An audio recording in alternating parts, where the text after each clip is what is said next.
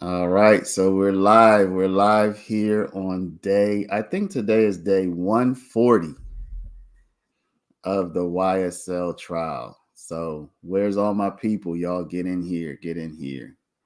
Let me open up my chat on my computer so that I can chat with my peoples. So, y'all, today we're going to be having Detective Gaither. Detective Gaither is going to be back with us, and we are going to finish up with Love's questioning of Gaither. She says she has about another hour, so who knows. And yesterday, I did not. It seems like the defense. I don't know if they're planning on cross-examining Gaither. Can anybody give me a some kind of indication about that? Matthew says, "Hi, Paige." All right, I'm not Paige, but hi anyway. Good morning. Can anybody give me an indication about that? About whether or not today we are planning on seeing a cross examination? Sir Montre, good morning. Yeah, YSL chat. Now that we can get down with. We can give Paige is the judge. Yeah, I know Paige is the judge. What I was asking for some help with. Buenos dias. Andre, you speak Spanish? Do you speak Spanish? I noticed you had an accent when you were on the other day, but I didn't ask if you speak Spanish. Ramatuya. That sounds like I don't know if that's a Spanish last name or not. So at any rate, I was wondering whether or not we're going to see the defense do a cross examination of Gaither. I am thinking that maybe we'll see that today. So I kind of feel like that could take all day. Matthew says, yes, the defense will cross. The only reason I ask is because Judge Whitaker was saying that the prosecution needs to have their next witness ready to go. And if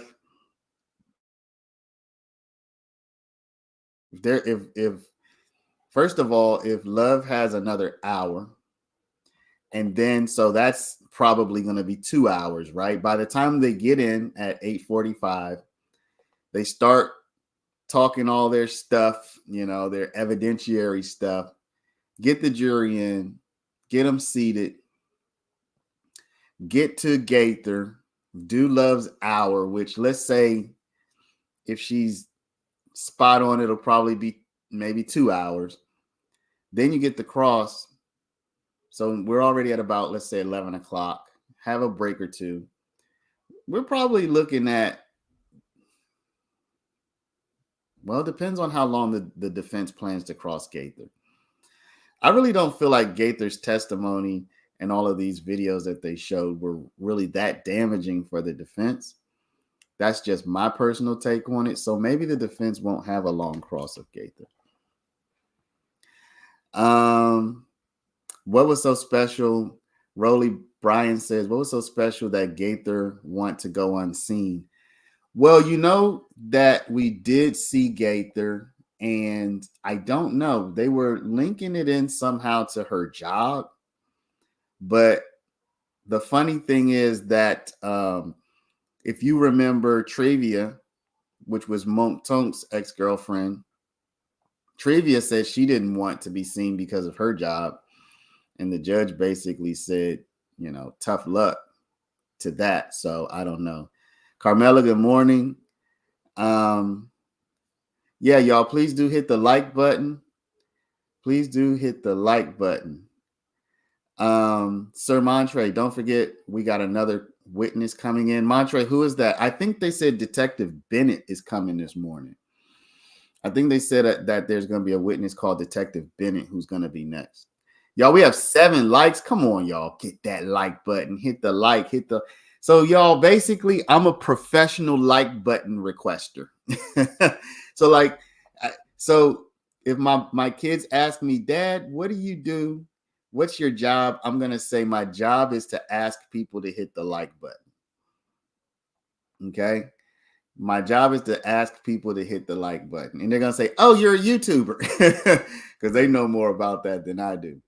So my job is to ask people to hit the like button. So y'all make my kids proud. I wish I had my kids. I wish they hadn't just gone to school. I would be like, y'all come in here and ask these people to hit the like button. And maybe y'all would do it. Kay Joseph says, I'll be watching the Hawks game with a keen eye to look out for Gaither. You know, one of Thug's sisters, her name is Dora.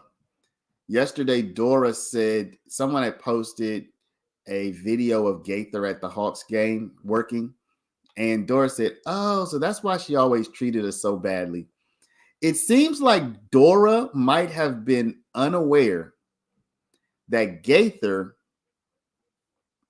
was the detective who had been investigating YSL. So Dora, who is Thug's sister, apparently went to the Hawks game, I imagine with him, or I'm not sure. And apparently Gaither had mistreated them. I mean, this is what she said. And so she's like, oh, so that's why Gaither had been so rude to us, mean to us, whatever the word was she used. So so today we're gonna have more Gaither, and then I think they said Detective Bennett is next. Is there anybody else who we're waiting for? I don't think there's anybody else we're waiting for today. Rolly Bryan says Gaither got too many holes. I think you're talking about, hopefully you're talking about the holes in her testimony or in her in what she's saying. You know, what I found really strange is, and this is something I found really strange.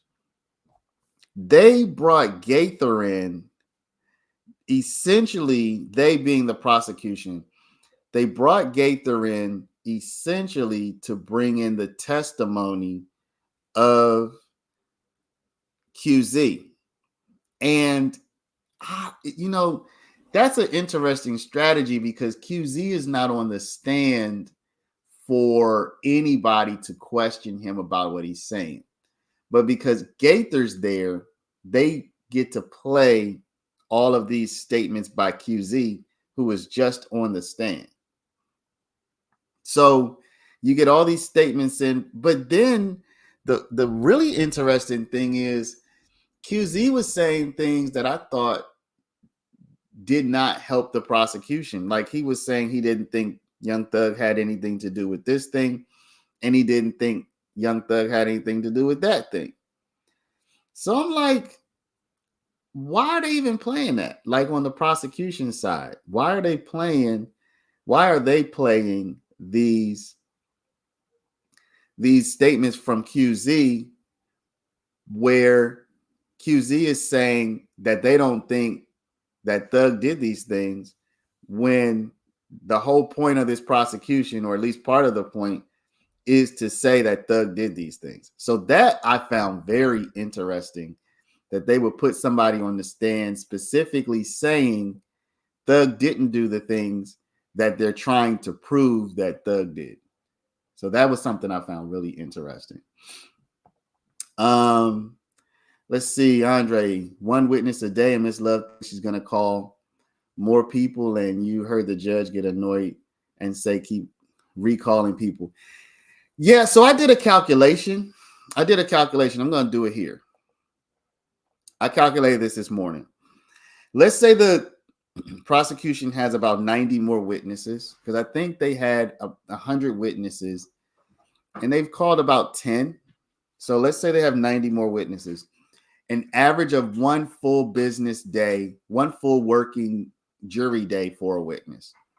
So if we have, let's say, 15 to 18 jury days per month, let's just say we have 17 jury days per month.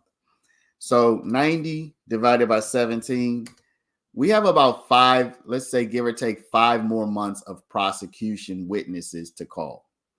So again, 90 witnesses, an average of about a day between direct, cross, recross, all that stuff. So some of those witnesses go on and off in under a day. Sometimes you get 2 or 3 witnesses in a day. Sometimes one witness will last 2, 3, 4 days. So let's say an average of a witness a day. But every day in the month is not going to be a jury day. So let's say we have roughly 17, 18 jury days a month. So we're looking at about 5 months to get the next 90 people if you average one person per day. So that would take October, November, December, January, February. So Judge Whitaker said she anticipated this trial to go till February or March. If we have 90 witnesses, and I see somebody here said that she added 28, so we back at 100. So let's just say 90, y'all. Let's just say 90 for whatever reason. Let's say there's some pressure for her to not call 100 people. Either way, we're somewhere around 5 months. 5 months, 5 to 6 months. So 5 months would put us at the end of February. It would take all of October, all of November, all of December, all of January, all of February for 5 months. So we're at March. So we're at the first day of March, approximately. That's with no more breaks. That's with no major problems. And now the defense gets to call their people. And I think the defense said they're going to have like 40 people. I'm not sure. Can somebody confirm that? I think they said the defense is going to have about 40 witnesses. Now, I started off thinking, well, the defense witnesses will go faster than the prosecution witnesses, but we really don't know. I mean, we don't have any idea because they are open up to cross-examination and recross and all that stuff. I imagine they will go somewhat faster, but let's say the defense witnesses, let's say that you get 2 people every 3 days. So instead of one person every 3 days, no, excuse me, you get 2 people, you get 3 people every 2 days. So they go a little bit faster. You get 3 people every 2 days. So to get through 40 people, you would still be looking at, let me see, 39, 13. You still be looking at another probably month or two. You still be looking at another month or two. So I'm going to anticipate that this trial, if it goes to jury verdict with no other significant breaks, significant breaks being, for example, what happened with Judge Glanville or what have you. With no other significant breaks, I'm going to say we're looking at somewhere April, May timeframe to wrap this up. I'm going to say April, May timeframe to wrap this up.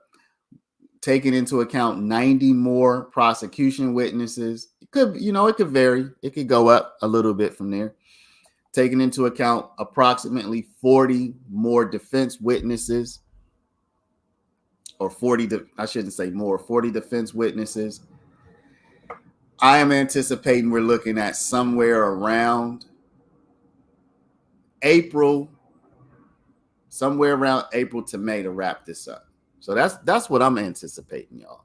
Everybody, please do hit the like button.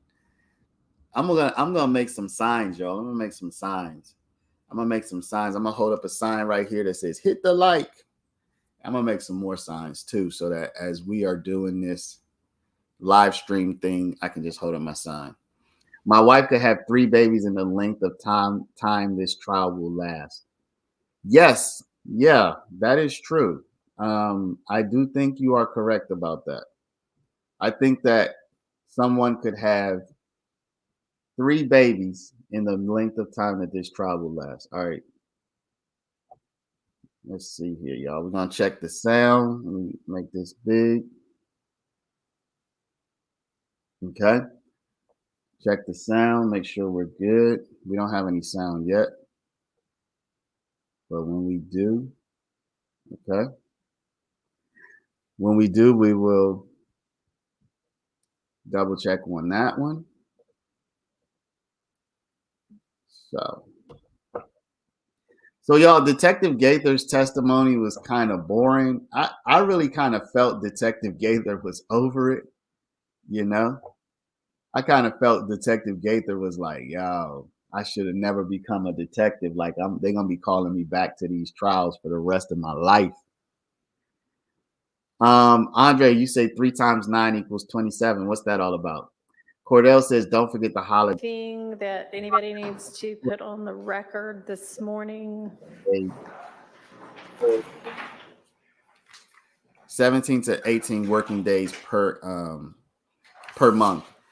Typically, they're about 21 to 23 working days per month, but I discounted that for non-jury days. I discounted that for holidays Somebody and that sort of thing. So I already tried to take that into account by saying 17 to 18 Mr. Atkins, you know working we days. have, Well, 17 Gaither. to 18 I mean, jury days. And then there will be non-jury days. There'll be holidays. There will be whatever else might happen. Like we had, hurricane days the other day. There will be jury days, there will be whatever. So there might be lawyers, they don't really get much. We live in the DC area. They would probably have a couple of weather snow days as well. Still waiting for the sound to come on, y'all. So don't panic. The sound is not on in the courtroom yet. Did y'all see yesterday this lady you're seeing on the screen we played yesterday where she had said that she's only they only gave her a pay of $15,000 for this entire trial. Now I don't know. This was as of last year. This was as of last May. This young lady's last name's DeWilliams. And she's offered or she's paid $15,000 for the trial, y'all. For the trial. Yeah, now's good. We have a few minutes. Sound is on. We have the jury ready. Can y'all hear it? Everybody can hear it? Okay. Cool.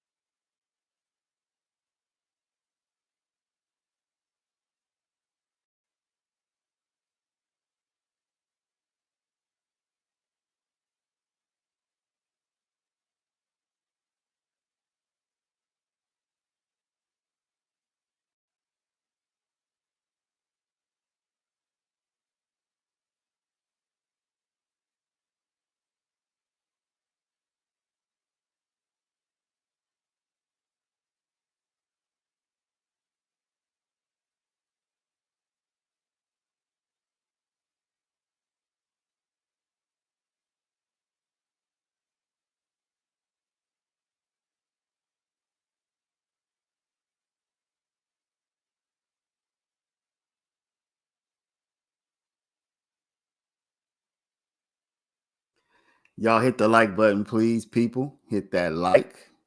We got to have more than 7 likes. I refuse to believe that we're only at 7. Come on, y'all. Get the likes up. Get the likes up. We got 500 people here. We should be at least at 250 likes, y'all. Appreciate it.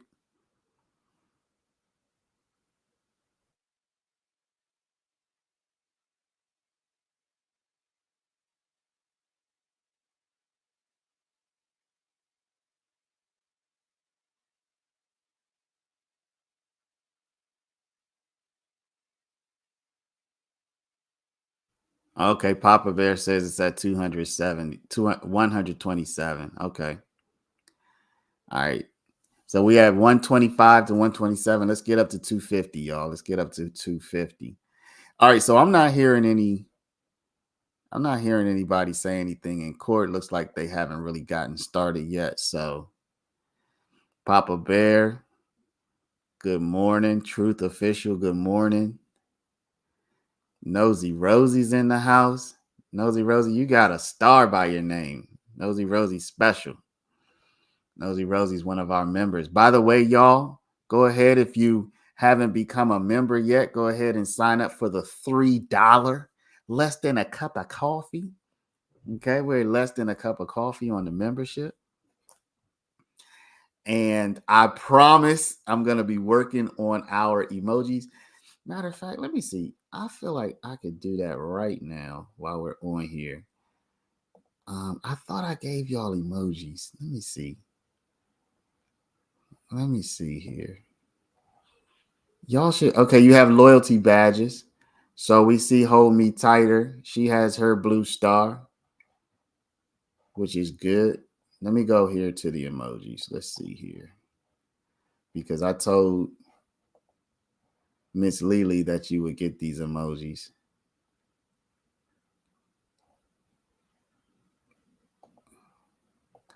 All right. Got to get the emojis going. Tanya Mead, evening from Australia. Tanya, what time is it? What part of Australia are you in? And what time is it there right now? And how is emoji? How's emoji? How is Australia? How is at the moment? Man, I wish there were like default emojis. Crap. All right. Tanya, what time is it where you are right now? Perth, Australia, 2055. I guess y'all are on like military time. So that's okay. So you're 12 hours ahead. So it's 8:55 where you are right now. All right, very good. Anybody have any idea? I know I was running my mouth, so sorry about that. But anybody have any idea of what's going on right now? Patty says, how much longer till the state rests? We were doing that calculation this morning. I'm calculating the state will rest sometime in February 2025 without any more significant delays. I'm thinking that they'll be done in February 2025. And then the defense will probably take, I'm saying February as in the end of February. Then the defense will either take a month or two to do their side, I imagine. And so we'll be looking at somewhere in April or May next year to have this done. Patty, that's my calculation, because I think the prosecution has somewhere between 90 and 100 more people to call. And I'm estimating that they will average at about one full jury day per person. But every day is not a jury day. Okay. So that's how I am estimating it out, to being about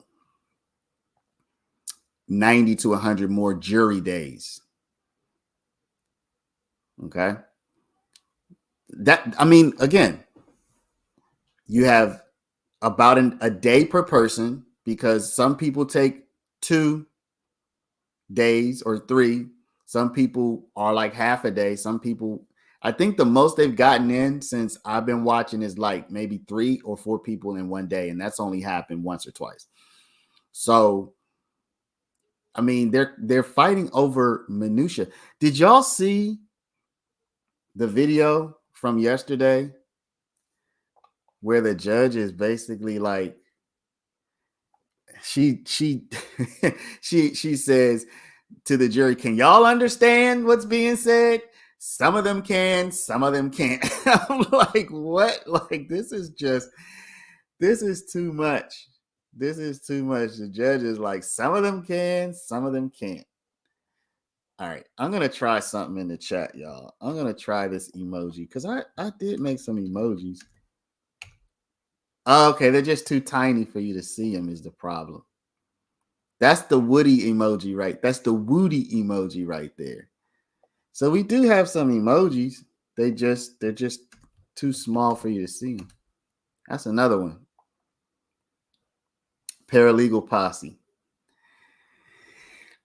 That's close. That's not. Yeah, y'all. We're looking for the name for our people. We're looking for the name. I like paralegal posse. It's a little close to something else though.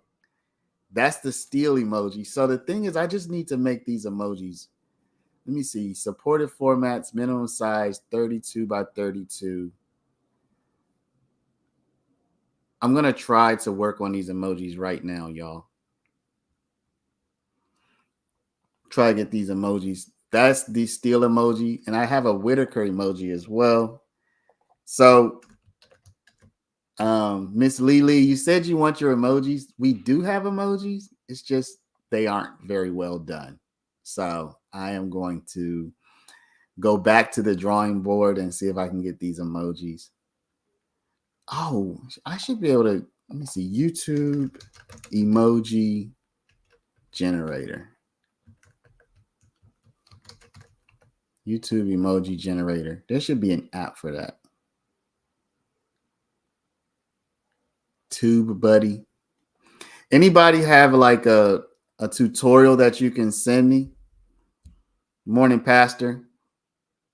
Pastor, you got to become a member. You here every day. Y'all who come in here every day, I'm gonna start leaning on y'all to become members.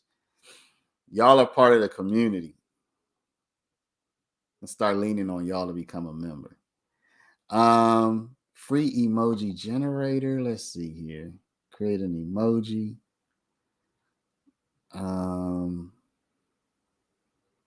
Add your favorite emojis. Use in an existing design. Your projects. Okay. Y'all, what kind of emoji should we have for our members? What about like an angry? Oh, what about the cursing emoji? All right. Okay, here's one. Select your pages to print. Blah, blah, blah. No. All right. How do I? See, this is the type of thing right here where, like what's happening right now, y'all. This is the type of thing that just is 9:01. They got in there today early so that they could presumably do some work. And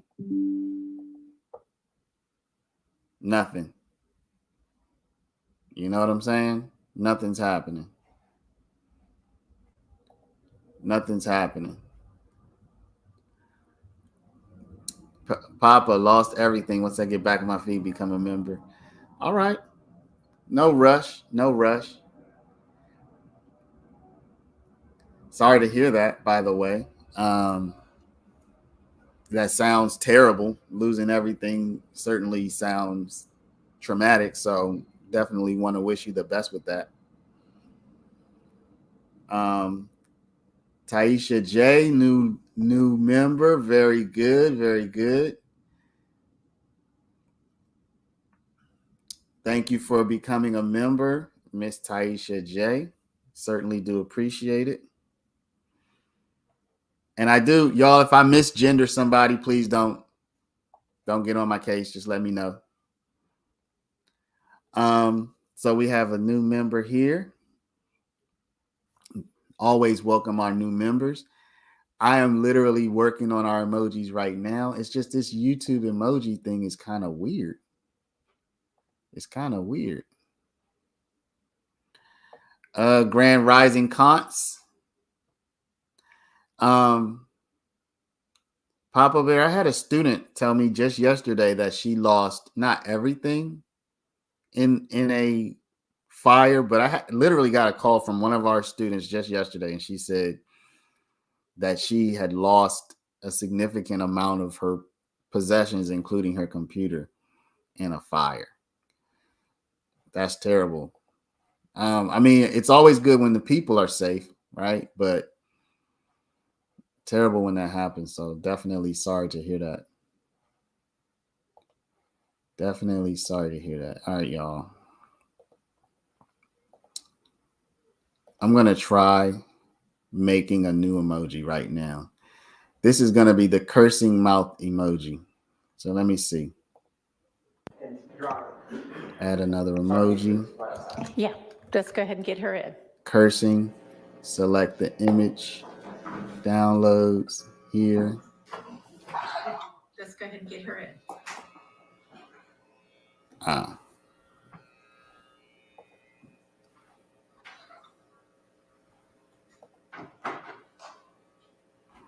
right, getting started.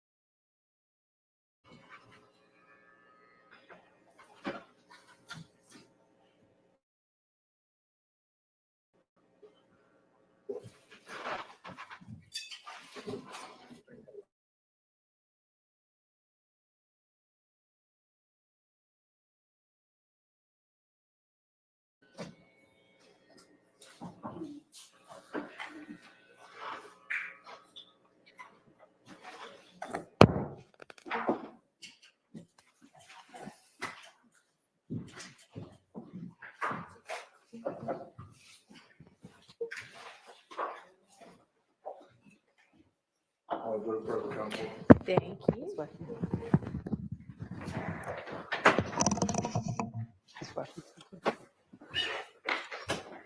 All right, Ms. Ladd, you can proceed. Thank you, Your Honor. And good morning, Sergeant Gaither. Welcome back.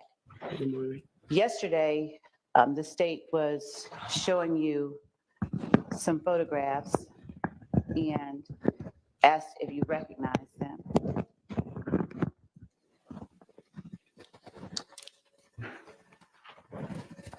I am showing you again State's Exhibit 526 Yankee Bravo from page 195 of State's Exhibit 526 Yankee. And I'll ask you if you recognize once more the people and the place shown on that exhibit. Yes. And would you please tell the jury who it is that is shown on, I'm sorry, I can grab this. The exhibit in front of you. Quindarius Zachary and Quinn Porter. And may I ask you to just lean into the mic or pull that mic a little bit closer to you? Thank you. Go ahead. Quindarius Zachary and Quentin Porter. And where is it? Are you able to recognize where it is that Quindarius Zachary and Quentin Porter are standing? Yes, where they're sitting. Sitting, Yes. thank you. Where are they located? At the dugout gambling house. Your Honor, the state tenders State's Exhibit 526 Yankee Bravo as evidence. Admitted. Thank you. Would you please tell the jury, you can hang on to it what date and time that State's Exhibit 526 Yankee Bravo was posted on Mr. Zachary's Twitter account? October the 8th, 2014, but it doesn't have a time. Okay. And what is the caption? Me and Big Boo. Now, is this Quentin Porter? Thank you. Mhm. The same Quentin Porter that you referenced earlier as Big Boo? Yes, And is this the same Big Boo that Mr. Zachary talked about as having known Tay, who grew up in Capitol Homes with him and Motum? yes, All right. And is this the person that you indicated was a member or a leader within Rock Crew? Yeah, I'm not suggesting. Thank you. You may answer. yes. All right.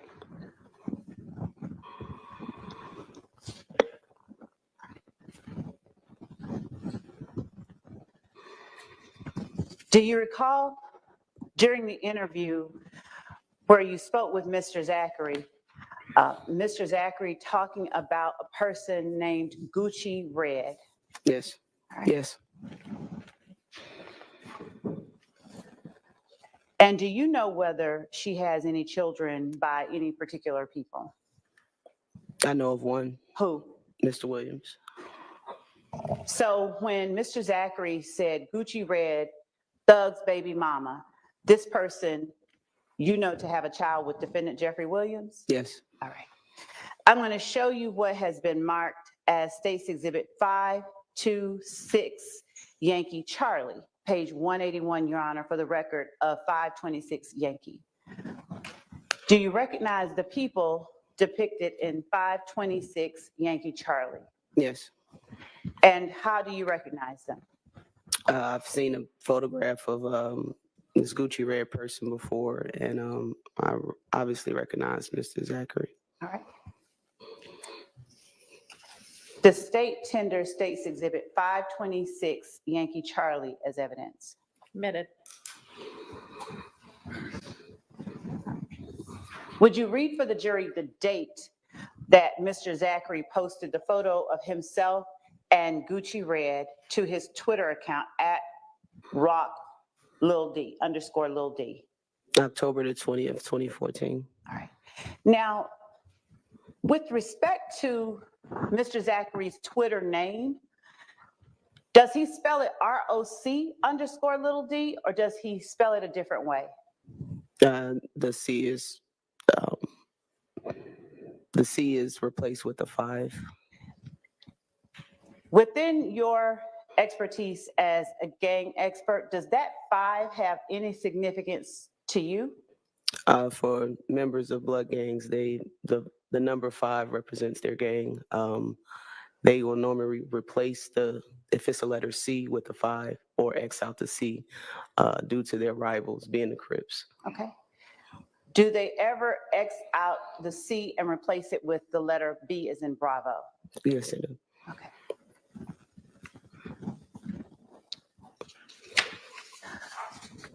Holding up for the jury, do we have that available for display?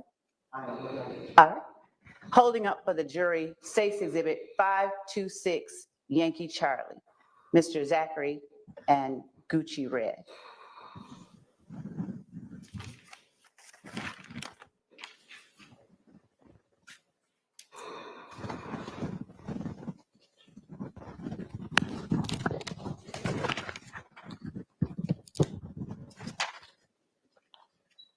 Your Honor, may we approach?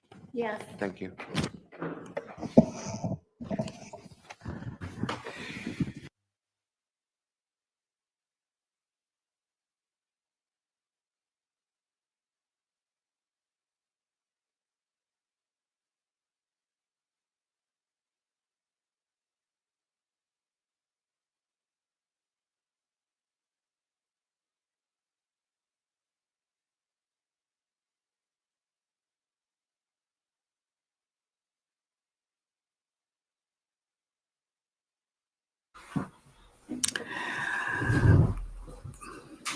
Purple Paradox. We have a new member in the chat. Purple Paradox. If you can hear me, I want to thank you for joining up with us.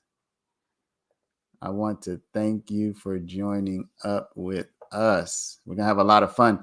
Y'all, right now I'm working on the emojis. I'm just trying to get, let me turn on my camera. I'm just trying to get this thing to cooperate with me on my emojis. That's all I'm trying to do here. I'm trying to get this thing to cooperate with me on my emojis. Oh, I know what I need to do.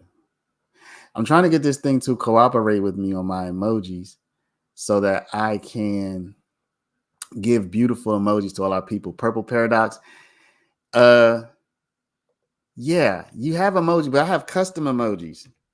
For the members, you get custom emojis, and I have one in here right now, and I'm gonna be putting in more. I have a cursing emoji, you know, like a guy with the guy with the red face with the cursing words coming out. They're not real curse words, but you know, all the random characters.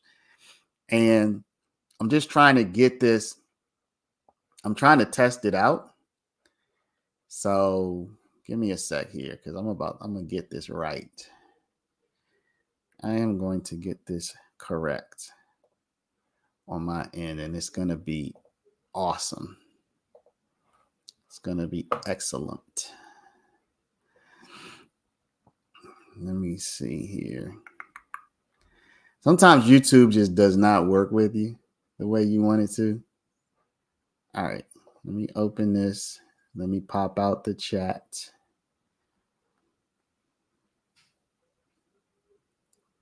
All right. There we go. All right, let me see if it's working now. It doesn't want to work. I don't know why. What the heck is going on here? We're going to get it right, y'all. Because Miss Lily made me promise that I was going to have some. Do me a favor. Purple Paradox. I'm going to type something in the chat. Copy and paste it. Try. I don't know. So that's actually one thing is I am not signed in under. I'm signed in under my wrong. Okay, so first of all, I'm signed in under the wrong. I'm signed in under the wrong account. That's the problem. All right, y'all. Sorry, I'm just trying to work this out. All right, y'all. I'll keep working on it once we get back. No, Andre, I got the image right. It's just that the command is not working. But let me see something.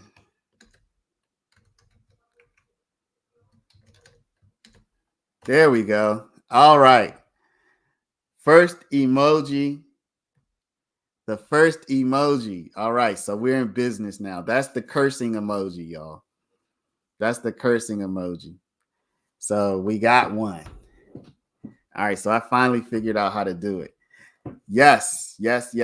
All right. So for the members, which include, Testify as both a we have fact two new witness members and an today. We expert got witness, and that's the case Taisha with J. this You can now witness. curse at Miss Love, or you And can curse I at think whoever you you noticed want. a couple of minutes Okay. ago, Miss Love asked a question in your expert opinion or Taisha J. You can with your curse at whoever expertise you as a gang want. expert or something like that. Congratulations. If she is Purple ever Paradox. You testifying can in curse her at whoever you expert want. capacity, Miss Congratulations. Love will preface her question with All right. Now words I'm to going to go that back effect. So and those are the start only getting times she's testifying as an Kobe expert. Titer's cursing. There Otherwise, we she's go. just a regular old Now fact we're going to witness, have, just like any so other instead of witness that putting comes in here. an Okay. All actual right, let's get her curse back word in. in and getting us demonetized or whatever, you can do that, y'all. All right. Now we're moving. Now we're moving. Now I feel good. Oh, we're about to make some emojis now. Y'all, I'm about to spend this morning just making emojis. Okay, Papa Bear. Okay, Papa Bear's like, yo, I can curse too. All right, Papa Bear, I see you, but you're not a member yet. But bro, I remember why you said it. You want to see these emojis and Papa Bear coming up.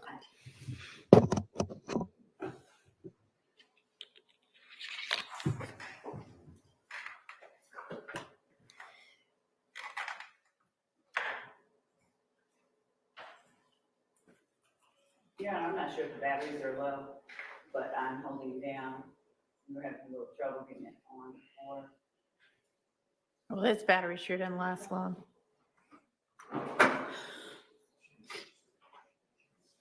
I guess just pick up the, there it goes. Actually. thank you.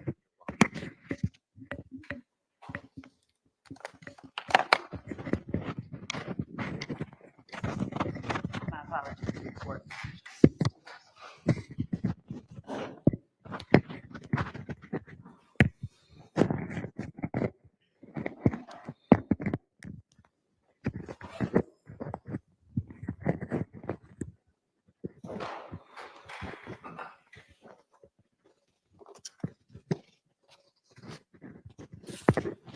Sergeant Gaither, I'm now showing you what has been marked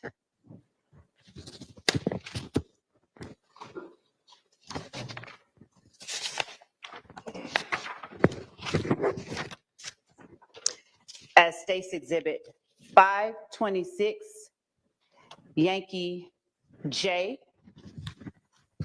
And I'm going to ask you if you recognize the image depicted in 526, Yankee J. Yes.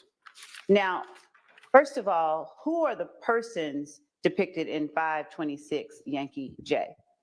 Quindarius Zachary, Trontavia Stevens, and Kenneth Copeland. And where is it that they are standing? The BP gas station located at Cleveland Avenue and Old Hateville Road. I believe it's 151 Cleveland. 151 I Cleveland? believe that's the address. How do you recognize that gas station?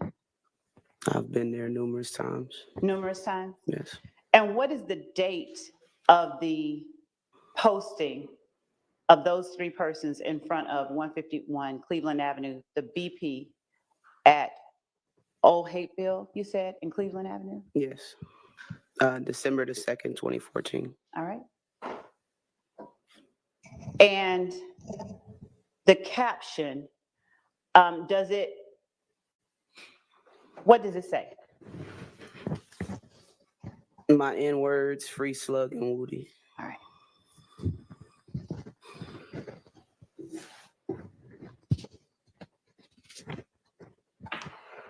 I'm going to display this on the screen momentarily, but as we await that, can you tell the jury the person that I have my finger on now? I'm going to show it to the defense. Quindarius Zachary. Okay. And the person in the middle? Trontavia Stevens. And the person on the end? Kenneth Copeland. And the gas station that you talked about? That's the BP. All right.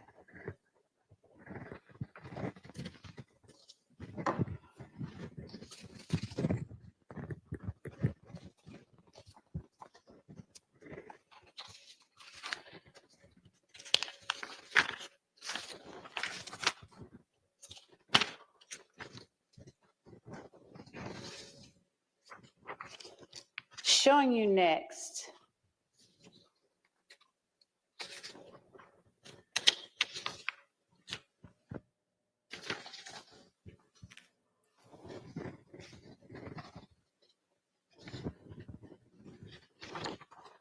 what has been marked as State's Exhibit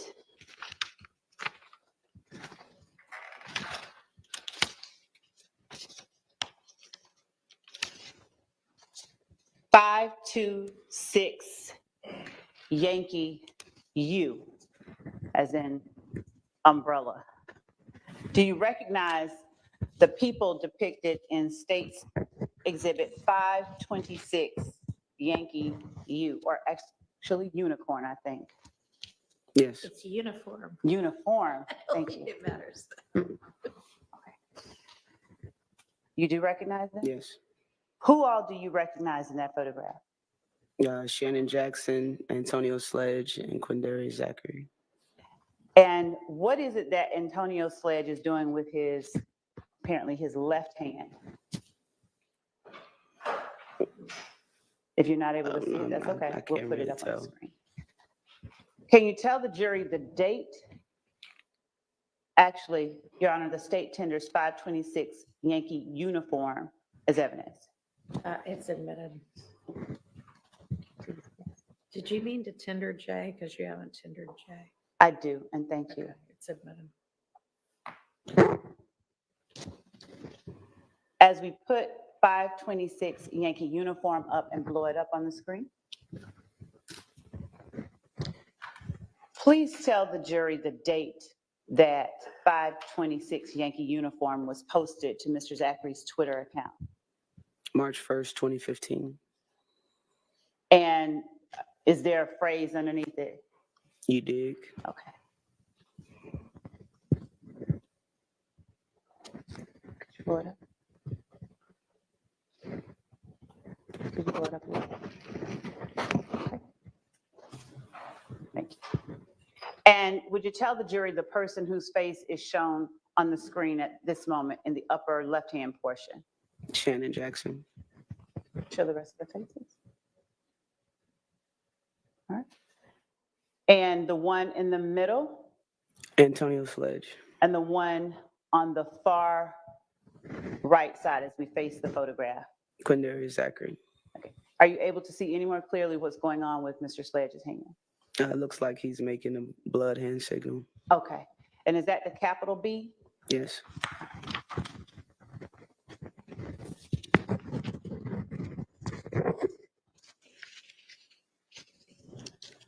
I'm now going to show you what has been marked as State's Exhibit 526 Yankee Tango,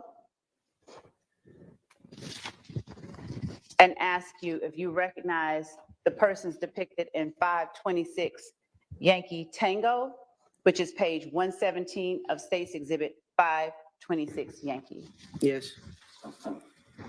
Is that an accurate depiction of the persons in 526 Yankee Tango? Yes.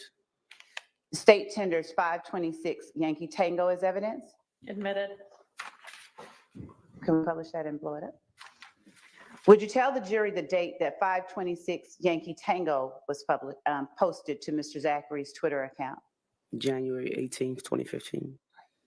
And what caption does he place underneath it? Them B words, no, I'm hot. S word, I got at Bentley_BB. He's standing behind me with all the benefits with 2 money bag emojis. I'm sorry. Which part you need? With all the benefits.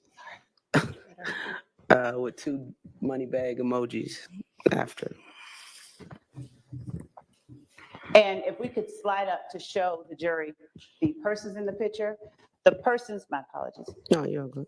in the yellow cap, who is that? Kelvin Treadwell. OG Bentley, Yes. and the person next to him. Quindarius Zachary. Now, BB, do you know Kelvin Treadwell to go by that as well, or no? No. Okay. But at Bentley, do you know him to go by Bentley? Bentley, yes. All right. And did we get the date that that was posted? Can we bring it down? Yes.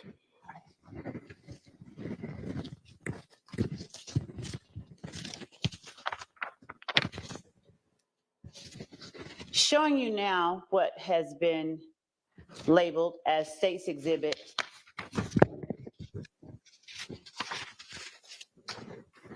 526 Yankee Romeo.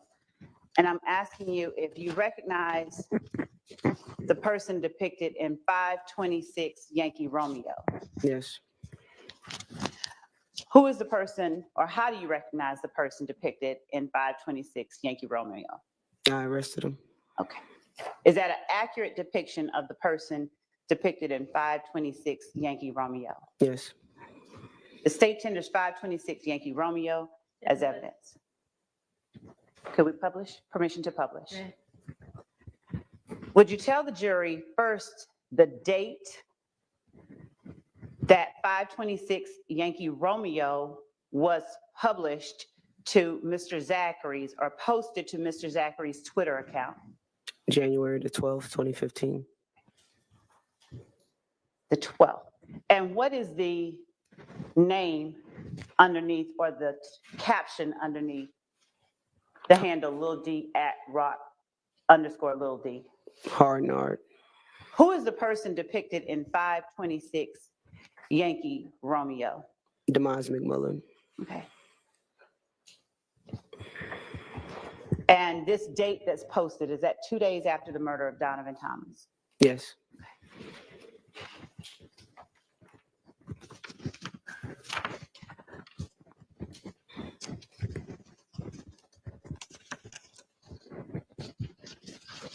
During your interview with Quindarius Zachary, did he, or do you recall him discussing Demise McMullen and where he was in the days after the murder of Donovan Thomas? Yes.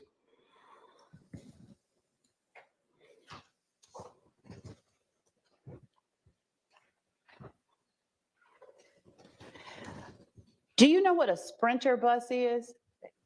Yes. Would you describe or explain to the jury what a Sprinter bus is? It's basically a high-end van style vehicle. Normally has larger seats, television screens. Just it's a van, but it's created to be more of a comfortable ride than like an actual minivan. That's about the easiest way I can explain it. Is the surrounding shown in states 526 Yankee Romeo consistent with what you know a Sprinter bus to look like? Yes. At any time during your interview or any other time, did Quindarius Zachary deny knowing Nard or Demise McMullen? No. And is this the person he said he knew since he was 12? Yes. Does seeing the photograph in 526 Yankee Romeo corroborate any of the information that you got from him in your interview in August 2015? Yes.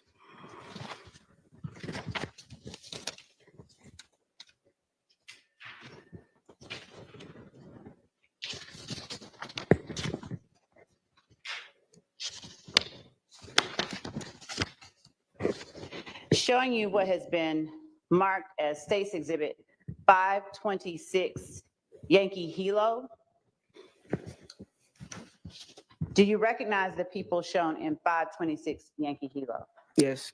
Have you seen those people in person before? Yes. Are those accurate representations of each person depicted in 526 Yankee Hilo? Yes. Your Honor, the state tenders 526 Yankee Hilo as evidence. All right, are you saying Help K or H? H. That's hotel. It's admitted. Thank you. K is kilo. I don't know him either. I have a chart. I don't have the chart in front of me. Thank you. Would you please tell the jury the date that 526 Yankee Hotel was posted to Mr. Zachary's Twitter account? November 20th, 2014. And would you tell the jury what the caption is that Mr. Zachary placed underneath that date? Bullying with my N-word, his birthday at Monte Rebel, 100 emoji, snake emoji. As a gang investigator, have you ever seen the word bullying before? I have. And in your investigations, when have you seen the word bullying? Bloods will typically replace a word that's spelled with a C with the letter B as representing their gang in disrespect of the C letter for the Crips. Now, what emojis are placed after at Monty Rebel? The 100 and a green snake emoji. And if we would scroll up to the photographs, would you tell the jury, as we hover over the zoomed in photograph of the person on my left, who the person is to my left on the screen as we look at the picture, the marker over the person to my left. The person that the marker is over now. Diamante Kendricks. And the person to his left and my right, who is that? Quindarius Zachary. Does this person, to your knowledge, have a nickname that he answers to as well? Which one? I'm sorry, the person to my left, Diamante Kendrick. Yeah, Gotti. Yakgotti? Yes, ma'am. Okay. Thank you.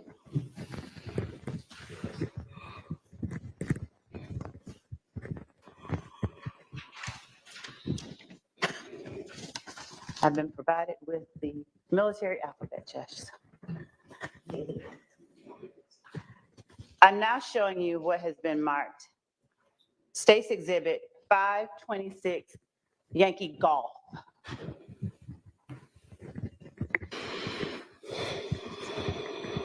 Do you recognize the people depicted in 526 Yankee Golf?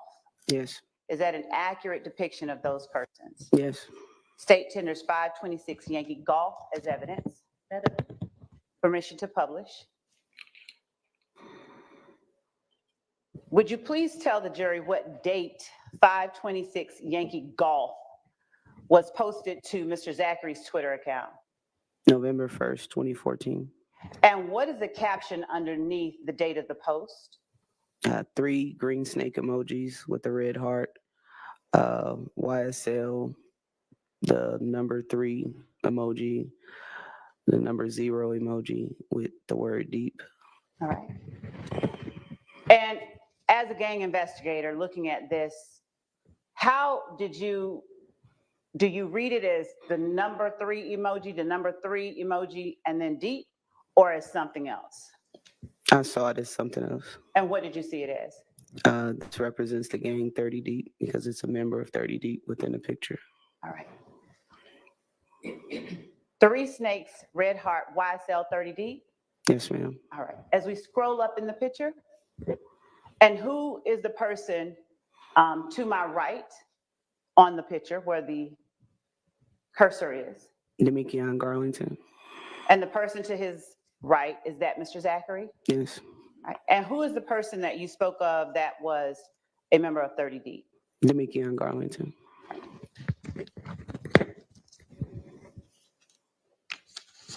Does Demikion Garlington have a nickname that he answers to? Little D.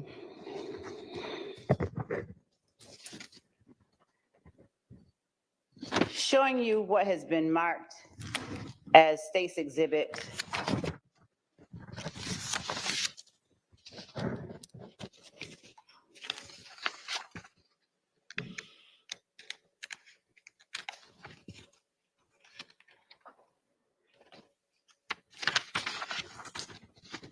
524 Yankee Papa. Do you recognize the people shown in 526 Yankee Papa? Yes. Are those accurate depictions of the person in 526 Yankee Papa? Yes. State tenders 526 Yankee Papa as evidence. Permission to publish. Zooming in on the date, would you please tell the jury the date that Mr. Zachary posted 526 Yankee Papa to his Twitter account? January 3rd, 2015. And who are the people depicted in State's 526 Yankee Papa? Shannon Jackson and Quindarius Zachary. And is that Mr. Jackson to my left Yes. and Mr. Zachary to his left, to Mr. Jackson's left? Yes.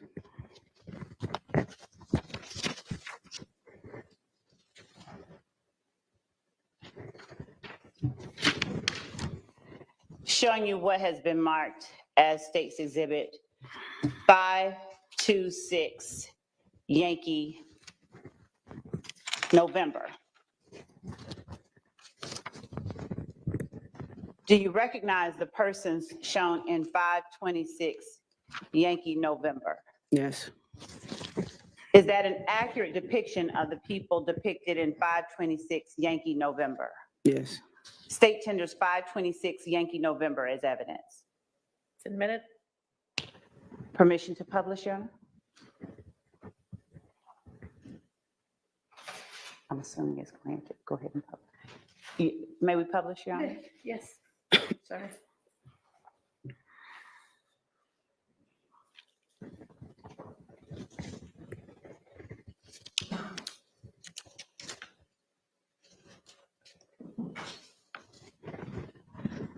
What is the date that Mr. Zachary posted 526 Yankee November to his Twitter account?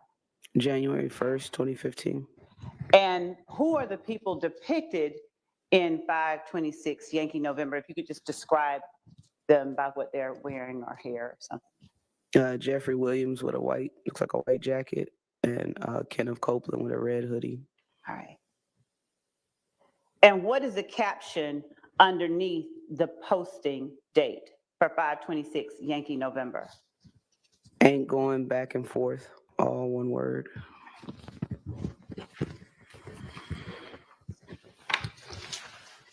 Is the person in 526 Yankee November next to Kenneth Copeland the same person you understood Mr. Zachary to be referring to when he said thug Yes. throughout his interview? Yes.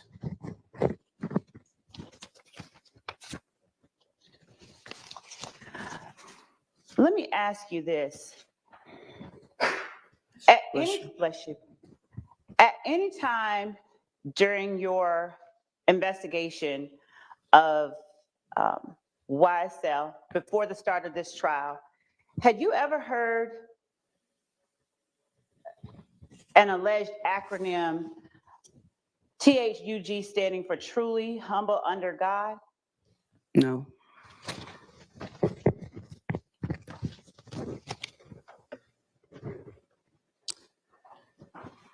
I'm going to show you what has already been admitted as State's Exhibit 2, Juliet, and State's Exhibit 3, Juliet. Where did you, before I put these before you, where did you understand the January 6th incident with members of YSL and members of IF Gang to have occurred? Where? Club Crucial and the surrounding streets on the backside of it. All right. Showing you States 2, Juliet. Do you know where that sign would have been posted around January 6, 2015? Yes, this is the marquee sign that's directly in front of Club Crucial, closest to the curb, the street area. Okay. And showing you State's Exhibit 3, Juliet. Publish 2 first, please. Would you please tell the jury whether you recognize the location of 3, Juliet? Yes. Is that what area do you know that to represent? This shows the front door of Club Crucial. And is that accurate as to the way it looked on January the 6th, 2015, during that time? Yes. All right. Publishing State's Exhibit 3, Juliet.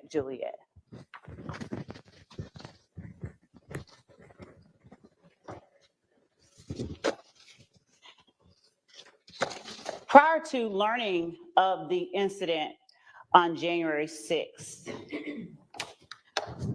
2015, after you began this investigation, did you go out to that scene or know that there was any kind of shooting at Club Crucial on January the 6th, 2015? No, I didn't know when it occurred that it actually had happened. And did you have any knowledge that Diamante Kendrick had gotten arrested up from this club at that time? Not at the time, no. Did you learn about it later? Yes. And did you discuss that incident in your interview with Mr. Zachary? I believe so. Who was it that, or what was it that Mr. Zachary indicated started that whole incident with the shooting? I believe he stated Mr. Copeland was jumped in the club. Mr. Zachary was inside with Mr. Williams. Several people after the fight exited the club. Another fight happened with Bloody J, where Bloody J was hit in the face.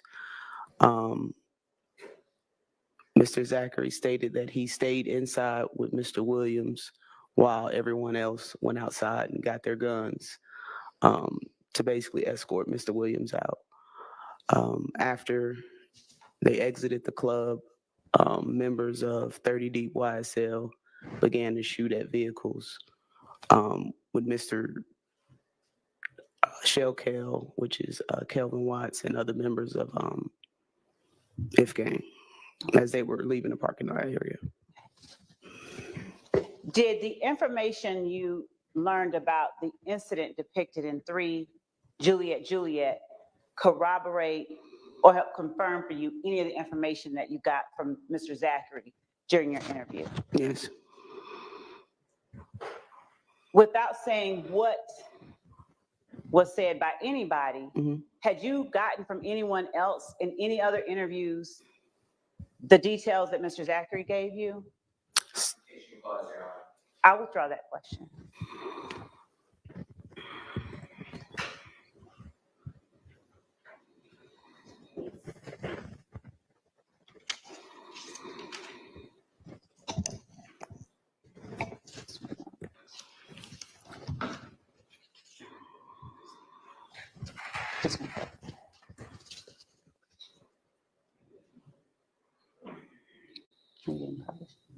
Okay. And putting up on the screen the second photograph that we showed you.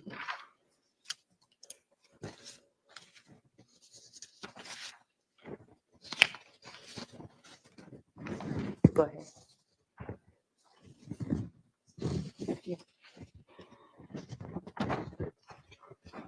Yes, 526 Yankee Charlie. Would you tell the jury who it is that they're looking at when you look at 526 Yankee Charlie? Quindarius Zachary and Gucci Red. All right.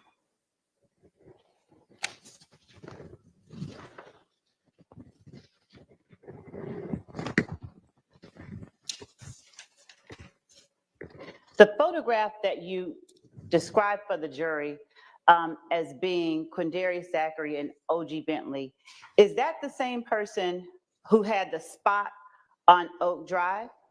Yes.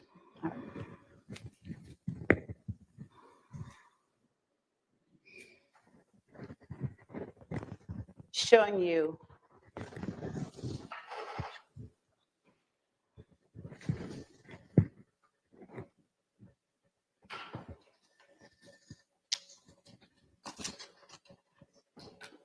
X-ray. State's Exhibit 526 Yankee X-ray. Do you recognize the people depicted in 526 Yankee X-ray? Yes. Are those accurate depictions of the people depicted in 526 Yankee X-ray? Yes. State tenders 526 Yankee X-ray. It's admitted. Permission to publish. You may. Thank you.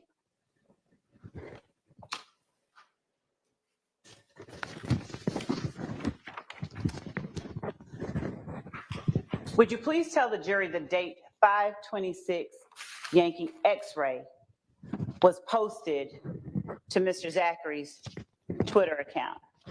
July 23rd, 2015. And what is the posting or the caption under the date? Free DK, green snake emoji. Free slug, green snake emoji. And as we go down to the persons or the people in 526 Yankee X-ray, would you tell the jury who it is that is shown in that exhibit? Starting from the left. Can we zoom out the show? Excuse me. The gentleman with no shirt is Trontavious Stevens. Next in with the red cap is Quindarius Zachary. The person kneeling down with the white t-shirt is Walter Murphy. And the person with the red shirt, I believe that's Quindarius' brother, Tay. Okay. I'm not sure of his first name.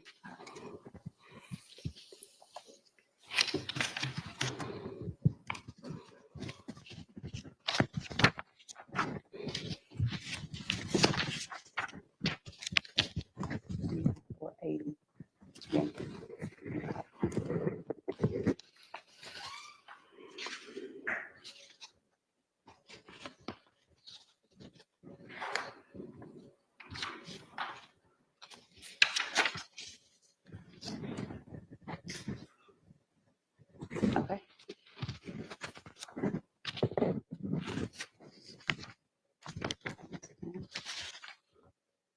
You got it? 480 Yankee. When you talked to Quindarius Zachary and you showed him a phone number in the interview that you had, do you recall off the top of your head which phone number it was that you showed him that he said, that's not my number? The exact phone number, no. Would showing you a copy of the warrant that you, and a warrant that you issued with respect to Quindarius Zachary's phone number, refresh your recollection? Sure. Your Honor, I'm approaching the witness with State's Exhibit 506 Yankee. All right. Would you look at that and tell me if it refreshes your memory? Yes. Would you tell the jury what number it was that you got from Quindarius Zachary's mother the day that you executed the search warrant at his home? Area code 404-901-5726. Did you do anything with that number in order to corroborate or disprove anything that Mr. Zachary told you during the interview on August the 5th? Or had you done anything with that number? Yes, I had already received cell phone records from the cell phone provider for that particular phone number. Okay. And did you, without getting into what you found, did you have the means to roughly plot out the location of that phone number during the incident at Adele Andrew Drive? Yes. All right. And were you able to corroborate or disprove, for your purposes, any of the information that Mr. Zachary gave you on August 5th, 2015, based on those? Yes. There's no foundation for what was plotted. Never been discussed with this witness on objecting, and also the jury to determine what is corroborating or not in the facts. Your Honor, may I respond? Additionally, Your Honor, Mr. Zachary gave several different statements, including one that he wasn't there. So we need to know, for that question to be answered, we need to know what version of events Mr. Zachary gave that day is being compared to the phone record. May I respond to Mr. Thank you. With respect to Mr. Steele's objection, Your Honor, we've not asked any particular underlying questions about the phone records, but there have been continued questions placed upon or made by the defense regarding corroboration. So I'm asking generally, did she make any effort to corroborate the information that she obtained from Mr. Zachary? And then I'm going to ask if she challenged any of it. All right. And I think that question was specific to the August 5th, 2015 statement. Interview, the way yes. You asked it, so Yes. overruled. And as it relates to Mr. Sharp's objection, if I need to clarify if that's the objection, and I need to, and the court tells me so. I mean, you asked about it specific to any, you said any, and to that statement, so overruled. Okay, thank you. So did those phone records corroborate any information that you obtained from Mr. Zachary during your August 5th, 2015 interview? Yes. Now, I'm going to talk about challenging Mr. Zachary during that interview. Do you remember, Mr. Zachary, when you first came in, or asking Mr. Zachary, what you want to talk to me about? Yes. And do you remember what his response was generally? Yes. And how would you describe what his response was? He wanted me to tell him what information I already had. He wanted me to start the interview. Okay. And after you told him, no, that's not how this works, you got to tell me what you want. What was his first bit of information that he gave you about that incident at Adele Drive on April 28, 2015? Did he deny being there? Yes, he stated he wasn't there. Okay. Now, did you initially say, I know that's not true, or did you talk to him for a while? No, I talked to him for a minute. I wanted to lock him into a statement. Why did you talk to him for a minute after getting information that he wasn't there? Did you believe that he actually wasn't there? No, I already knew that he was there. Okay. So why did you let him talk to you after telling you something that you believed to be false? Why did you let him give you more information? At that point, I knew I could disprove what he was saying. I like to give people the opportunity to just say whatever it is they want to say. And once I confront them with facts or information that I already know, more than likely it kind of persuades them to just tell the truth. Okay. Now, at some point, did you do what you would consider confronting Mr. Zachary with facts or challenging what he had just told you? Yes. And at that point, is that where you said, I can just get up and leave? Yes. All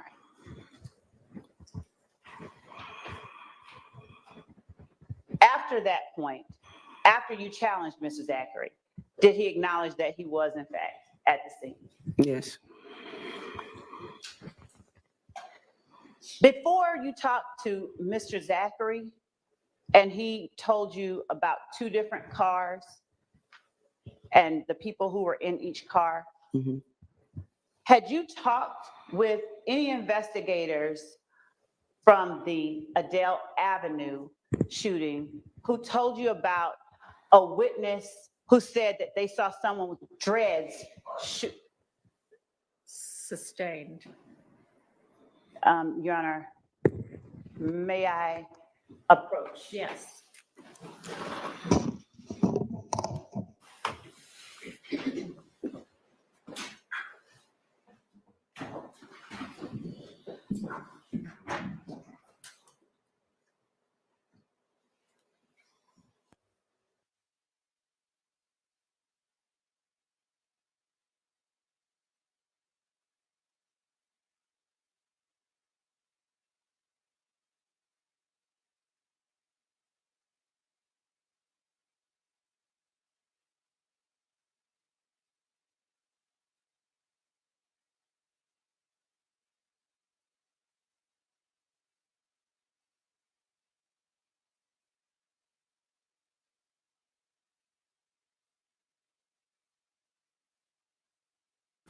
Do we need a Shannon?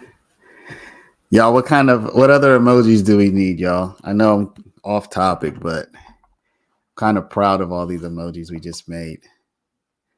I definitely don't want to have a poop emoji. Oh my gosh.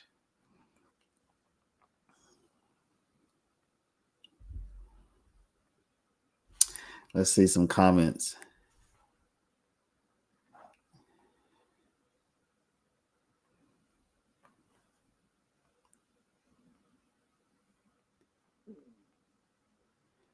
Here we go. Hold up, let me see. Can't go 5 minutes without love breaking the rules.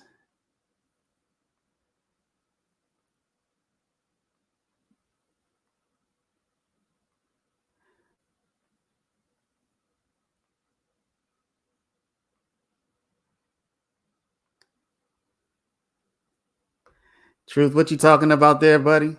I didn't understand that one. I didn't understand that one, buddy. Everybody let Pastor know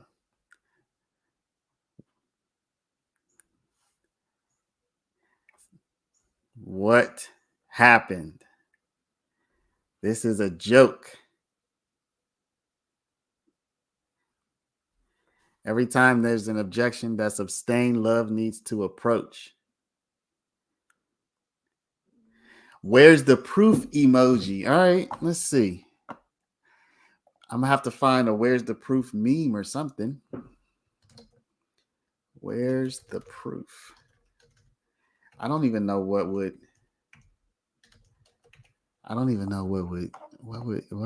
qualify as a where's the proof? A musket or baby powder emoji? Oh man. Y'all, I need 5 more members in order to expand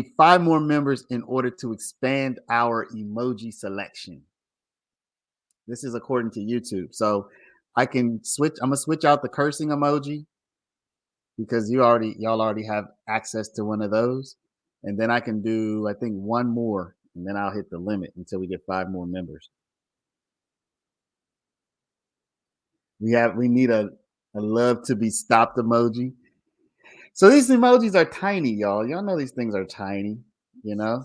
I did put a love emoji in there, Andre, and you were like, you didn't like that one. I mean, I could put a red X over it. Miss Love must be stopped. I guess I could put a red X over it. Let me see if I'll put a red X over this love emoji. Check this out. Hold up. I'm about to do this right now. I'm about to come right back at you. Within 2 minutes, we're gonna have a Miss Love must be stopped emoji. Y'all about to say, man, this guy's quit. You about to see this right here. Nah, I have to make sure it's somewhat respectful, y'all. We have to keep our respect for Miss Love. I know y'all don't like her, but a different thing. yeah, okay. Let's just go with it.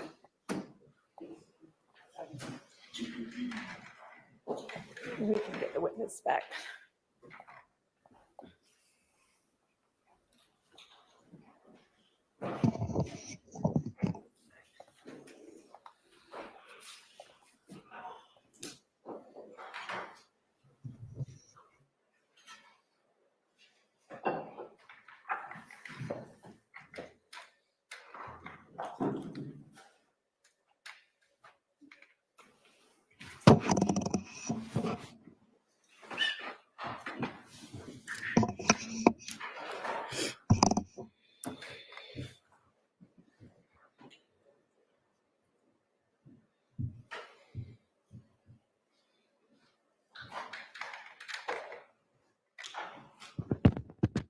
Sergeant Gaither, before you spoke with Quindarius Zachary on August the 5th of 2015,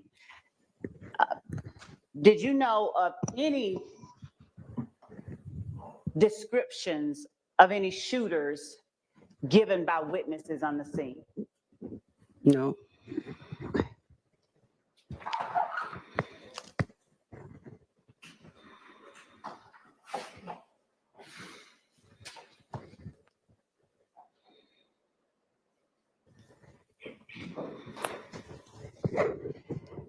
When Mr. Zachary talked about a deer gun or a deer rifle, what did you understand him to be describing?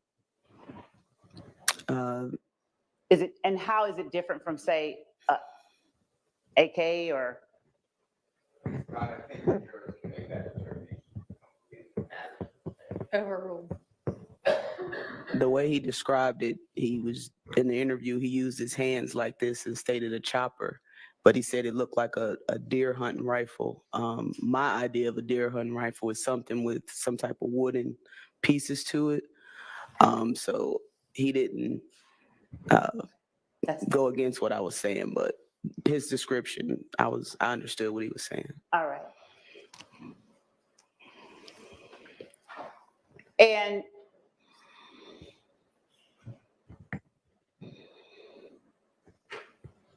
as you investigated the Adele Avenue and the Drew Drive shootings, did you look at social media pictures or anything like that to try and find any information that would assist you in corroborating or disproving anything anyone told you? I did. Now, had you seen anything that looked anything like what you had in your mind as a deer rifle was in the hands of any particular persons during your review? I did. Now,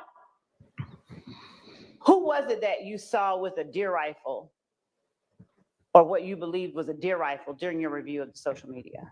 I saw a social media page with Traydon, Trevante Turner, and Ali Caldwell were sitting on the front porch of a house. And I can't remember exactly which one, but one of them were holding a large assault rifle that had a wooden stock and a wooden barrel piece, almost the same color as his desk. It looked like a deer hunting rifle, but it was an AK-47. Okay.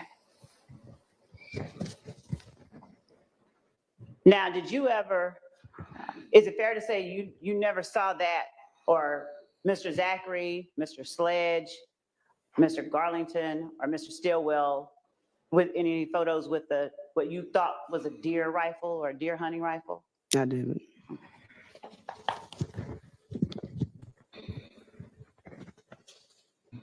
And the Ali Caldwell person that you spoke about? Caldwell.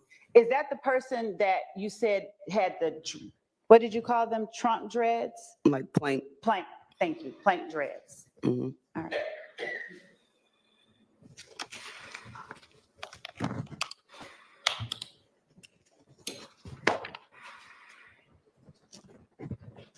When you asked Mr. Zachary about the Hill Street shootings, Mm-hmm. had you taken part or helped in that investigation at all?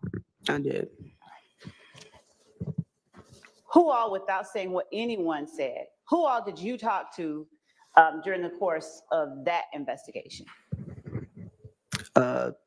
Police or suspects or anyone? Let's start with police or witnesses. Okay. Spoke with Mr. Kenneth Copeland in regards to that, and Mr. Zachary. Investigator Dennis was, I don't want to say the lead, he was my partner, but he was specifically assigned to work that particular case. So he was the lead on that. Let me ask you this. Did Kenneth Copeland tell you that he participated in or that he shot at Hill Street where Lucci's mom lived? No.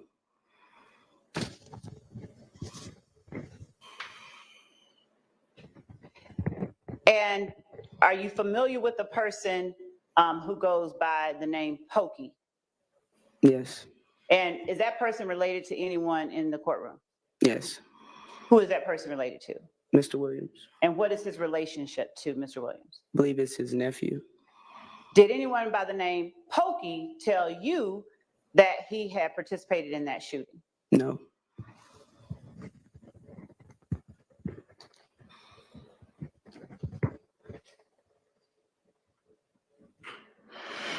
Did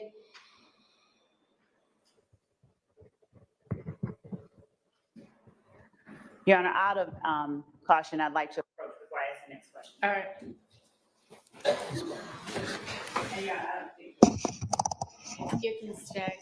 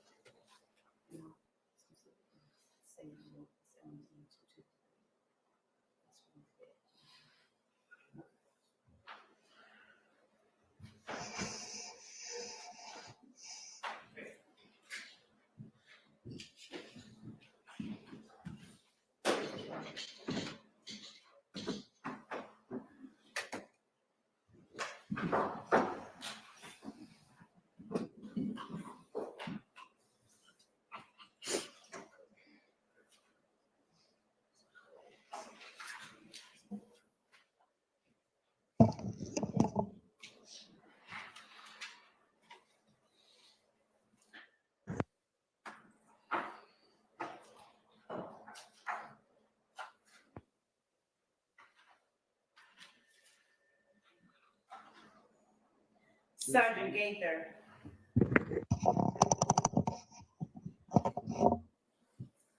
Do you recall during the time that you and Detective Dennis spoke with Quindarius Zachary, talking to him about the day Lucci's mother's house was shot? Or one of the shootings at Lucci's mother's house? Yes. Before you spoke with Quindarius Zachary on August the 5th, 2015, did you have information, any other information that Shannon had a 223 on that day before you spoke to Mr. Zachary? No. And before that, did you have any information about the type of gun Woody had at the time Miss Reed's house was shot up? No. And before you spoke to Mr. Zachary, did you have any other information about Pokey being involved in Lucci's mother's shooting? No.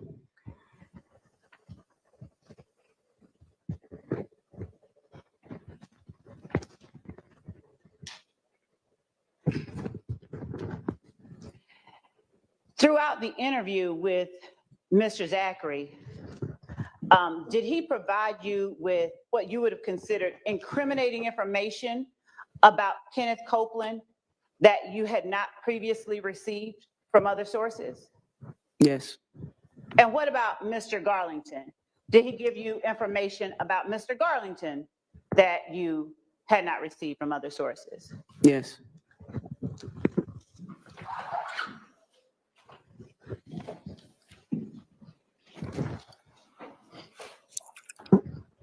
Did he provide you with information regarding the January 10th, 2015 murder of Donovan Thomas and what happened before and after that you had not received from other sources? Yes.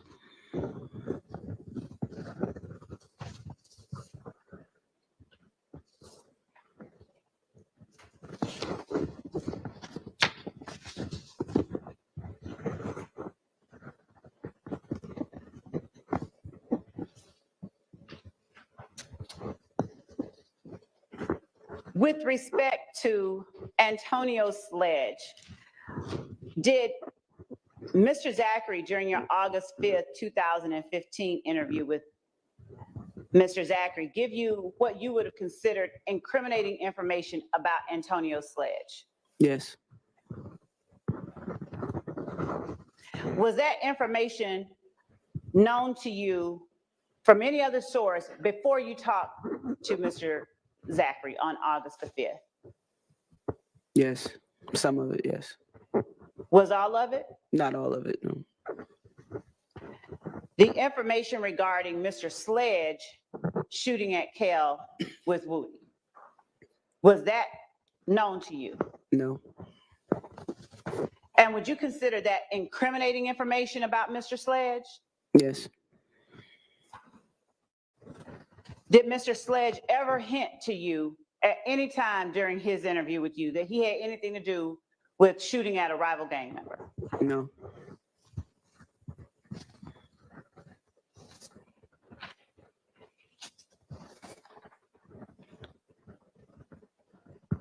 Did the information that Mr. Zachary gave you about Tay being a person that you knew to be affiliated with MDC, did I get that right or did I get Yes. that wrong?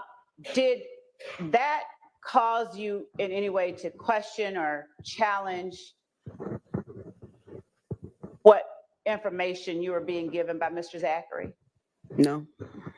Why not when MDC is a different group from YSL?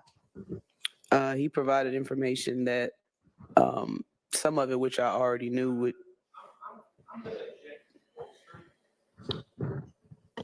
Your Honor, the assertion regarding it's not bolstering, it is an effort to show.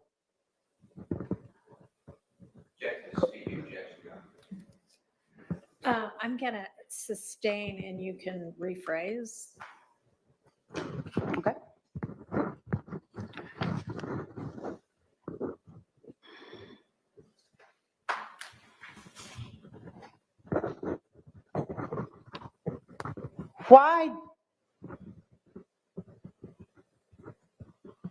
Why did Mr. Zachary's explanation regarding being from Capitol Homes, him being from Capitol Homes, Mooktook being from Capitol Homes, and Tay being from Capitol Homes have any significance to you?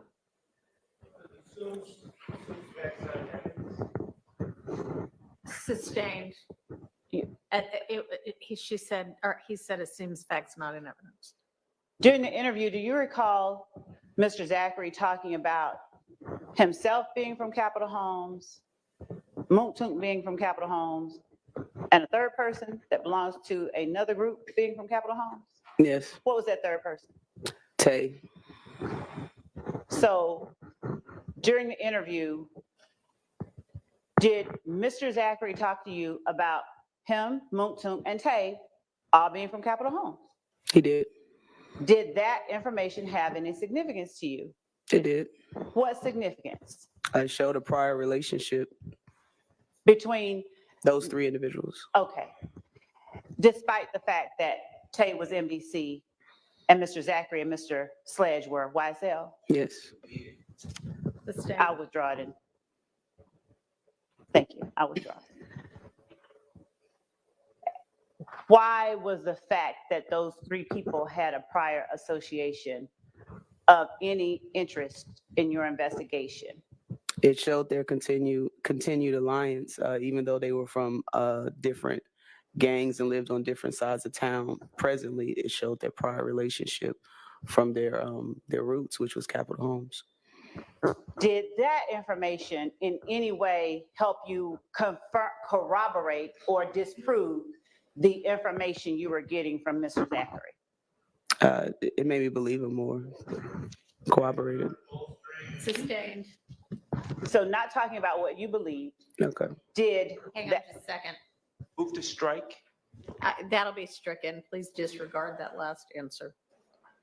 did that information corroborate or disprove for you any of the other information that you got from, and Your Honor, my understanding is her belief is irrelevant, but corroboration towards her, what she considered corroboration is relevant and important. Because, I'm hearing okay, objection. Yeah. so Yes. did it, okay, thank you.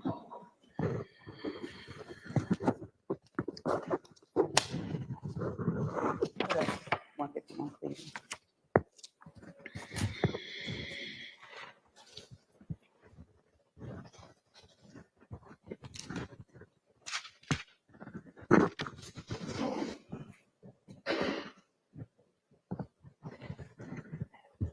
Showing you 526 Yankee Juliet.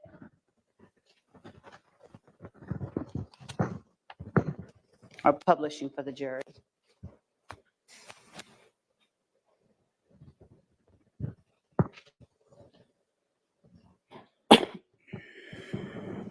Is that location the one that you described as 151 Cleveland, the BP gas station?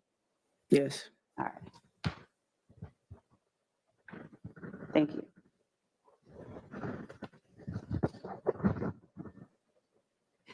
Now, did you go down to any rental agencies yourself to try and locate any rental vehicles that Mr. Zachary talked about defendant Williams having during the time of Donovan Thomas's murder?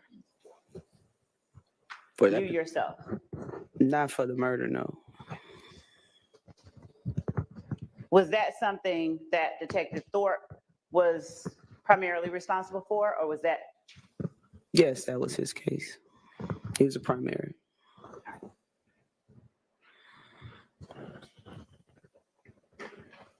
Justin Cobb, before you heard the name Doo-Wop from Quindarius Zachary, did you know Justin Cobb to be affiliated with any gang?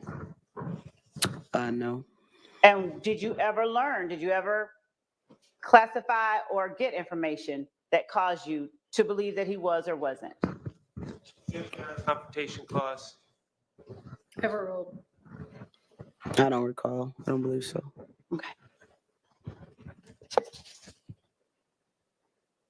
Was Quindarius Zachary the first person that you learned of the name Justin Cobb from?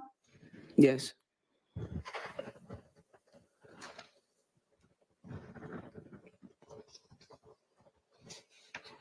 Now, when you were talking about Doo-Wop and you said, I think either you or Mr. Zachary talked about him being on Yak's IG. Mhm. Do you remember saying one of the people in the room motioning, or Mr. Zachary actually motioning about height? Yes. And at that time, had you already seen Justin Cobb on Diamante Kendrick's IG? Yes. Okay. So if he was not someone that you had known of before your interview with Quindarius Zachary, what was the circumstance that you would have seen him on Diamante Kendrick's IG? He was like a rapper and had some song out. Like, I don't remember exactly how the words go. It was a little catchy little song that I saw on Mr. Kendrick's Instagram page that tagged him in it. But I didn't know the significance of, him necessarily being involved with YSL at the time that I saw it. And or is Justin Cobb someone who is significantly short or significantly tall, or just average height? He a little thing. He's small. He's small. Short, rather.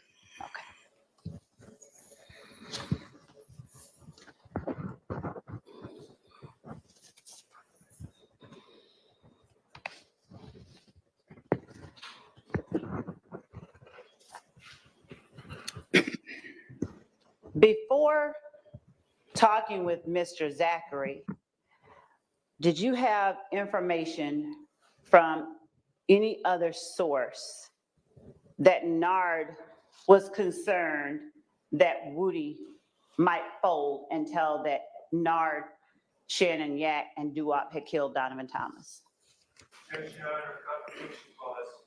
Information from any other source. Objection, Your Honor, confrontation clause. Sustained.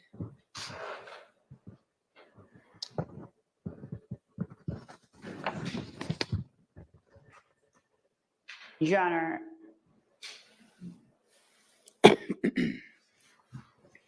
just 1 second. Hold on. Right.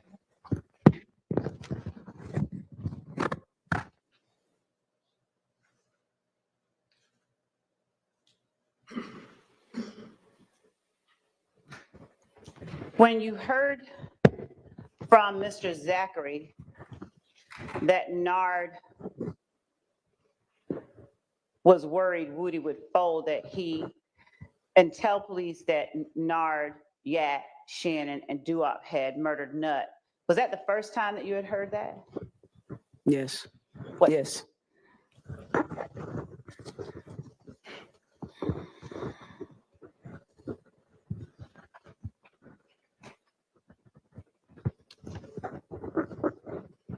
And when you heard from Mr. Zachary that Thug asked the members of YSL responsible for killing Nut, why'd y'all kill Nut? I'm objecting that is not, that is a misrepresentation. Sustained. Okay, let me play for you.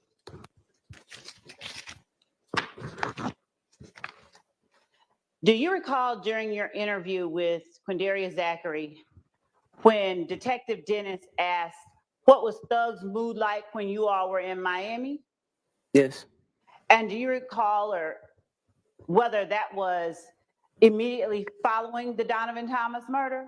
Yes. And do you recall whether Mr. Zachary said Thug was calm He was or normal. normal? He Thank was you. normal. All right. And do you recall whether Detective Dennis asked, he didn't care, he didn't give a fuck? Do you recall that? Yes. And did Detective Dennis ask that question? Yes. And did Quindarius Zachary follow that up with sort of an explanation? He did. Would you tell the jury what that explanation was for why he said Thug was normal? He stated because he Nut gave the whoop or the green light for members of YSL, so he was just like whatever after that. And when you say Nut gave the green light, when he talked to you about Nut giving the green light, did he also tell you or state that Thug asked, why did y'all kill Nut? Yes, he did. And was that the response Mr. Zachary told you was given to Defendant Williams while they were in Miami? Yes. And did Mr. Zachary tell you that Thug seemed then satisfied with why they killed Nut? I'm objecting to that evidence. Sustained.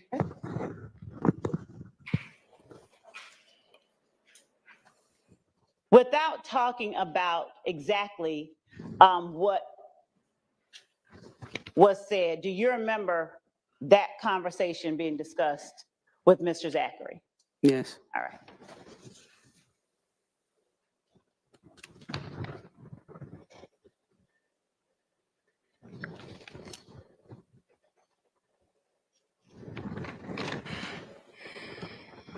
When Detective Thorpe came into the room, did you already know that, or his former, or if whether he had a relationship with Mr. Zachary in any other capacity?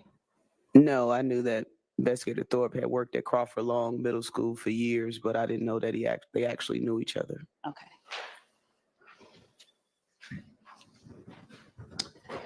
And during the course of your interview with Mr. Zachary, did you understand Mr. Zachary to correct you at any time during the interview if something was inaccurately stated? Yes.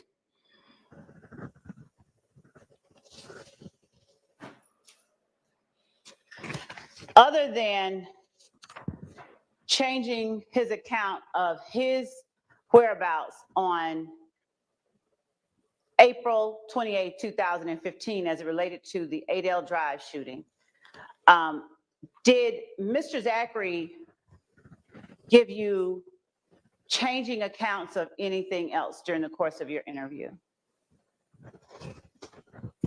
No, he was pretty consistent with the information that he did provide.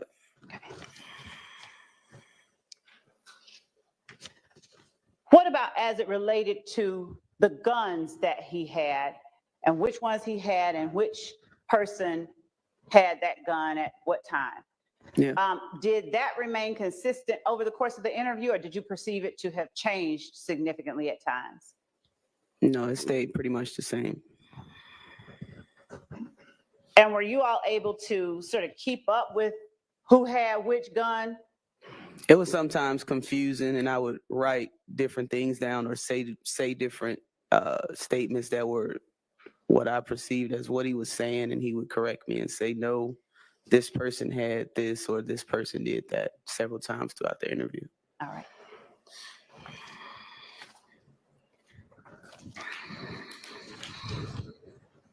After you talked to Mr. Zachary on August the 5th of 2015, did you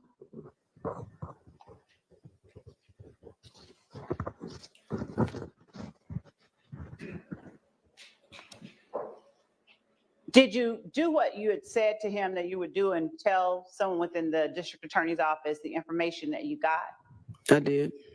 Now, did you have anything to do with any charges federally that were brought against Mr. Zachary? Did you take out any federal warrants? No, I didn't. The proffer that, are you aware of whether Mr. Zachary sat down in a room with investigators 2 years after he spoke with you and Detective Dennis and Detective Thorpe on August 5th, 2015? Am I aware of it? Or was I there? I'm sorry. Do you know about a 2017 interview with Mr. Zachary? I heard about it, but Were you there? no. Okay.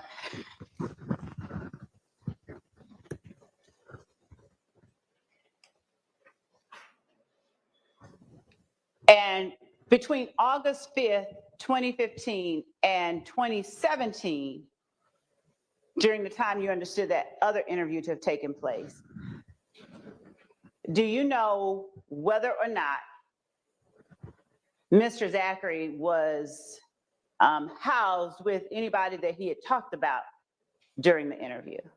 No, I'm not aware. Okay. You don't know one way or the other? I don't know. Okay.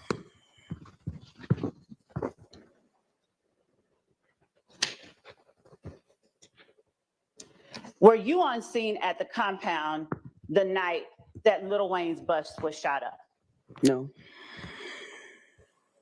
During the interview with Mr. Zachary on August 5th, 2015, do you recall sort of deferring to Detective Dennis at some times?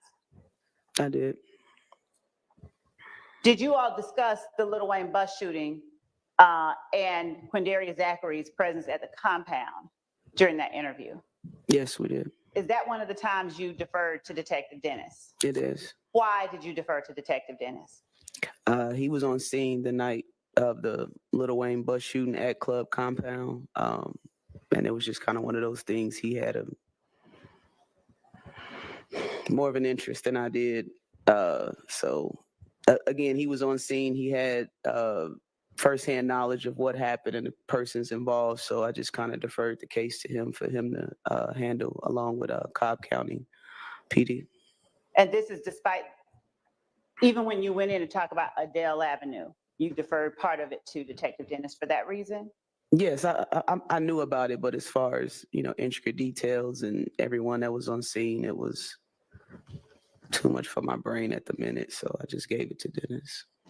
Do you remember how many cars Quindarius Zachary said that he and the group he was with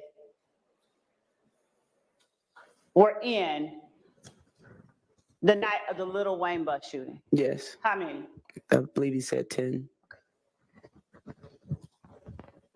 Before he said that, did you, not speaking about anyone else, but did you have knowledge or information about a number of cars they were in? Yes, From who? I saw the video Okay. from the studio. And when you talk about the video from the studio, Mhm. what studio are you talking about? Vault Studios, located at 675 Metropolitan Avenue. How did you come to be looking at video from the vault on any particular time? Investigator Dennis and I went to Vault Studios and retrieved the video surveillance. Well, recorded it and had, I believe, Investigator Teague retrieve the actual video. But we saw a group of vehicles leaving Vault Studios shortly before the Little Wayne bus shooting. I can't hear you. I'm sorry. Me? I'm going to object best evidence rule if there's a video. Okay, overruled. Go ahead. I saw the video that, Okay. that we obtained, and it showed a group of vehicles leaving the studio before the shooting and arriving back to the studio after the shooting. Okay. Did you, before you talked to Mr. Zachary, did you in any way alert Mr. Zachary by any member of his family or any other way to the approximate number of vehicles that you saw in that video? No. Outside of the investigation that was conducted by Detective Dennis in that Little Wayne bus shooting, did you have independent information that about the details Mr. Zachary gave you during that August 5th interview around this Little Wayne bus shooting? No.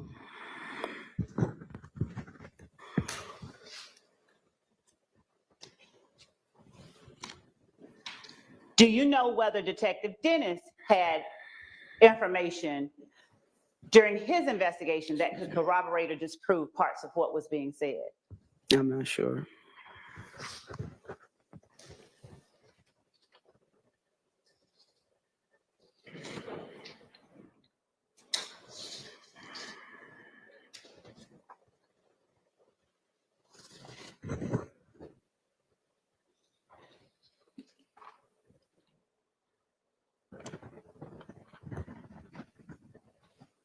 Have you ever had interviews where you're sort of forced to decide or determine whether somebody is trying to put blame here to get blame from somewhere else during your time as an investigator with the gang unit? Sustained. Okay. During your interview with Quindarius Zachary, did he give you any indication that his reason for talking to you was to get Shannon in trouble and get Demikian or Woody or Mutum out of trouble? Objection, Your Honor, bolstering Speculation. and speculation. Uh, Thank you. Yeah. Overruled is to speculation. Overruled is to bolster. You may answer that question. Do I need to ask it again? Are you good? No, I think I understand it. No, it didn't appear that he just wanted to get them in trouble. I took it as he wanted to try to help himself as much as he can by providing truthful information. Speculation. Overruled. Well, Sustained as to speculation. Okay. I also have a motion, Your Honor. You have a Motion. all right. Time for our morning break anyway. This is never gonna.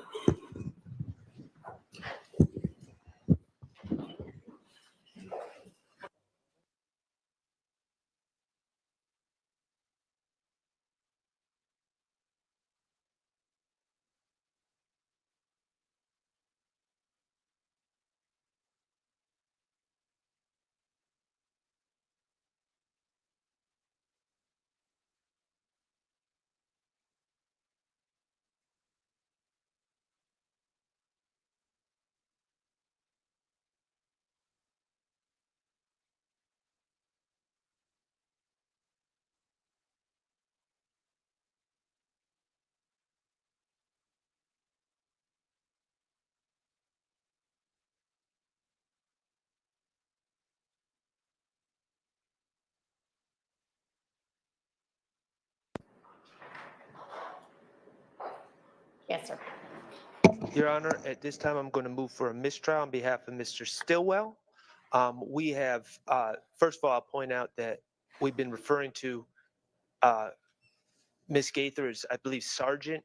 And I say that to say that she is not someone that just came off the street to testify with no understanding of how the process works. She's experienced. She's, I'm sure, testified many times before.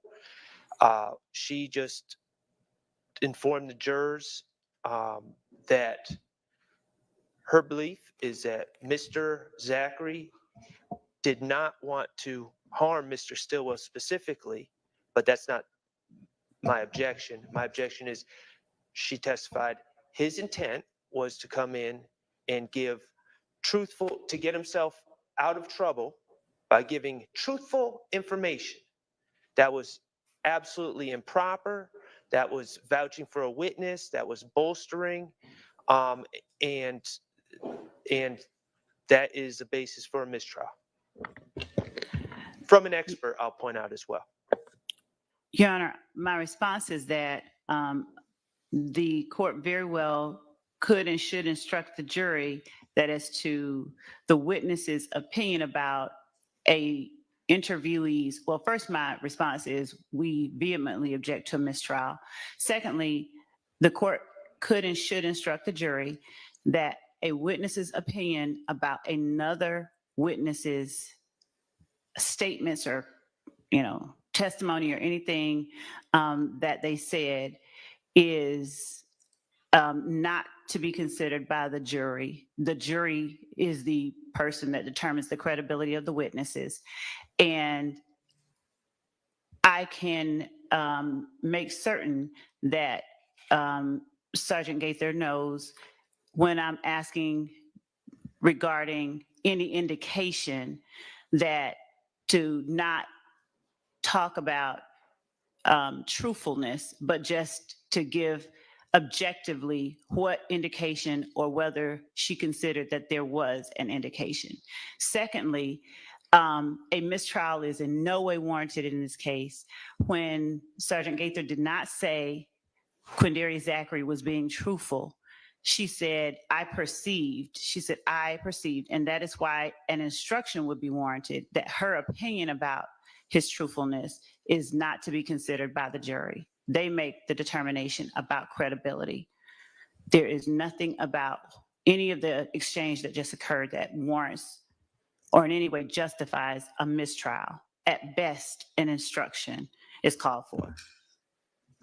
I'll also point out, Your Honor, that I initially objected to the question to begin with. And I saw the danger, and the state insisted on asking that question that prompted this response. That was completely inappropriate. All right, thank you. I'm going to instruct the witness as well. So we'll go ahead and take a break. And when we get back, I'm going to have the witness in and instruct her and then give an instruction to the jury. Going to deny the motion for mistrial. Your Honor, I'd like to renew my motion for the next question. All right, thank you.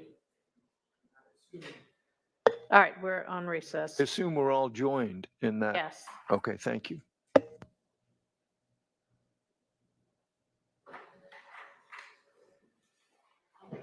What length of time, Your Honor? 10 minutes? I mean, yeah, 10 minutes. And by the way, that witness, Bernie, if he's not here already, he's on his way, the one who needed to testify in Cobb. So just in terms of scheduling, if y'all want to take him next, he's available. Okay. And I knew that we wouldn't be done with this Gaither anywhere near 10 a.m. I won't feel offended. I just feel. Now we're excused for attendance. Yes.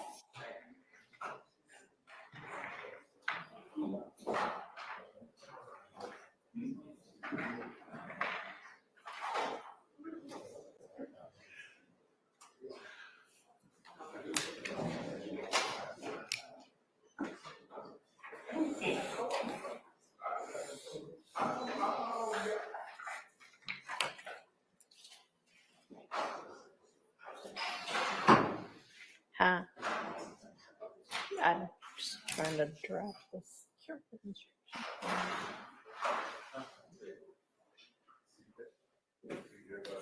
Okay.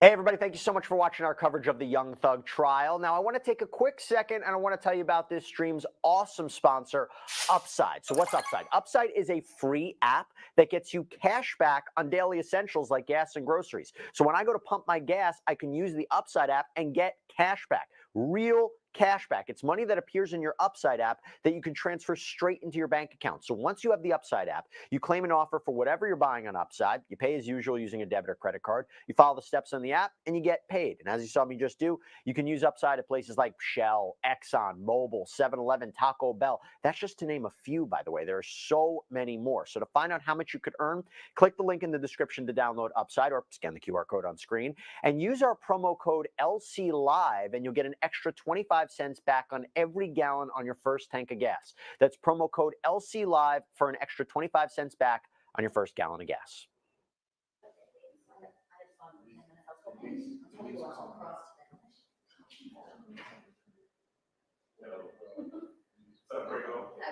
I know. Growing and I don't know where it's gonna go for 4 more months. I'm hungry and. I mean, hopefully soon we'll get it out.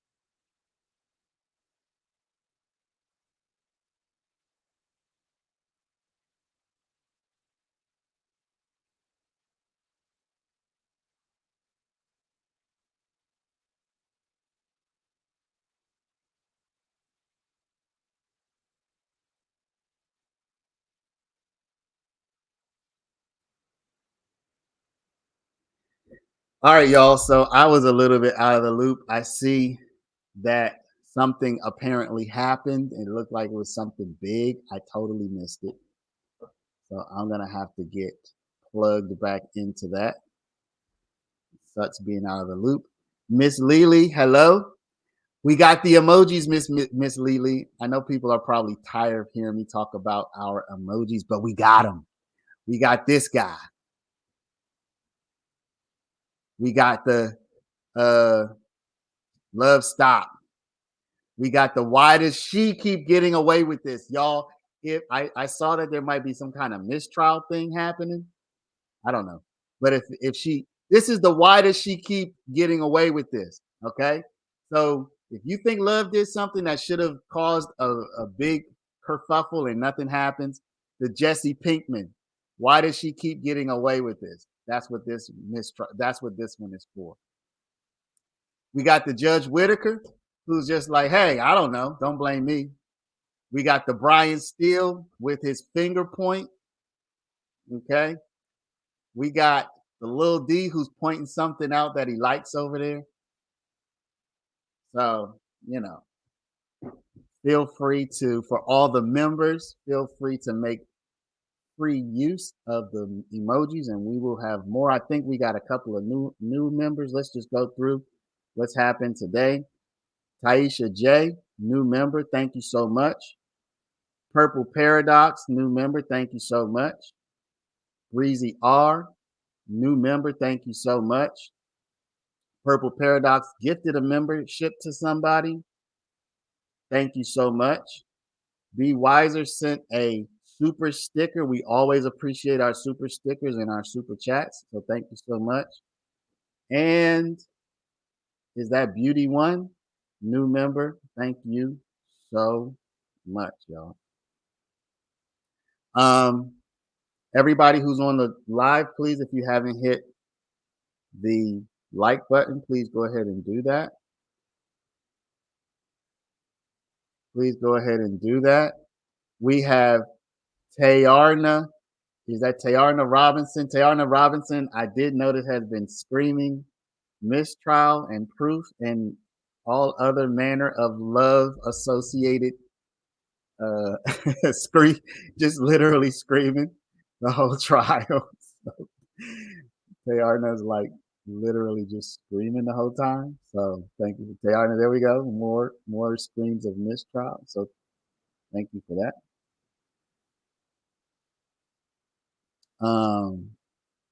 Love don't got nothing solid. All right. Yeah, love has not had anything solid the whole time. Man. It was I'm not well aware of appropriate for you to comment the truthfulness of any of the people you were interviewing. Don't do that again. Okay, all right. And Your Honor, just for the record, we discussed it as well, Truthfulness and of I any of the explained that, people you were like I said, interviewing. corroborator Don't do that again. Okay, all right. I'm Your Honor, explained that, just for the record, I did speak with Sergeant Gaither as well and explained that when I asked for indicators or corroboration, just to speak objectively, indicators or corroborators and not comment on truthfulness or believability. We had that conversation as well. Okay. All right, so jury. Yes.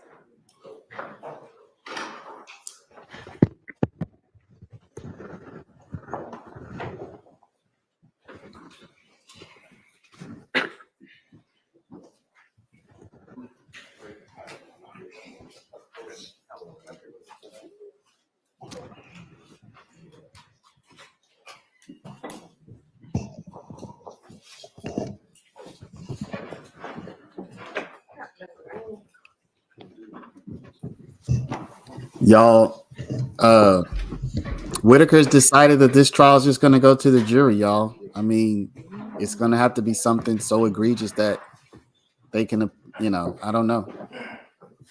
All jury present, come for judgment. All right, thank you. Ladies and gentlemen, I need to instruct you all that this witness's opinion, and frankly, any witness's opinion of anybody else's veracity, that is, whether they're being truthful or not, is entirely irrelevant. It's frankly inappropriate. Strike that from your minds. It is entirely up to you, the jury, to determine the credibility of any and all witnesses. Thank All you. right, go ahead, Ms. Love. Thank you, Your Honor. Sergeant Gaither, without stating your opinion about anybody's truthfulness, would you please tell the jury whether or not you saw any indicator that during your interview that Quindarius Zachary came in to get one person in trouble and to spare Monktunk, Demikian, and Woody? Any objective indicator? Objection, Your Honor, speculation bolster. Sustained.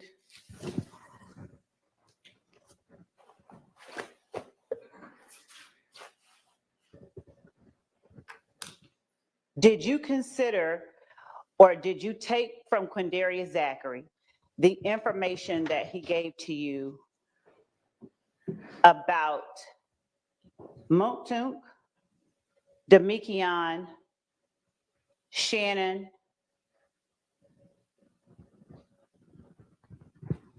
as incriminating, or did you understand it, or did it sort of get them out of situations that you thought they were responsible for? Objection, Your Honor, relevance. Overruled. It was incriminating. As to all three? Yes.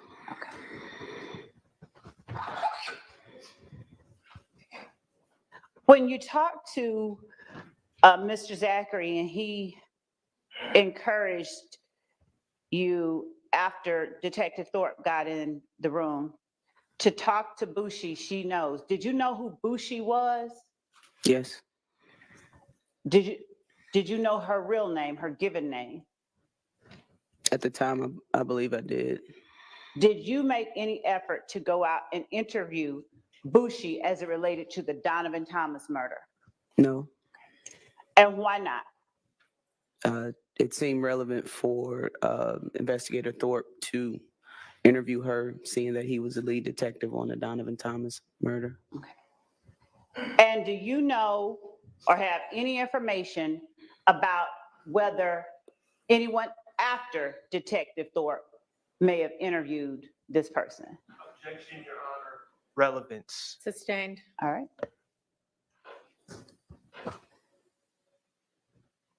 When you got information from Mr. Zachary about the 1428 Adele Avenue and 1903 Drew Drive shootings, what people did you take out warrants for? Do you recall? After his interview? After, okay, before or after?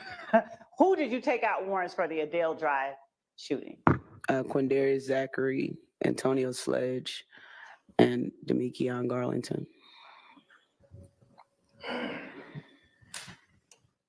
Did either of those people at any time during this incident, to your knowledge, have dreads? Either of the three you took out warrants for? No, they didn't. Given that those aren't the only three people, and you said after the interview, you questioned me just now, you said after the interview. Did you take out these warrants before or after your interview with Quindarius Zachary? They were before. Okay. And after the interview with Quindarius Zachary, did you take out any more warrants? I didn't.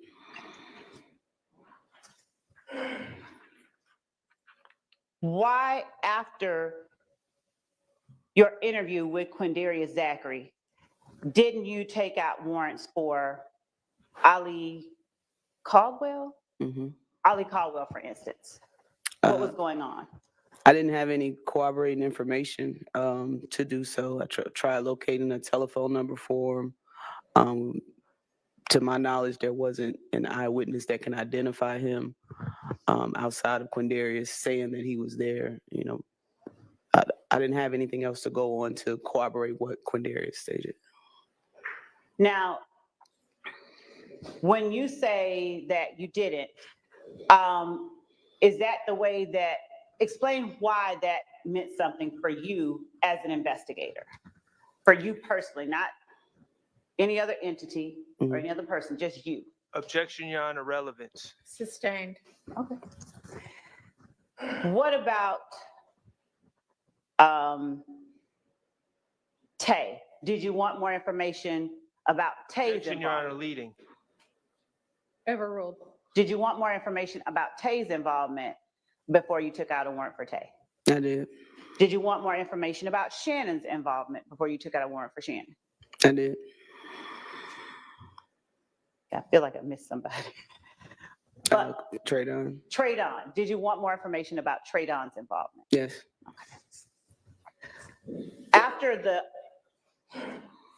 After your investigation of the Adele Drive shooting, did you cease or stop investigating the back and forth between YSL and If Gang or any other group? Did it cease? Yes, did you stop? Or did you No. continue looking into other incidents? No, it was definitely more incidents after. Okay. And were you responsible for, or were you assisting in investigating those incidents as well? Yes. Was 2015 in terms of gang activity? Objection, Your Honor, relevant, prejudicial and forward. Excuse me. Sustained. Thank you. I mean, I don't Bless know you. exactly what the question's going to be, but I'll say the question and the court can make the decision based on the actual question. Was the activity you saw in 2015 that you considered part of this retaliatory shooting, was that more or less activity that you saw in either 2014 or 2016? Objection, Your Honor, same. overruled. I'll give. Lay a foundation. Were you a gang investigator with APD in 20?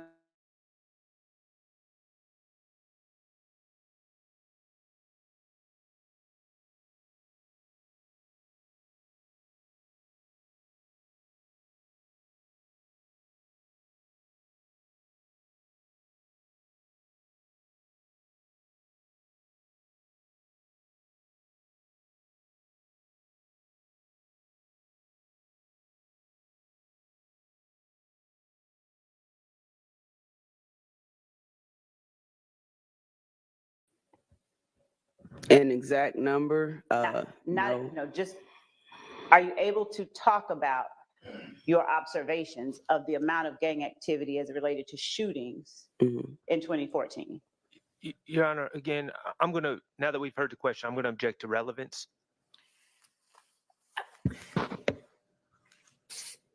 Ms. Love, maybe ask a different question. Was the amount of gang activity that you investigated during the 2015 period where you were looking at YSL and If Gang, was that a usual number of gang-related shootings for you as an investigator? Objection, Your Honor, relevance. It's the same question.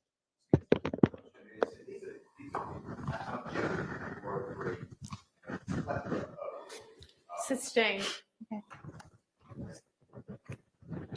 Now, when you were talking to Mr. Zachary and pictures were placed before him during the conversation about the Donovan Thomas murder, when Mr. Zachary indicated that he saw, or that Yak was the person he was looking at, do you remember he asked, was YEK or somebody said YEK? Yes, Who was that a picture of? Mr. Yak, Diamante Kendricks. Okay.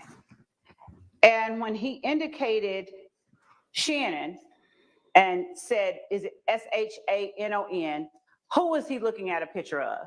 Shannon Jackson. All right. And when he indicated Nard, who was he looking at a picture of? Demise McMullen. And when he indicated Duop, who was he indicating, or who was he looking at a picture of? Justin Cobb. All right.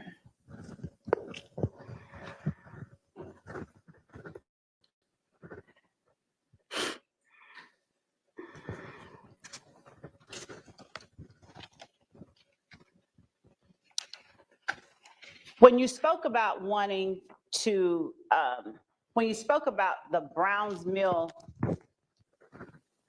Road shooting and the surveillance from the Citgo that was shown to Mr. Zachary, do you remember him saying something like, I don't know nothing about that incident?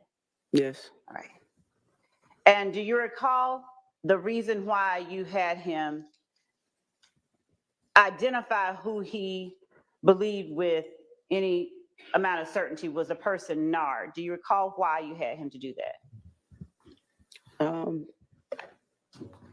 To get more corroborating information.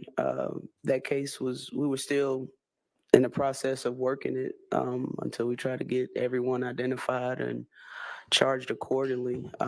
We knew that he was involved with YSL members, and we.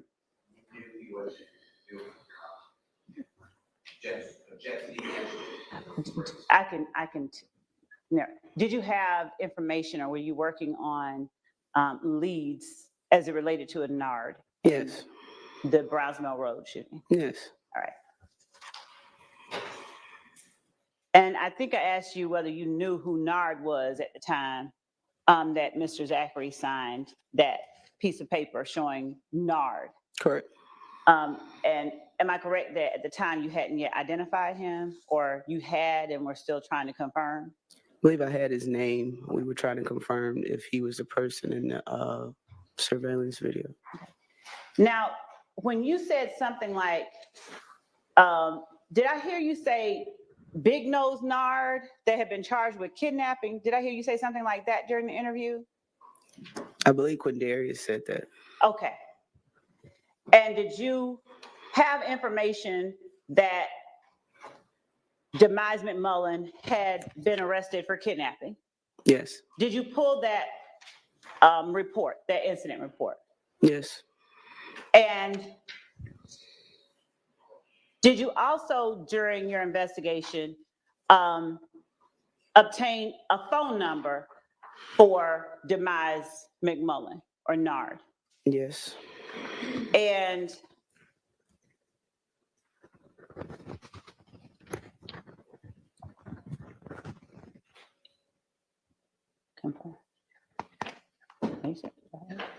was that number 404-217-6? Reading from the documents, not in evidence. Your Honor, I'm asking a question.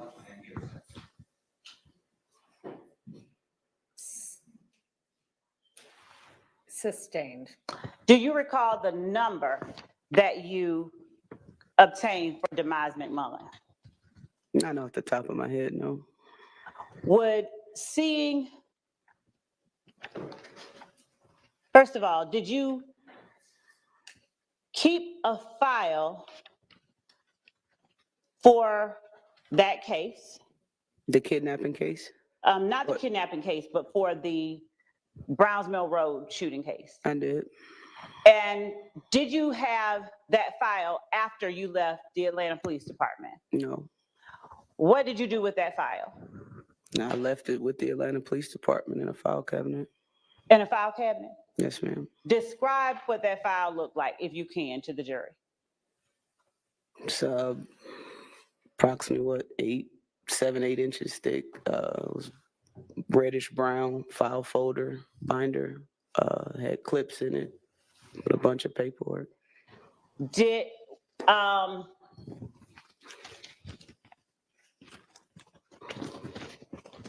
did you look at with the state any such file before coming here right now? Did I look at it? Yes. Okay. And did you recognize that to be the file that you Yes. kept? Okay.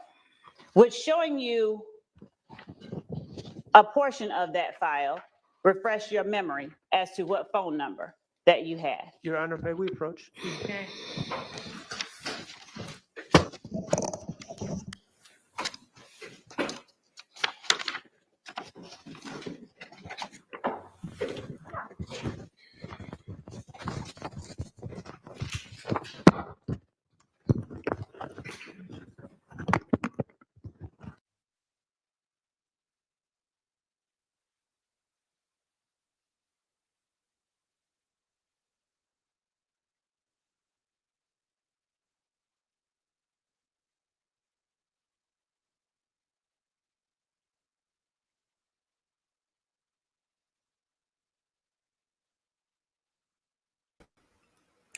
Y'all, I think we need a shark emoji. Like stat, like right away. I think we need a shark emoji. I'm gonna replace one of these. If we get one more member, y'all, then we get more emojis unlocked. One more member, and we can just add more members. And Naya, hey, how's it going? And they become a member so we can unlock some more emojis. So I can put shark on our list, and we won't have to erase any of our current emojis. We just need one more person. We just need one more person. All right, let's take a look at some comments. Like A1 Sauce says, loves getting mad.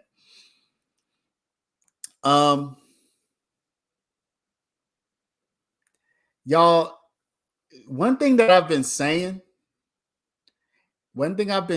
y'all, Love is I know she's not by herself. You can obviously see she has a team, but Love is out there all by herself, y'all. She's a force. I know y'all don't like her. Y'all don't want to give her any kind of compliment or whatever, but Love is a force to be reckoned with. Is she doing things sloppily? Yes. Is she doing things that are shady? Yes. Is she causing unnecessary delays and so on and so forth? Yes. But she is also taking on the whole defense practically single-handedly. I know you don't want her to have any credit, Andre. But I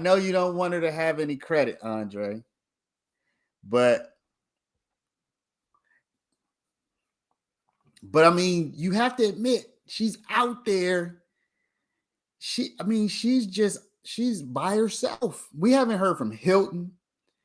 The two male DAs literally just get the most boring, run-of-the-mill witnesses that have absolutely, they will have some minimal effect on the trial, but they don't get anything interesting. Hilton has gotten Woody. I can't remember if she got anybody else interesting.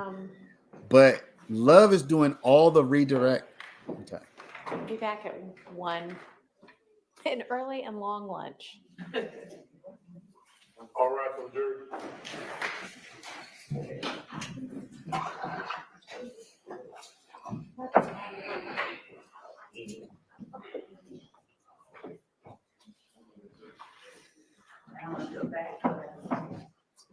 Hold me tighter. Thank you for gifting that membership. We should be able to get some more emojis. Thanks to you. Appreciate it.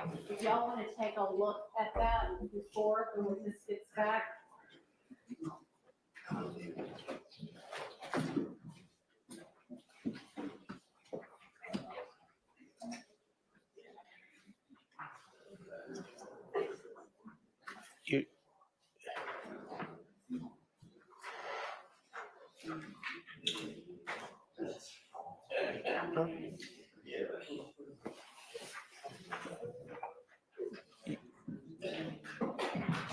Your Honor?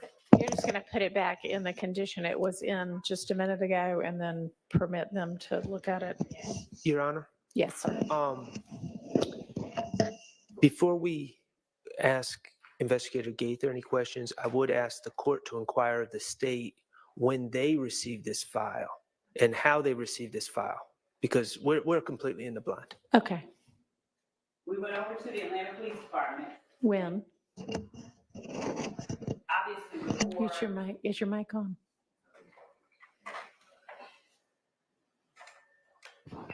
Oh, is this gonna be a discovery thing, y'all? Oh no.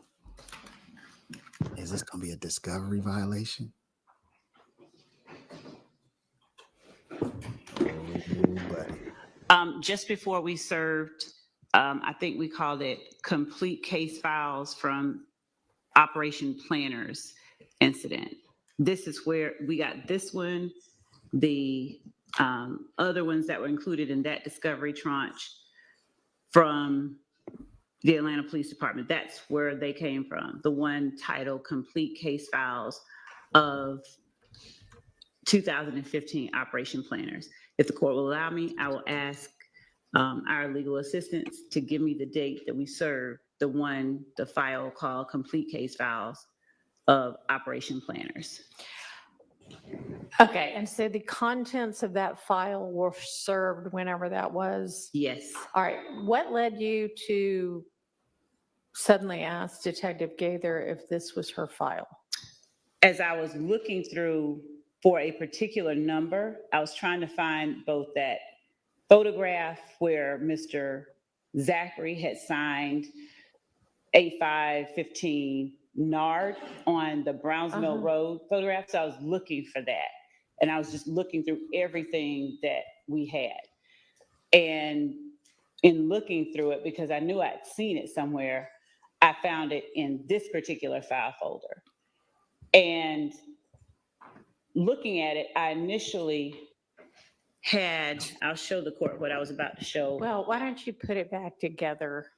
And I know we're asking you to do several things at once. So how about put it back together and then you can finish your answer.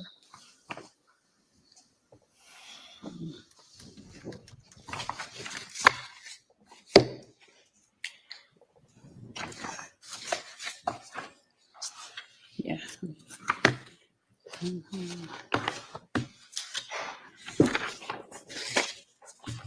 Want to say thank you to Rod Factor for the super chat, 1999. It looks like Brady is. Oh, we need a Brady emoji. And thank you to Hobie Tighter who gifted that emoji or who gifted that membership. We have a shark emoji now. We need a Brady emoji. I'm going to have to make it right now, y'all. We need a Brady emoji. Should we have Wayne Brady? Wayne Brady's going to be our Brady emoji. I just saw Wayne Brady. Okay. Here you go. Wayne Brady's going to be our Brady emoji. Called Operation Planners Complete. It's coming up in 2 minutes. That's what this is.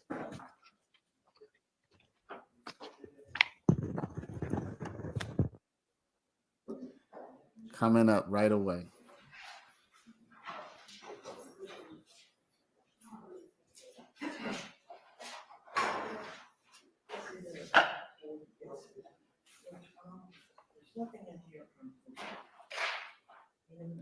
For the members, if you reload your screen or whatever, you should see the shark emoji. Somebody put the shark. One of my members put the shark emoji in there for me. Make sure you can see it. Miss Lily, see if you can find that shark emoji for me. Put it in there so we can make sure it's working right, please.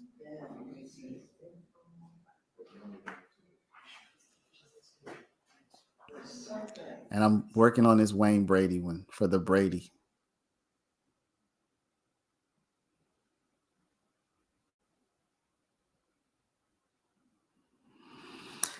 Where's my Wayne Brady?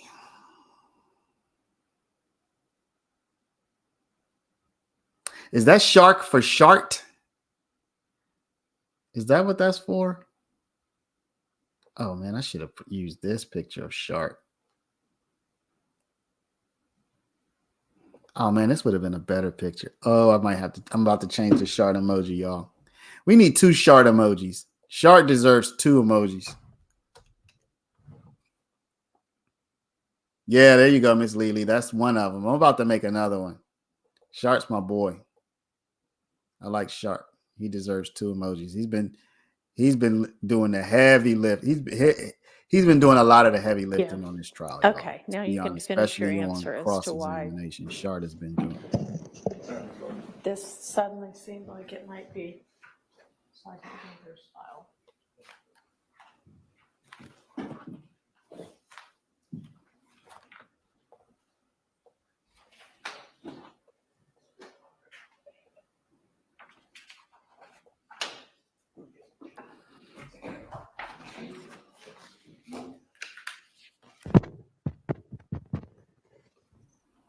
Just pull up discovery.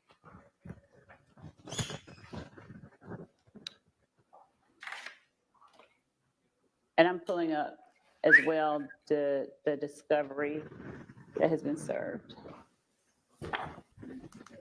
Let somebody else do that. Okay, someone else is pulling up. So anyway, Your Honor, as I said, I was in trying to, when we were getting ready for Mr. Zachary, actually, I think it may have been another witness, Mr. Murphy, but I remembered seeing somebody's handwriting on a picture of someone at the Browns Mill Road gas station, the Citgo. So as I was looking for that, I started looking for, I said, I remember somebody's signature being on it. I don't remember if I thought it was Mr. Zachary or whomever. In either event, I found this particular, the one that we've entered as, anyway, the one that Mr. Zachary signed.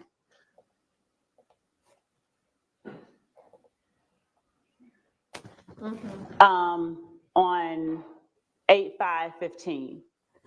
I found that and pulled it out and just started looking at it. I didn't know whose file it was. And in fact, I sent a text message to Detective Dennis on a particular date asking him, whose writing is this, on Thursday of last week. And it was a portion of this file that contained a report about Demise McMullen and a kidnapping. And it had Demise Nard McMullen. So I asked Dennis, whose writing is this? And let's see. I don't see where he wrote me back, but while I was in the back just now, I asked Sergeant Gaither, whose writing is this? And she said,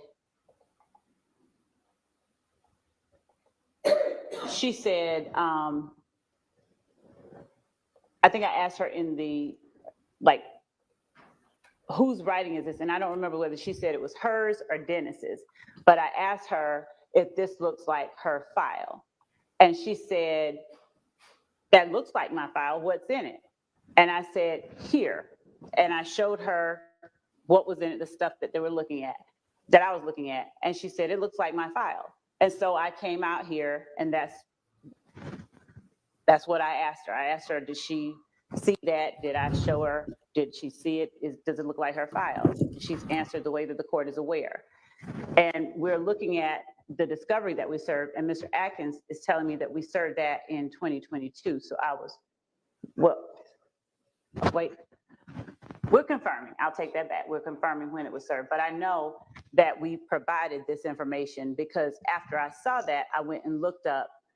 When were the discussions about whether Sergeant Gaither's file existed or was destroyed in the hack or whatever? When did those occur? Before or after that discovery was served? I think after, but yeah, but I don't think, I know for a fact that this, whatever was discussed, like when I looked through that file, I don't see in that file either anything that was like actually the copy. indicates that it's her. I mean, I didn't either in my quick cursory review of it. In fact, there are some reports from other investigators, and I don't see any handwritten notes or anything like that. But so, I mean, I guess, did you recall at this time that what everybody previously thought was that or Sergeant Gaither's file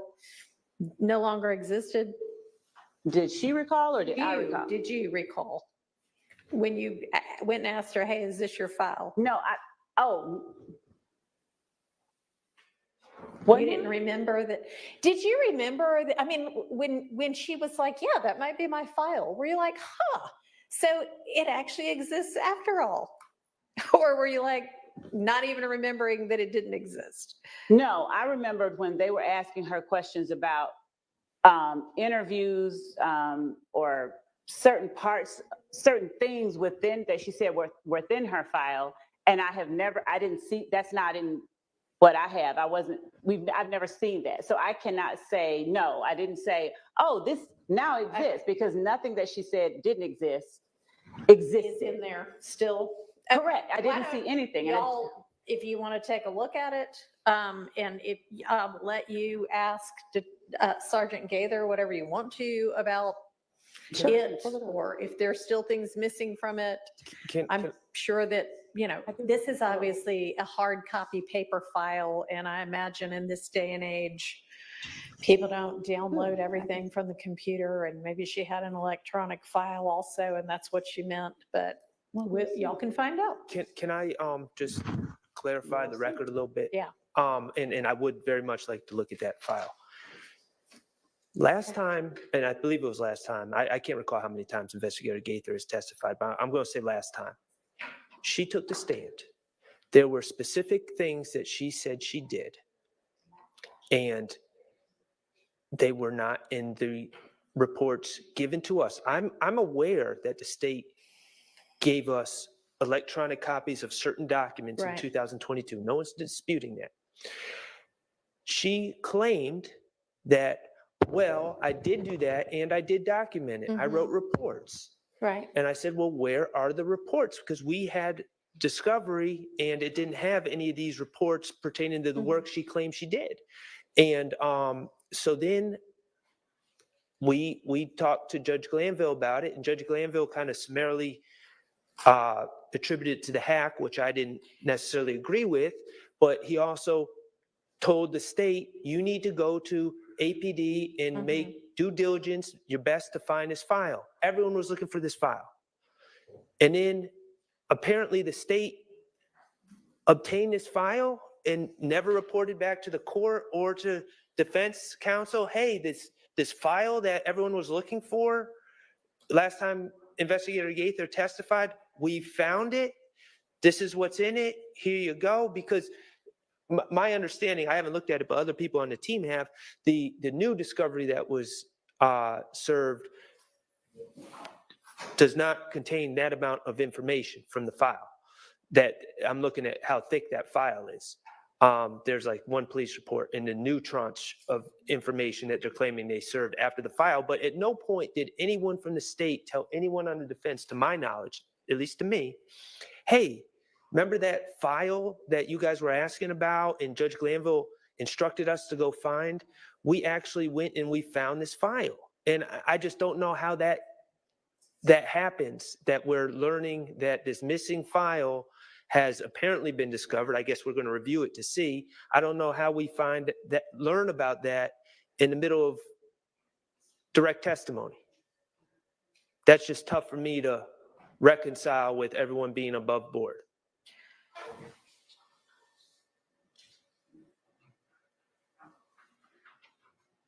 Your Honor, I'm reviewing the discovery actually that was served, discovery 1 of 3. When was this?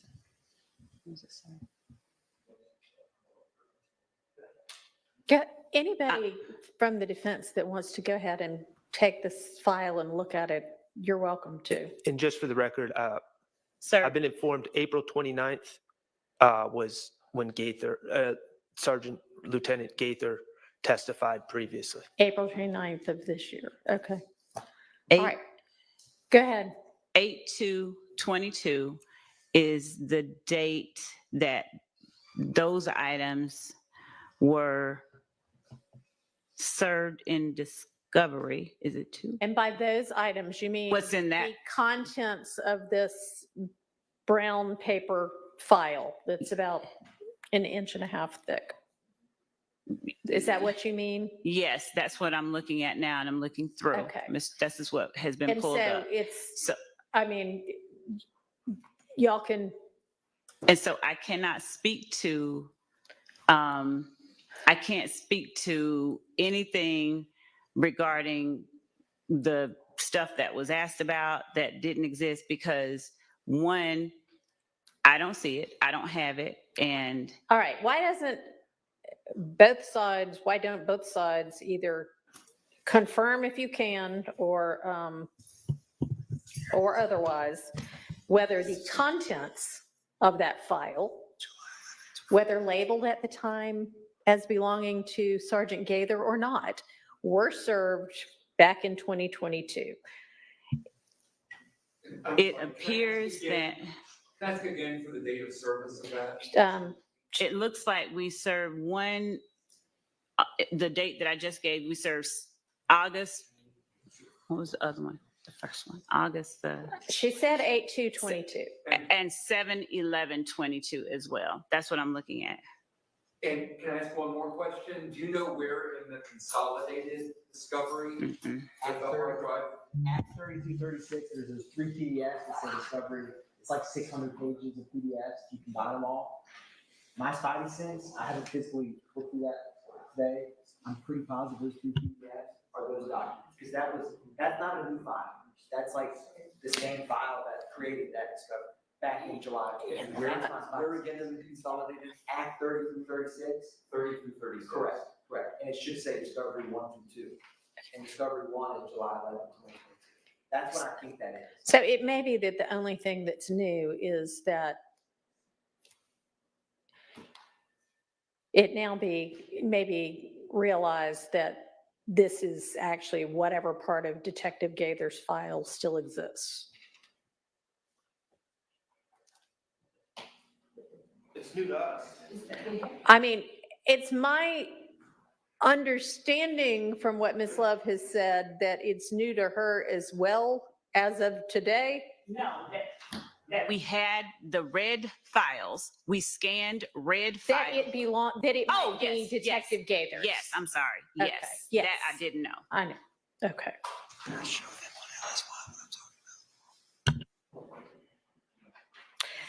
And I mean, I'm just going to offer again with the Miss Love, maybe when you talk to her outside, she said whatever she said to indicate, yeah, that might be my file, that you come in and you say to your opposing counsel, hey, you know what? The file of Detective Gaither's that we thought was entirely gone. Well, you know what? Apparently a part of it is this portion that we sent you 2 years ago. You know, I mean, it just I would do make understand, things but easier. I just want to make clear that this is not something that was, we tried to conceal from anybody, given we served I this. understand, obviously, if they confirm that they already have the contents, that's not necessarily up for debate. It's just that the knowledge that it's Sergeant Gaither's is new. And when you learn it, it'd be nice to share it with the other people. And yes, Your Honor, I understand what the court is saying, but I do also remember when when questions were put upon this witness about the items that she had in her file, no one brought to her the discovery that they already had and said, is this what was in your file? Apparently nobody knew where this came from. They knew that this was Detective Gaither's, that this was Sergeant Gaither's investigation. So I don't. The stuff we were questioning her about was not in the discovery. She was claiming she did Is work it- that was not provided. And it may still not exist. And we all know, I can't remember the dates of the hack, but we all know because we practice in Fulton County that there was some gigantic, what we call hack of the whole city and APD legitimately lost a whole lot of files that were never able to be recovered. So, I mean, that's just a fact. But we have a paper file, Your Honor. I see that. And the hack does not affect paper files. I understand that. And Investigator Gaither specifically testified that she wrote reports for certain things. They were in her file that has now been lost. Okay, Now, and so you if- can ask her when she said that, what did she mean? Because like I just said, I mean, all of us in this day and age have things we print out and things we just keep on an electronic file that only exists in wherever it exists, in the cloud, and we never print it. And Your Honor, I have also talked to Sergeant Gaither about not what she told them, but in previous, looking at previous information, having reviewed information that I know for a fact she kept on a terabyte drive, I asked, where is that? And she has told me in the past that the terabyte drive where she had all of her information about all of her cases was connected to her desktop computer at the time that the hack occurred. So I don't have access to it. She didn't have access to it. I know that just from talking about other cases. Okay. So I didn't ask her specifically about this one, whether this was on that terabyte drive, because those weren't the questions that I put on her. Those are questions posed to her by counsel for each of the defendants. Like, where is this? And Okay. Your Honor, Yes. also when it's time for your honorable court to rule, just so we don't waste time with the jury, the question is, let me show you something from your file. And I'm going to object because even though it's potentially sounds like in Sergeant Gaither's file, retired Sergeant Gaither's file, it is hearsay. It sounds like, and I have not looked at, there were a lot of people looking at the files, but it sounds like it's somebody else's information that somehow got into someone else's report on a phone number of Mr. McMullen. So based upon that, that's going to be my objection. That's how this whole question began. So I just want to give you a heads up. Okay, and honestly, yeah, it was a question about a phone number, but what was the question going to be? it was going to be after she talked to Quindarius Zachary, did she attempt to locate, or did she have the kidnapping file? Right. Was she able to locate a phone number for Demise McMullen? Okay. And I still don't know whose handwriting that is on the phone number information, but it was just going to be what was the phone number. Okay, well, could she locate what is fine? What it was would be, I don't know why we have that echo all of a sudden.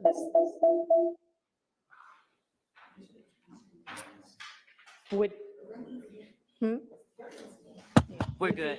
I think we had one of them.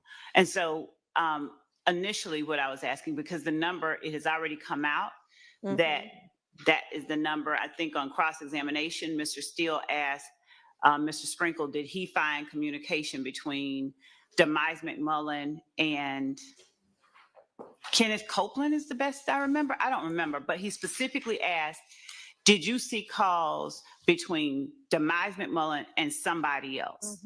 And I came back and said, what number is it that you have for Demise McMullen? Mr. Sprinkle gave 404, that number. That he thought was it, but he wasn't certain. Yeah. No, he actually said this is the number. He didn't. Oh, okay. Yes. And so all that I was doing with Sergeant Gaither is asking her, was that, and I started to ask the number because it was already You can ask her if she found the number, but that's literally what the number was is subject to a valid hearsay objection. So you can't ask what the number was. Okay.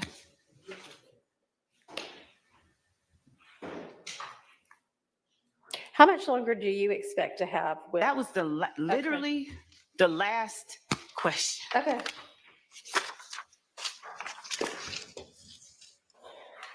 We can talk about it during the non-jury days we're going to have, but we've got to streamline this case some more. This is, just going to have to figure out a faster way to get to what it is that you want from each witness. I mean, in federal court, you know, they might just say, you got an hour with this witness. And Do they limit we both will- sides to we cross will and talk state? We'll talk about the witness list next week. And Your Honor, yes, I This is- understand. Oh, yeah, we'll be done by 10 with this witness, and we haven't even gotten across yet. After having her all day yesterday. She was here Monday, Judge. Whenever it was. Monday was 2 days ago. She waited all day and did not testify. Well, that's not the issue. The issue is how long she's on the stand testifying and how long every witness is on the stand testifying and how many witnesses there are in this case. It's just a lot. Your Honor, are both sides restricted to an amount of time? Well, I mean, I would imagine that it's not like they let one side go on forever, but the other side only gets 10 minutes. And given that the state does have the burden of proof, Your Honor. I understand that, which is why I haven't done it yet. But y'all need to self-regulate. I provided the court with those cases, Your Honor.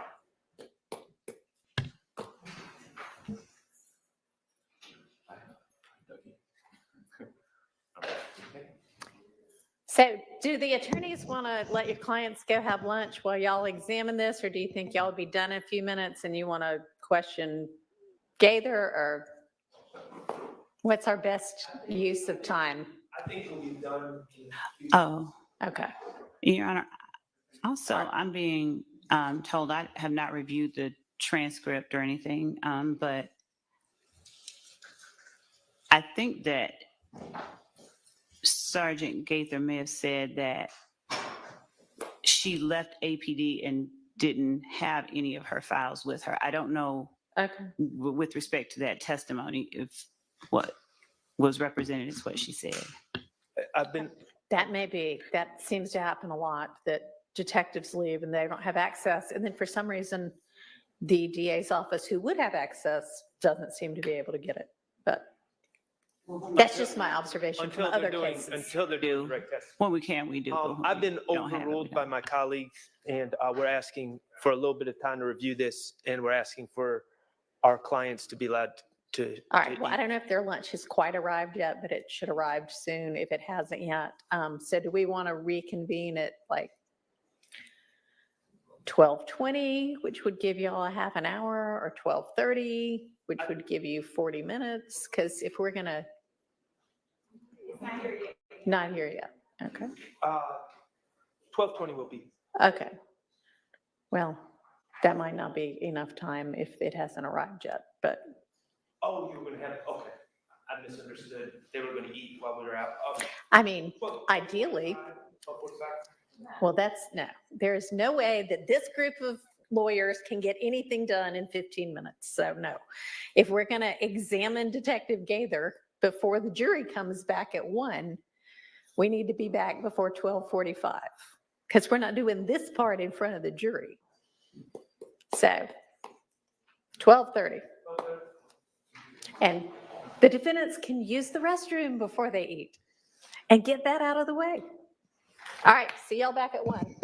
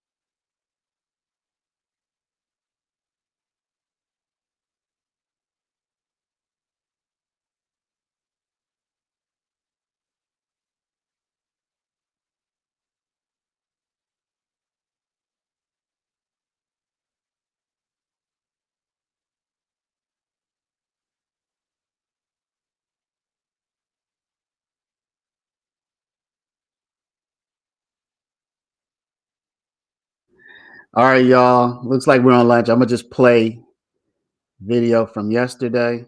In the meantime, while we are on lunch, I'm also gonna take lunch, everybody. Let me turn this up. I mean, the evidence is being presented so that the jury can absorb it. And I don't know whether the jury can understand what's being said on it or not. Can y'all understand? The book. Yeah. Gaither can understand it or not. I mean, the evidence is being presented so that the jury can absorb it. And I don't know whether the jury can understand what's being said on it or not. Can y'all understand what's being said? Some of them can, some of them can't. And we are back, y'all. Go ahead and take a quick little second out of your life and hit the like button. We appreciate it. You know, it helps us out and it helps you because it helps us. Today was a day, it was dedicated to Sergeant Gaither, Detective Gaither.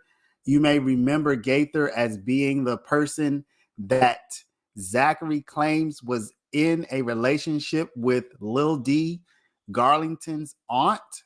Also, the person that Woody called. Detective Gaither is the gang expert who's all through this case. Big controversy about whether we're going to see Gaither's face as she testifies.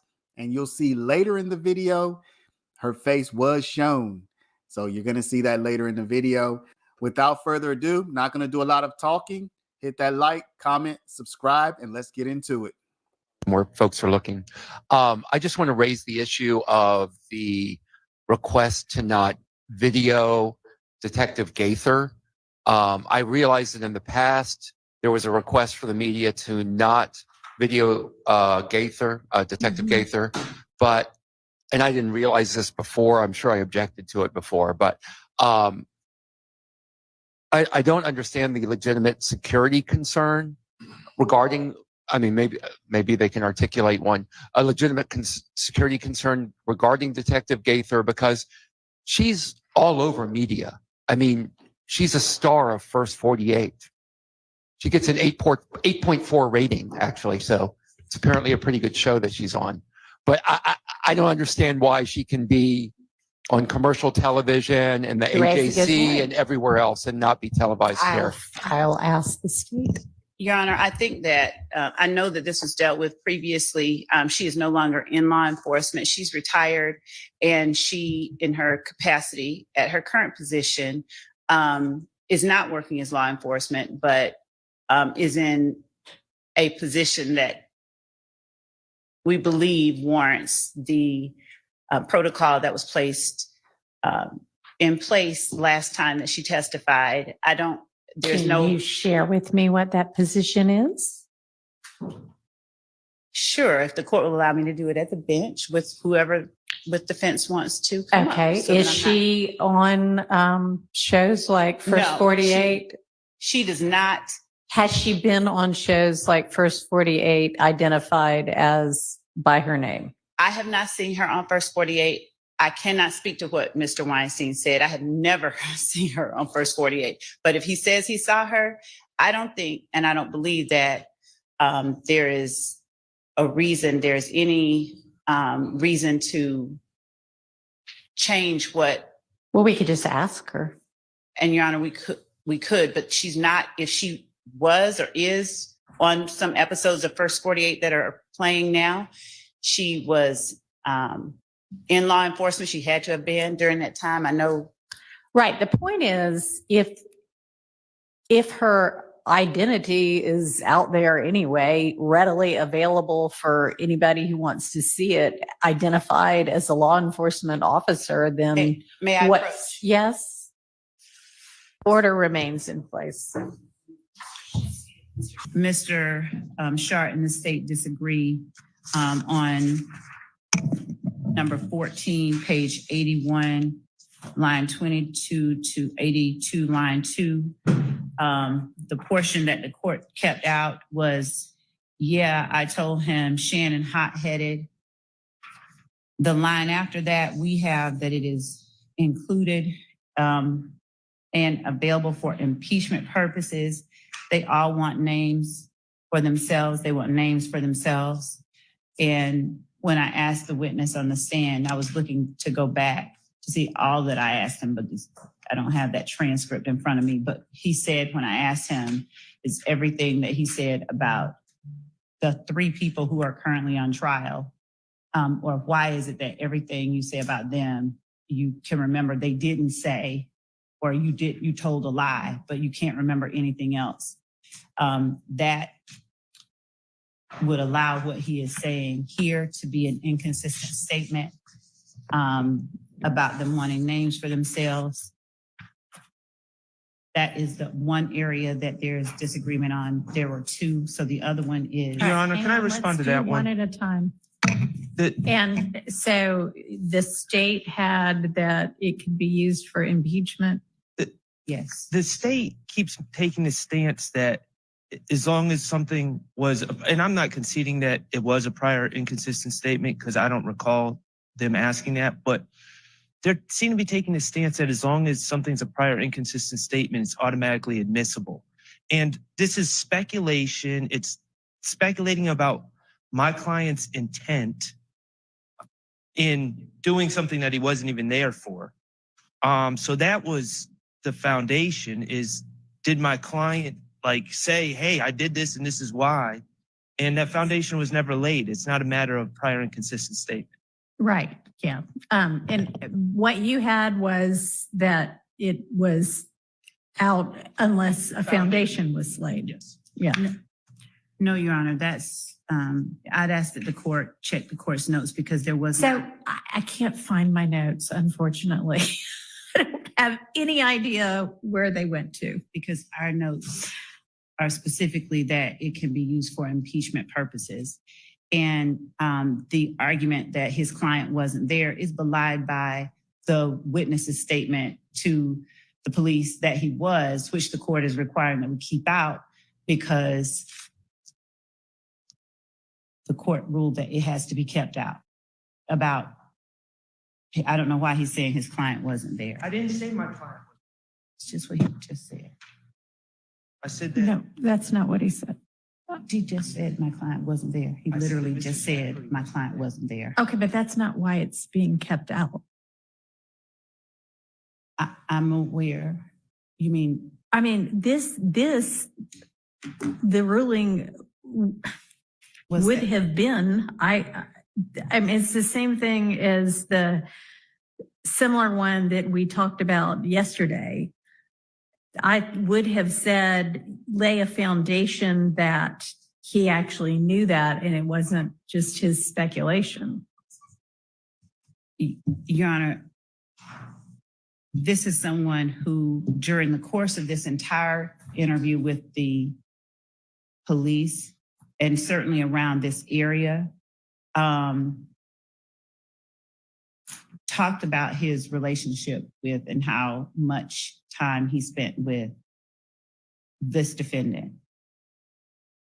I believe that as a member of YSL and as a person that we see throughout each of their social media pages, associating themselves with one another, not just Mr. Stillwell's, but Mr. Zachary's, that the jury can, the jury should be allowed to hear what Mr. Zachary's observations were. If he observes that they are acting in a way, and he hears them on some occasions say, let's go get that money.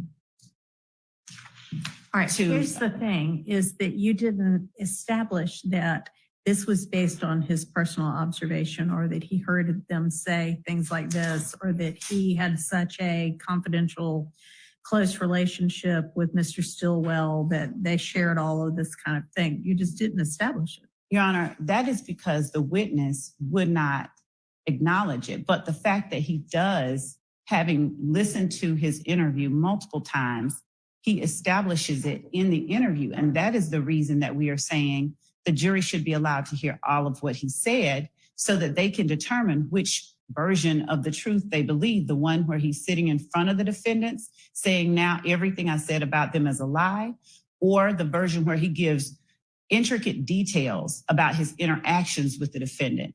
and the way or what he observed during those interactions. There are moments where he said Woody was curled up on the couch. He was scared to go. Okay, but we're not that's just an talking about his example. relationship with Woody right now. I'm giving an example of his observations, the type of details that he gave in the interview.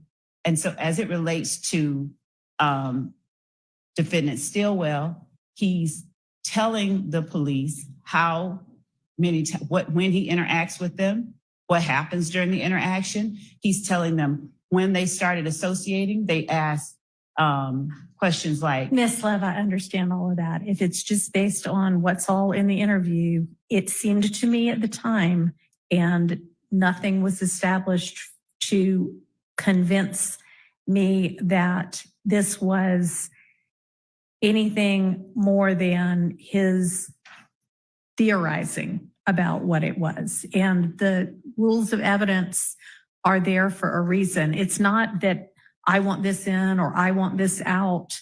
It's that it has not been established that he has a basis to say this beyond his own musings about it. And therefore the ruling stands. What's the next one?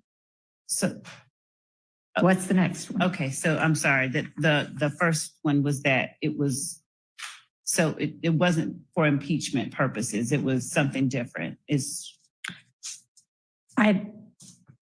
Okay. So the second one was the call that the court addressed either later last week or earlier last week regarding it was in August that the court addressed the call about them putting Shannon, Pokey, Woody, and Mr. Zachary when they were at Big Boo's grandmother's house. And Boo got a call from Mushi, and $10,000 was put on the head of anybody who set out to harm Lucci. Mm-hmm. Mr. Zachary said that in his interview that Woody came in, it was stated there's $10,000 on the head. Okay, is there a transcript reference? It's line page 22. I'm sorry, page 109, line 25 to page 111, line 4. And the court, number 22, redaction request number 22. I don't know if the court's. I don't Nope. seem to have the chart. If I could find the chart, then I would have my notes.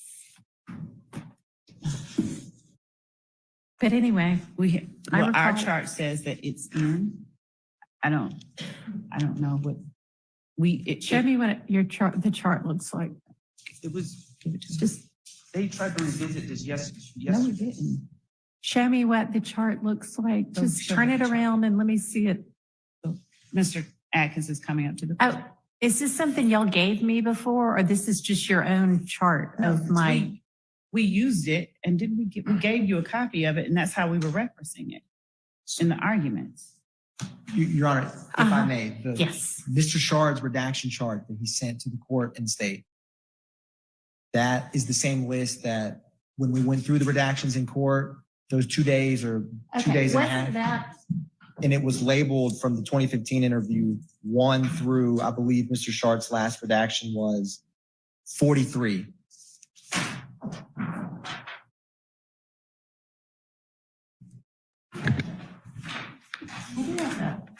And for reference, this is Mr. Shard's redaction request number 22. And I think that Mr. Atkins went over all of this last week. Do we not? Okay, and what I wrote next to 22 was only to Kenneth Copeland or Zachary, not Stillwell. And that is, my understanding is that Mr. Shard is arguing that the call itself, the fact that there was the call and he's arguing that all of that came out, and we have that it is not out. Yeah. Well, the trick is, Your Honor, in this. Can you try to use your mic?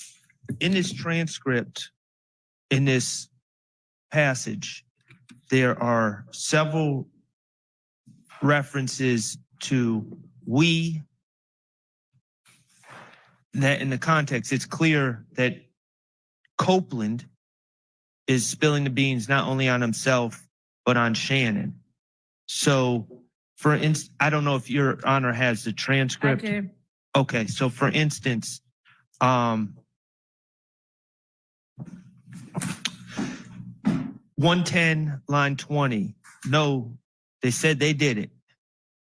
111, line, where is it? There's a, 111, line 4. He like, man, we just shot up Lucci Mama's house. So there's things that in that spilling the beans by Copeland that in the context of this interview, as it's played to the jury, is going to implicate Shannon. I understand. Now, I don't agree that this proves anything, but I understand the evidentiary rulings that Mr. Zachary at one time claimed he was in this room and he saw Shannon and Kenneth Copeland and they left and then they came back, and I understand a phone call came in. But what Kenneth Copeland said while they were in that room is hearsay that does not fit into an exception, and it implicates my client. So that's, of course, I would love if it just all came out. It would be cleaner, and also I'd prefer it. But if we definitely need to, as was your ruling from the beginning, we need to clean up what Woody said insofar as it implicates my client. Well, do you have a proposal for how to do that? Take out what Woody said. Short of that? I mean, is there something in here that it's, you know, there's a Stillwell reference that can be cleaned up? What was the number for that first one y'all were talking about? Your Honor, the first one was number 14. And the state does have a proposal when the court's ready. All right, what's your proposal? So, Your Honor, there was 3 requested redactions that all pertain to the shooting of Mr. Bennett's mother's home. And so number 21, Mr. Shard's request number 21, the court, as the court just stated, permitted the state to address as long as it didn't pertain to defendant Stillwell. And so there, Zachary has a line when he's saying who committed this act, where he says Woody, Shannon, and Little Pokey. So the state is redacting where he says Shannon, so that later on when he references they or we, the jury will not hear that he definitively states Shannon. Okay, Well, that ought to solve it.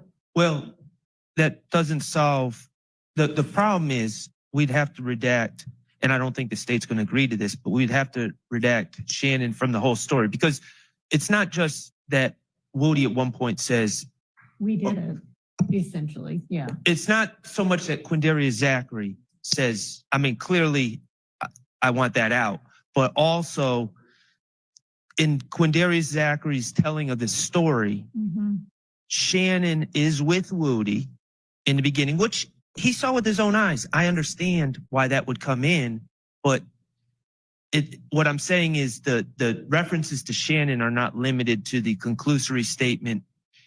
Well, I mean, that's just going to be what it is. Okay, so we're taking out the conclusory thing, but Well, I mean, the specific, naming of the people, because I had said that could only come in if it was established that Stillwell was there when Mr. Copeland said we did it, and that wasn't established. So the court, with respect to Shannon, that is the ruling that. Right. So if you redact that word, then when later on, it doesn't sound like it's Shannon. It sounds like it's the 2 of them that he's already mentioned. So that fixes that. But he can say, and we can get in the fact that Shannon, Woody told Shannon and Pokey, let's ride.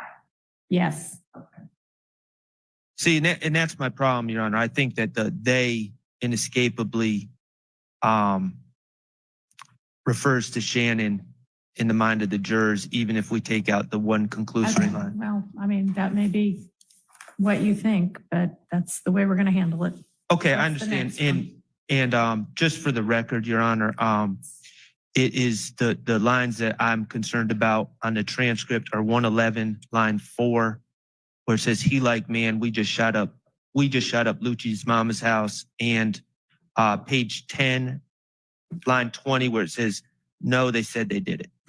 Okay, well, I don't agree that it still sounds like Shannon when Okay, only certain people were named and he's not one of them. I understand the court's ruling. Okay. All right, thank you very much. Good morning, ladies and gentlemen. Thanks for your patience while we sorted out some evidentiary matters this morning. All right, so we have Detective Gaither on the stand now, and I'll just remind you, ma'am, that you are still under oath. Go ahead, Ms. Love. Thank you, Your Honor. And welcome back, Sergeant Gaither. Sergeant Gaither, would you please tell the jury whether during your investigation of events that happened in 2015 as they related to If Gang and YSL, you had an occasion to interview Quindarius Zachary on August the 5th, 2015? Yes. All right. And at the time that you interviewed him, did you call him to be interviewed, or did he or someone on his behalf reach out to you? Yeah, there were a couple people on his behalf that reached out to me, stating that he wanted to talk to me. Okay. And I'm going to... Yeah. A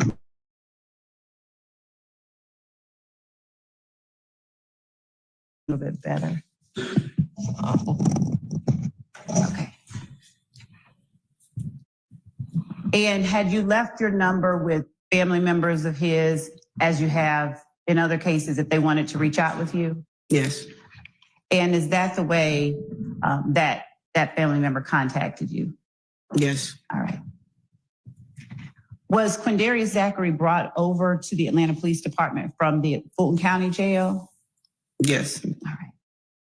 Now, is it the custom that when a person comes in to see you, you make any observations about whether or not they're in any condition to talk? And by that, I mean, if someone's sloppy drunk or if they're obviously under the influence or... Yes.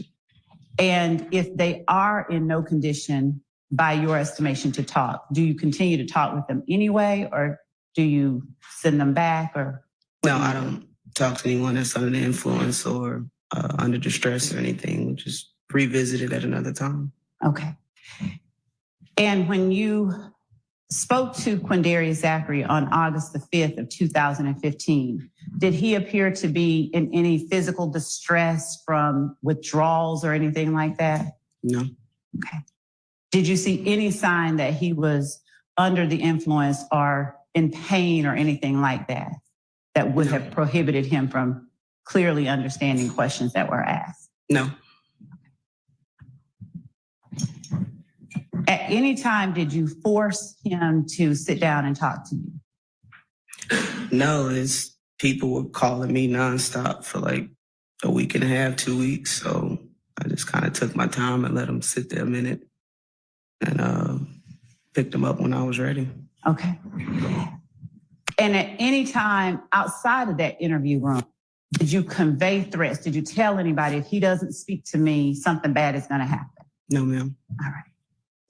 Did you make any promises to him outside of that interview room through other people? No. Okay. And inside the interview room, did you tell him, let me back up. Are you allowed to tell people, if you do this, I will get your charges thrown out? I'm not allowed to do that. And did you tell Quindarius Zachary that? No. Now, to be clear, during the course of his conversation with you on August 5th, 2015, at some point, did he broach the subject of whether or not you all were going to be able to help him out with any of his charges? He did. Right. And did you tell him at that time that you were going to get him thrown out? No, I did not. All right.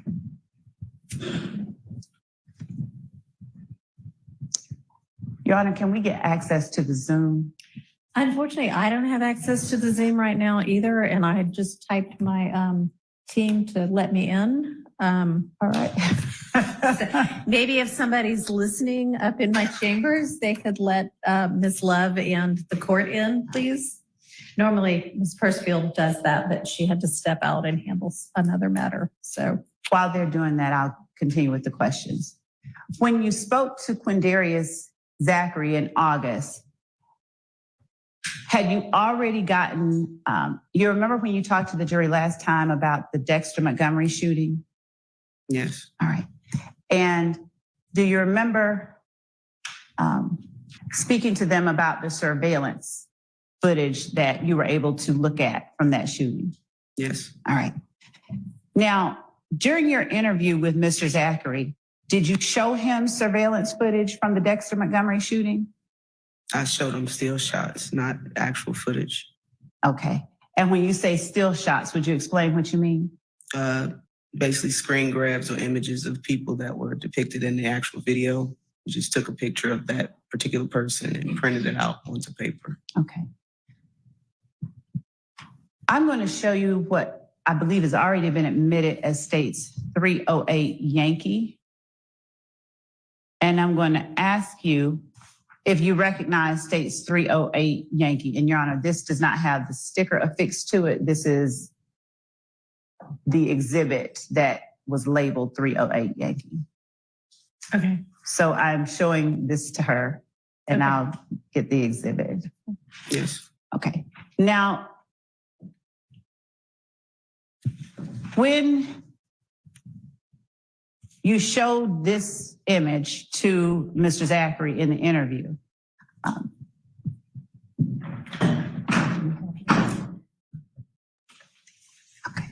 okay. And for the record, it was 503 Yankee. 503. And it And was it that has- already admitted? It was. And I'm sorry, just like for housekeeping, are we going to get an exhibit sticker on it or? Yes. Okay. It's actually the one that we admitted does have the exhibit sticker on it. Oh, it's a copy of the, okay, Yes. no problem. And so you spoke with Mr. Zachary. Did you have any reason to believe that he was at or anywhere around the Browns Mill Road area at the time that that image was captured on the surveillance footage? No, I didn't. Okay. Would you tell the jury what it was that you showed him that footage for? Why it was that you showed him that footage? To help further that investigation, see if he can identify people that we had not previously identified involved in the Dexter Montgomery shooting. Okay. We knew that he was affiliated with persons that we were able to identify. So while we had him there, why not ask him? Who was it that he was affiliated with that you were able to identify as being involved in that Dexter Montgomery shooting? Walter Murphy. Okay. What did you know about Mr. Zachary's affiliation or relationship with Walter Murphy? We knew that both of them claimed to be YSL, so I assumed they knew each other. Okay. And did Mr. Zachary confirm knowing Walter Murphy? Yes, he did. Did he call him Walter Murphy or did he use another name? He called him DK. All right. I'm going to show you, and Your Honor, because it's a digital image, counsel for defense has been provided this, but I want them to see what I'm walking to the witness with. May I be permitted to show them what I'm showing the witness? All right. All right. Ms. Knight, that was 5. I'm going to show you what is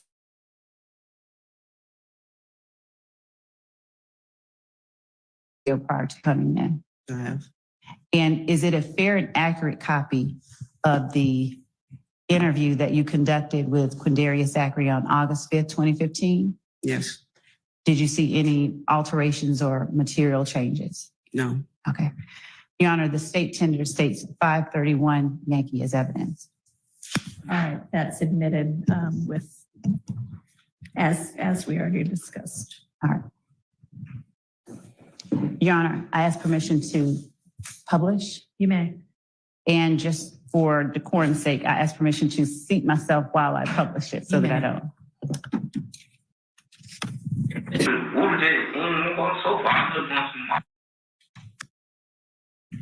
just now, did you hear Mr. Zachary say, Woody just on the sofa, all of us going to the mall and everything? Yes. And if there's something you heard differently and remember differently, will you please correct me? Sure. Was there anything, you sort of paused a little bit, was there anything that you wanted to correct or change in what? I was just replaying it in my head, what he said. Thank you. What do you thought they were gonna get y'all down there? What was Thug like?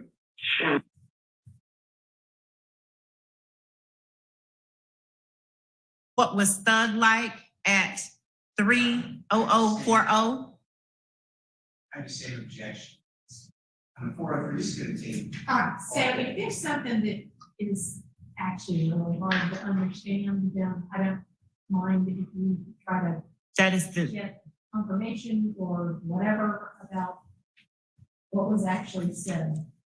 thank you. That is, Make sure we don't do it with every. we are not. Thank you. Is that what?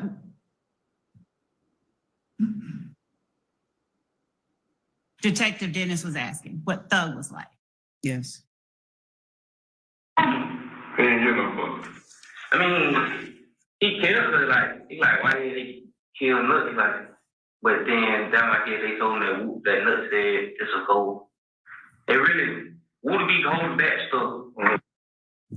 And in the portion we just played up to 30055, after Detective Dennis said he didn't give a fuck, did you hear or did Quindarius Zachary say during the interview, I mean, he cared, but why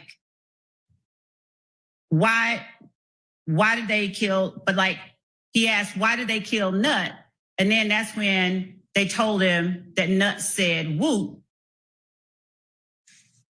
And it's a go. That they were on go, yes. That what now?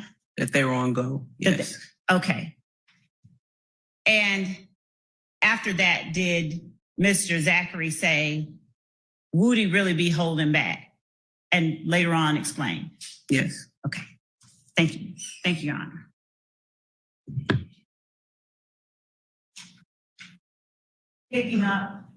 Picking up at 30055. I don't know, he'll put us in, but it really don't have nothing to do with us. He was like, look, they said something about you. He told me, said something about me. To rev him up. You mean to just rev somebody up to be down to do some shit? Yeah. It really be at him, but he'll try to push off on him. If I hear that about me and I bring gun into it, so I got somebody behind my back. Yeah. Gotcha. So, why initially did it come out that basically they were trying to kill Woody and shooting up all his spots? I'm just trying to grasp what they did. I mean, but why would they think Woody has Woody done something to them previously? They say Woody had shot at Gucci Studio, Metropolitan. Metropolitan where? In studio with Thug Studio at. Well, they have Thug Studio, but he be studio is. I don't know what studio that is. I think it's Facting Studio. I don't know that name. Trying to be over there though. I was talking about 2 times. So supposedly Woody shot up Lucci Studio. Yeah. Which side store got studio? Them both doors stuff being out now. I don't know if it's the same studio or not. I mean, but do you know what is it on the same side as the vault? That's the vault. What's the vault? The vault is the studio with Thug. Nah, it's on this side. Like what TIG is?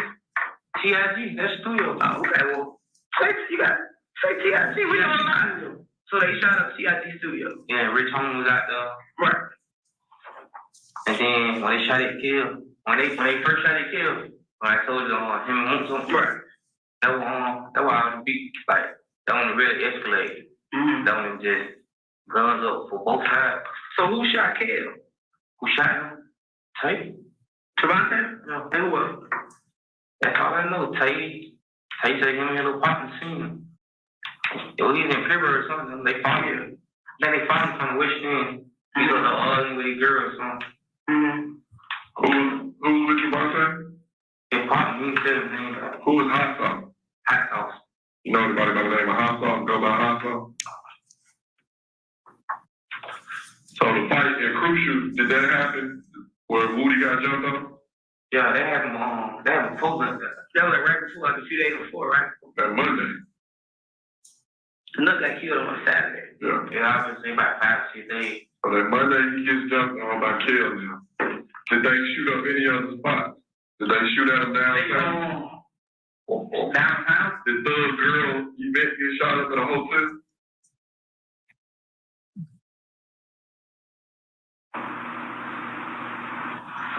Thug Girl. So after this, so what happened after Woody get jumped on? So he get jumped on? Thug stayed in the club. Mm-hmm. And then, me and Thug stayed in the club, all went outside. So, what's it called? But D, What's you call? What? You said they went outside with what's you call? Get done. No, they just getting done. I want to throw walking out there. Yeah, so he the money too. Right. Mm-hmm. And then that what's it called? Did they jump on Bloody J? Yeah, they jumped. I just didn't say that. They jumped on Bloody J. Shannon's phone. They pulled up. Killed him already gone. So we ran up the street. Went to them cars, me, Thug, and they. I'm gonna call Big Drake, Thug, and Car Big. So then Wood out and lined up on the side of the street by the church. Went on Bloody J on the right pad. Like right past, he started shooting up. So it started that night, basically. The shooting, all this like they tried to kill, it didn't happen. So Nuts murder basically was all really a month. Really, we was a month behind. The shit was already going on. Yeah. Okay. It didn't like just happen. Stuff was already going on in November, December, and it just kind of bled over to the actual murder in January. So now, while y'all in Miami, Woody's family house is getting shot up. He not scared, tripping. As he should be. Wouldn't you be scared if I shot up Summer house, Kelly house, your dad's house, your grandma's house? Wouldn't you be scared? But if somebody shoot towards my mom, that's when I'm going to jail. What about Summer? Because clearly you just said they shot at Summer. You got out of bed to go deal with that. Somebody shoot at Summer, I'm going to jail. What about your sister? Okay. I'm gonna be mad at it now. Nah, yeah. My mom and son, they always go. Mom and son always. What about grandma? I have my grandma. Exactly. So one of the point I'm making is that Kelly house, your dad's house, your grandma's house. Wouldn't you be scared?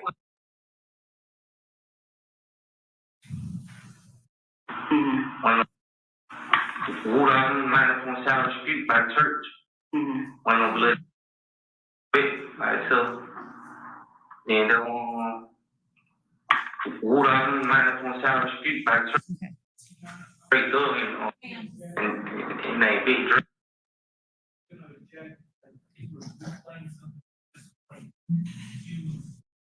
Your Honor, may I ask the witness a question to establish for the record why it is and what it is that I'm replaying? You can try, sure. Sergeant Gaither, during the portion of the interview that was just played, were portions of what Mr. Zachary said, and specifically after he was asked about what started the beef between YSL and If Gang, and why it was that they were trying to shoot at Woody. Were you able to hear today on this screen what it was that Mr. Zachary said Woody had done as it related to the Metropolitan, the studio on Metropolitan? Okay. Yes. And in that video, did Mr. Zachary say, Objection, Your Honor. this is just repeating what we've already heard. If the jurors can't hear it, the jurors know to ask the court if they can rehear it. Your Honor, I'd ask that the court's instructions and I'd ask to be allowed to do what the court said that it would allow me to do. The court didn't say anything. Your We're Honor. listening to a recording, then we're listening again with Ms. Love repeating what the recording allegedly says. I'm not conceding she's saying it right.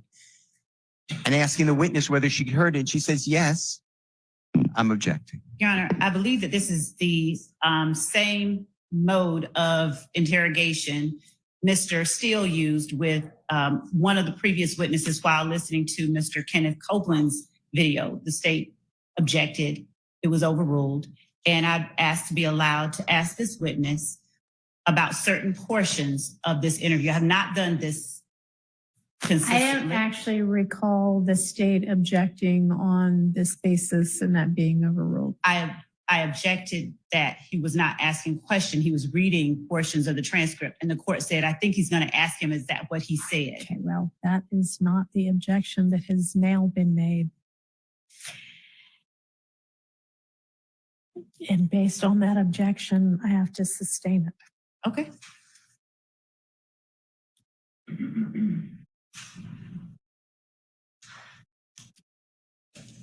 And Your Honor, the objection being cumulative or what? What is being sustained so that I don't? What was the last thing y'all said? Cumulative? I mean, I know you've said best evidence previously, and did you just say cumulative? It's also cumulative, Your Honor. Because we just heard it. We've heard it twice, and now Your Honor, Ms. Love is trying to when cash it.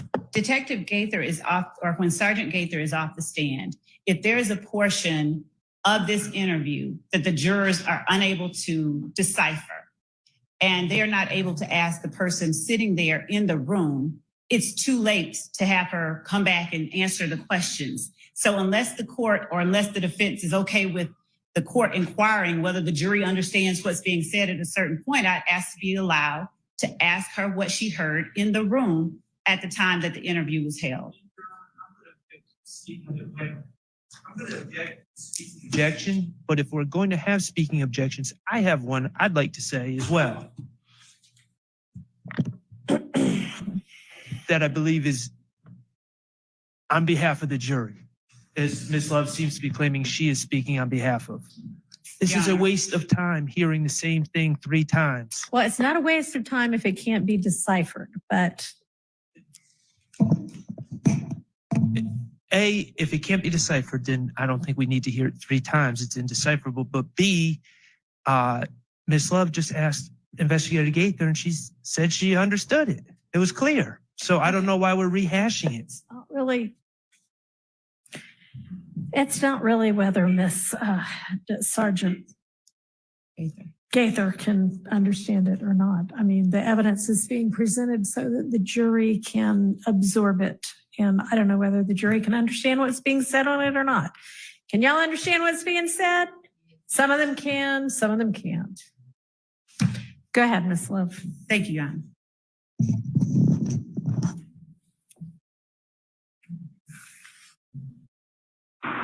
I'm gonna talk to Drake Thug and Corvette by itself.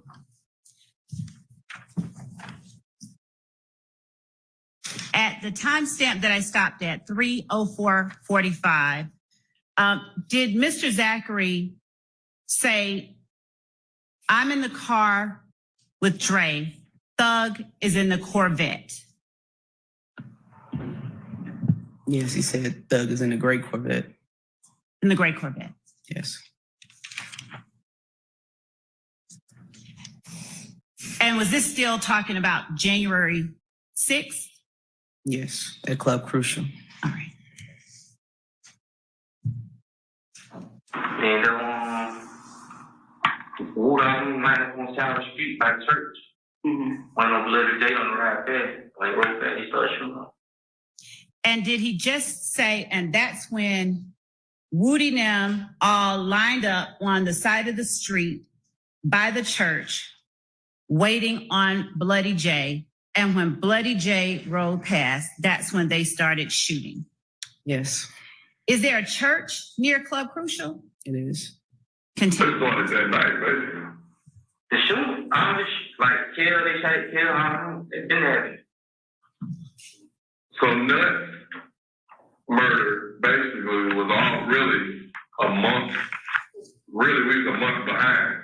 The shit was already going on. Yeah. Okay. Yeah. It didn't like just happen. Stuff was already going on in November, December, and it just kind of bled over to the actual murder in January.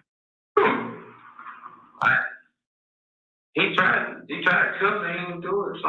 They just killed him, pushing it up to that Wood deal, so he wanted Wood. That's his right. Yeah, Wood didn't kill, just like, both of them, they gonna try to put it off on somebody. They gonna try to put it off on somebody. Say like, I don't like you. But I know we had altercation and we shooting at each other. Right. Then somebody on my side get shot, but he didn't do it. I didn't think that it was them just to get more people again. Yeah. Right. Well, what's Montauk and Kale's beef? Who Montauk? Antonio. Tree? Who shot? All right.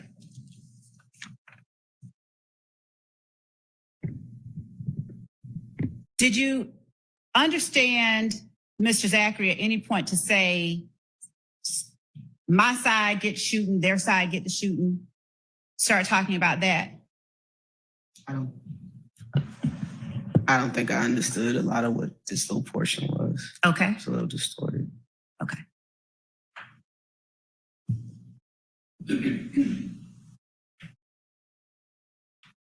Did you hear Mr. Zachary say, after asking what Moontoon and Kel's beef were, did you hear Mr. Zachary say Trivia? Trivia, yes. During the course of your investigation, did you look into a shooting at an Intrivia Smith's house? Yes. I'm going to advance to the next time. Who got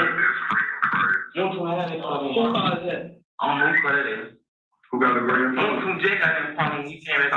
Who got a great I don't know. His girl on driving around with the gray Malibu? Hey, girl. Nah, he girl Boulevard. His girl got a gun. She used to have a Malibu, used to do. No, she didn't. Not I know her. Not I ain't know her. This was like recent. Like, he had a rental Malibu. It was a rental? Yeah, a Malibu, but not. When did he have a rental? Shoot, 4 went on tour. When did y'all go? I don't know when did y'all go on tour. I think we went on tour back in April or something. Like in April. Yeah. So let's get to this. Who shot up Lucci?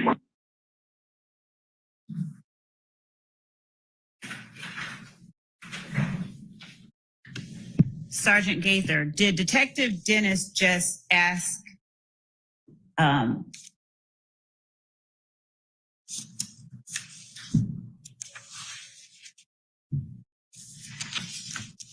Mr. Zachary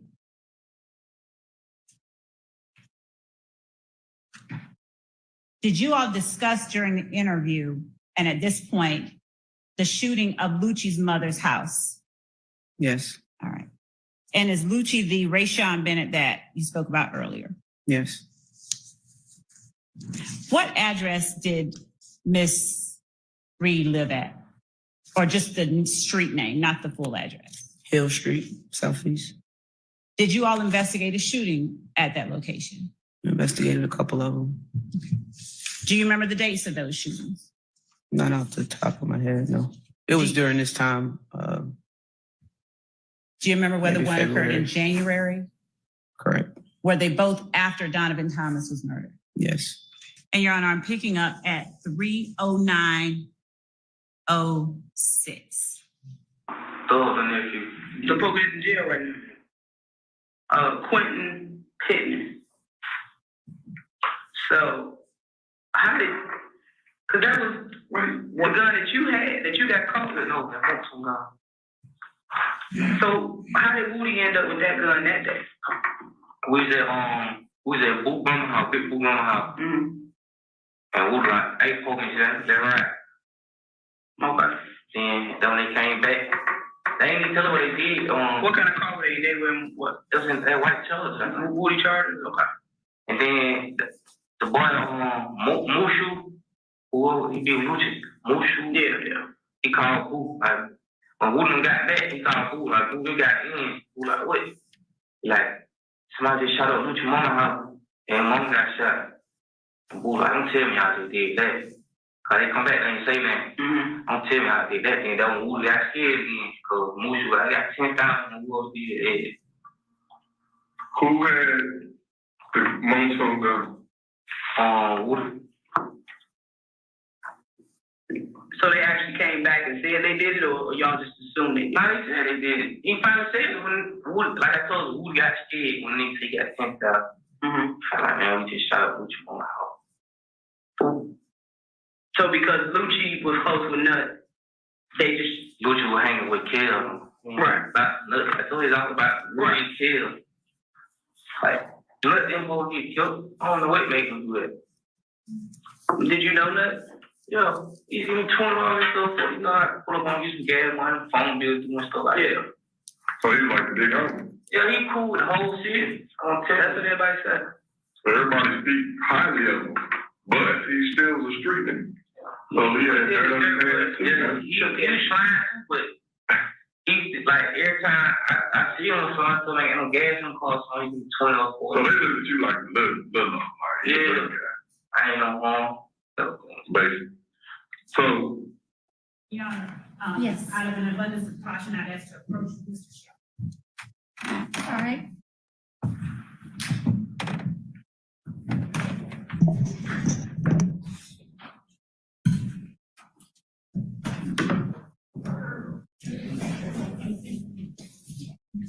Hey, Your Honor, I can Yeah. play that portion. We're at it if the court will allow me to play it for the court so that you can hear it while you're reading it, if that will lend any assistance. No, I mean, what I have in my notes is that this bracketed part 112.17 through 113.12 was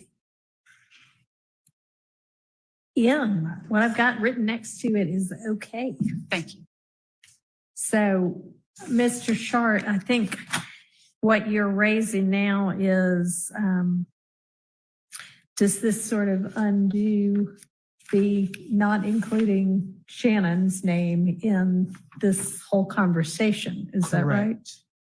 Correct, because it is, to me anyways, difficult to discern whether Quindarius Zachary is speaking out of what he observed versus what Mr. Copeland may have said when he spilled the beans. And that's my concern. Send files to the DA's office is your normal practice back when you were working as a police officer. Would you make a copy of your file and send it to the DA's office?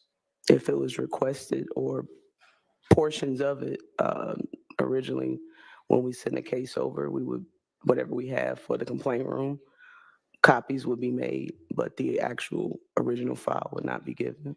And my understanding is that these copies would be made after arrest, after you close the case, correct? Not necessarily after arrest. Okay. Is that, I'm looking at a kind of Russ Brown file. Is that the typical appearance of one of the files that you would have copied or copy and send to the DA's office? Not all the time, but I do use these file folders like this. Okay, so there's nothing about that file that indicates that's not something you sent to the DA's office? That I didn't? Yes, there's nothing about that file itself. For instance, you're not saying, oh, I've never used that type of folder or anything like that. That's consistent with something that you would send to the DA's office. I've used it in the past. I've used manila folders. I've used envelopes. All right, and I'm going to ask, I think I know the answer, but you don't specifically remember what the appearance of the copy you made on the Dexter Montgomery case looked like?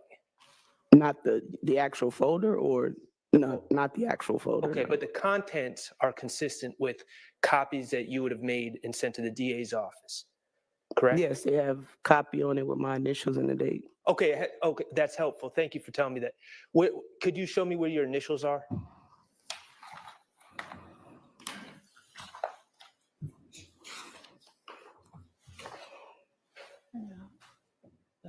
So that initial right there, and I'm not trying to give you a hard time, I'm just trying to understand, that initial right there, is that in relation to that specific document, or is that the first document in the folder, so it relates to the folder itself?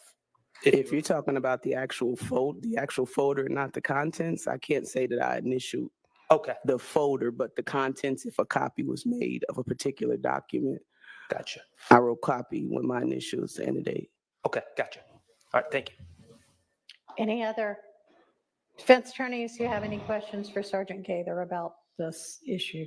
Not on behalf of Mr. Williams, Your Honor. No, Your Honor. All right. Okay. May I just ask a question? You may.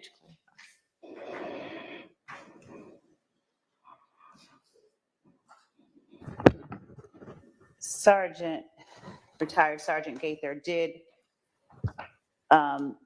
does this file, is this the file that I asked you whether you recognized before you came in to testify the last time? This whole? Just now, yes. Yes. And you mean when you say just? Yeah. When we said the last time, are we talking about earlier today, or are we talking about in April?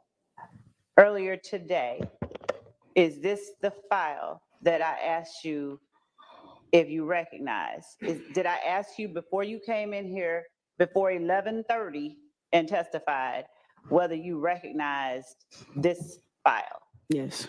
Did you, at the time you looked at it, notice or take note of the fact that each of the documents inside from your file had the word copy on it? Did you notice that at that time?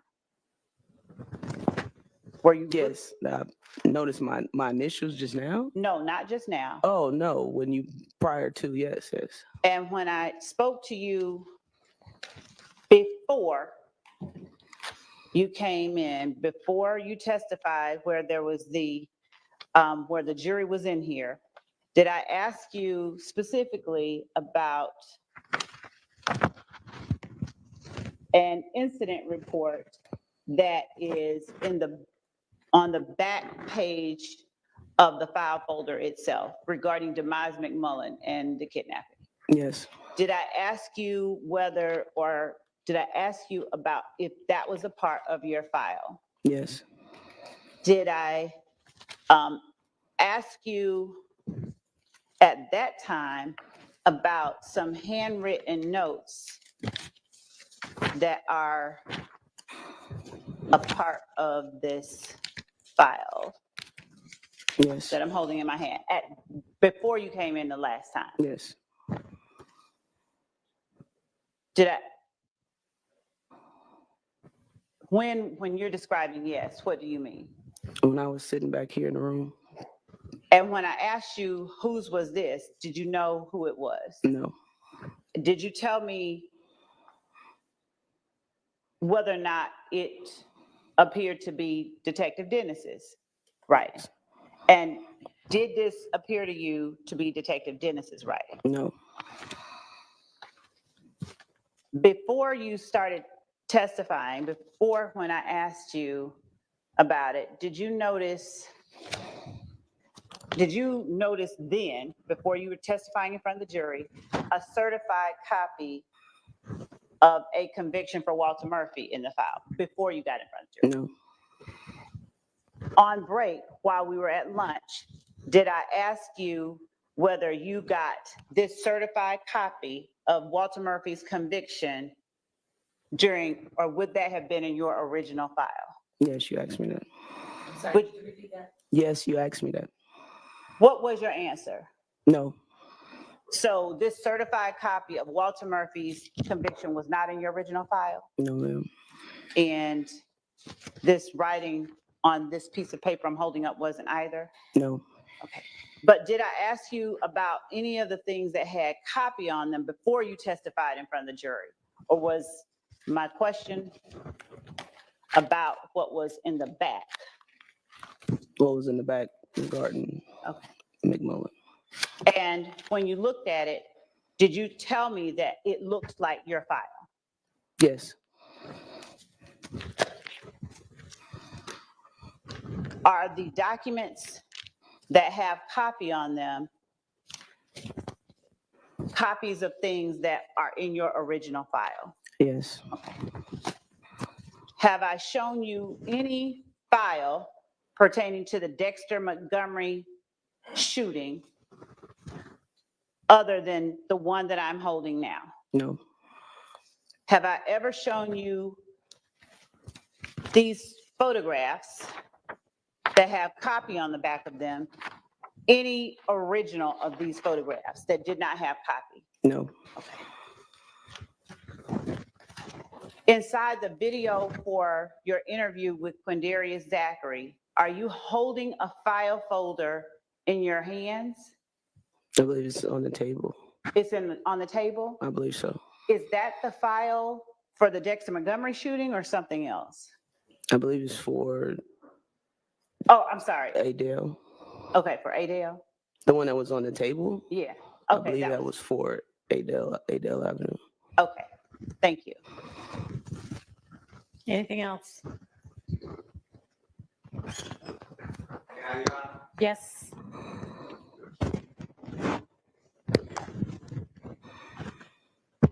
Afternoon. Good afternoon. Have you looked through what everyone's calling the file, but I'm referring to the brownish colored, it's being held up right now. Have you looked through all those documents by any chance today? Not thoroughly, no, sir. All right. If the court lets you, would you just look through it and just tell us if there's anything from your file on this April 12th, I think I got the date right, April 12th, 2015 shooting, the Dexter Montgomery shooting, that is not in what Mr. Atkins is holding right now? I couldn't tell you every piece of information or document that should be in the original file. That was almost 10 years ago. I couldn't tell you either way. All right. Okay. Thank you. Thank you, Your Honor. Yes.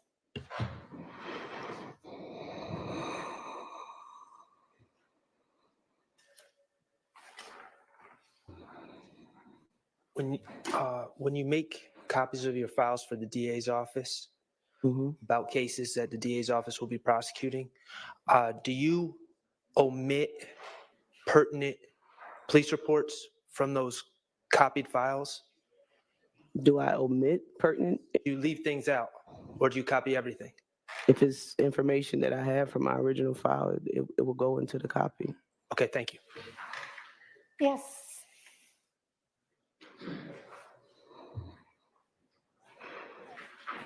Hey, Sergeant, good afternoon. Sir, good afternoon. I have a couple of questions just to follow up.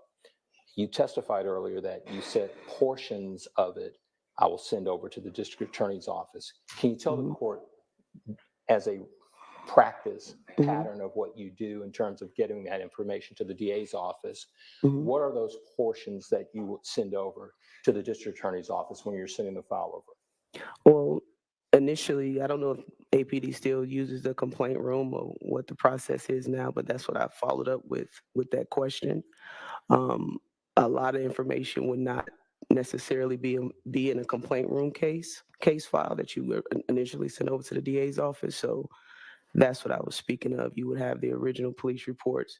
There's surveillance stills or videos, stuff like that would be sent over to the complaint room. If whatever district attorney is assigned to the case for preliminary hearings or information like that, if they would like the entire file, then the file would be copied and sent to them. So I was speaking more or less about portions of the file would be sent to the complaint room.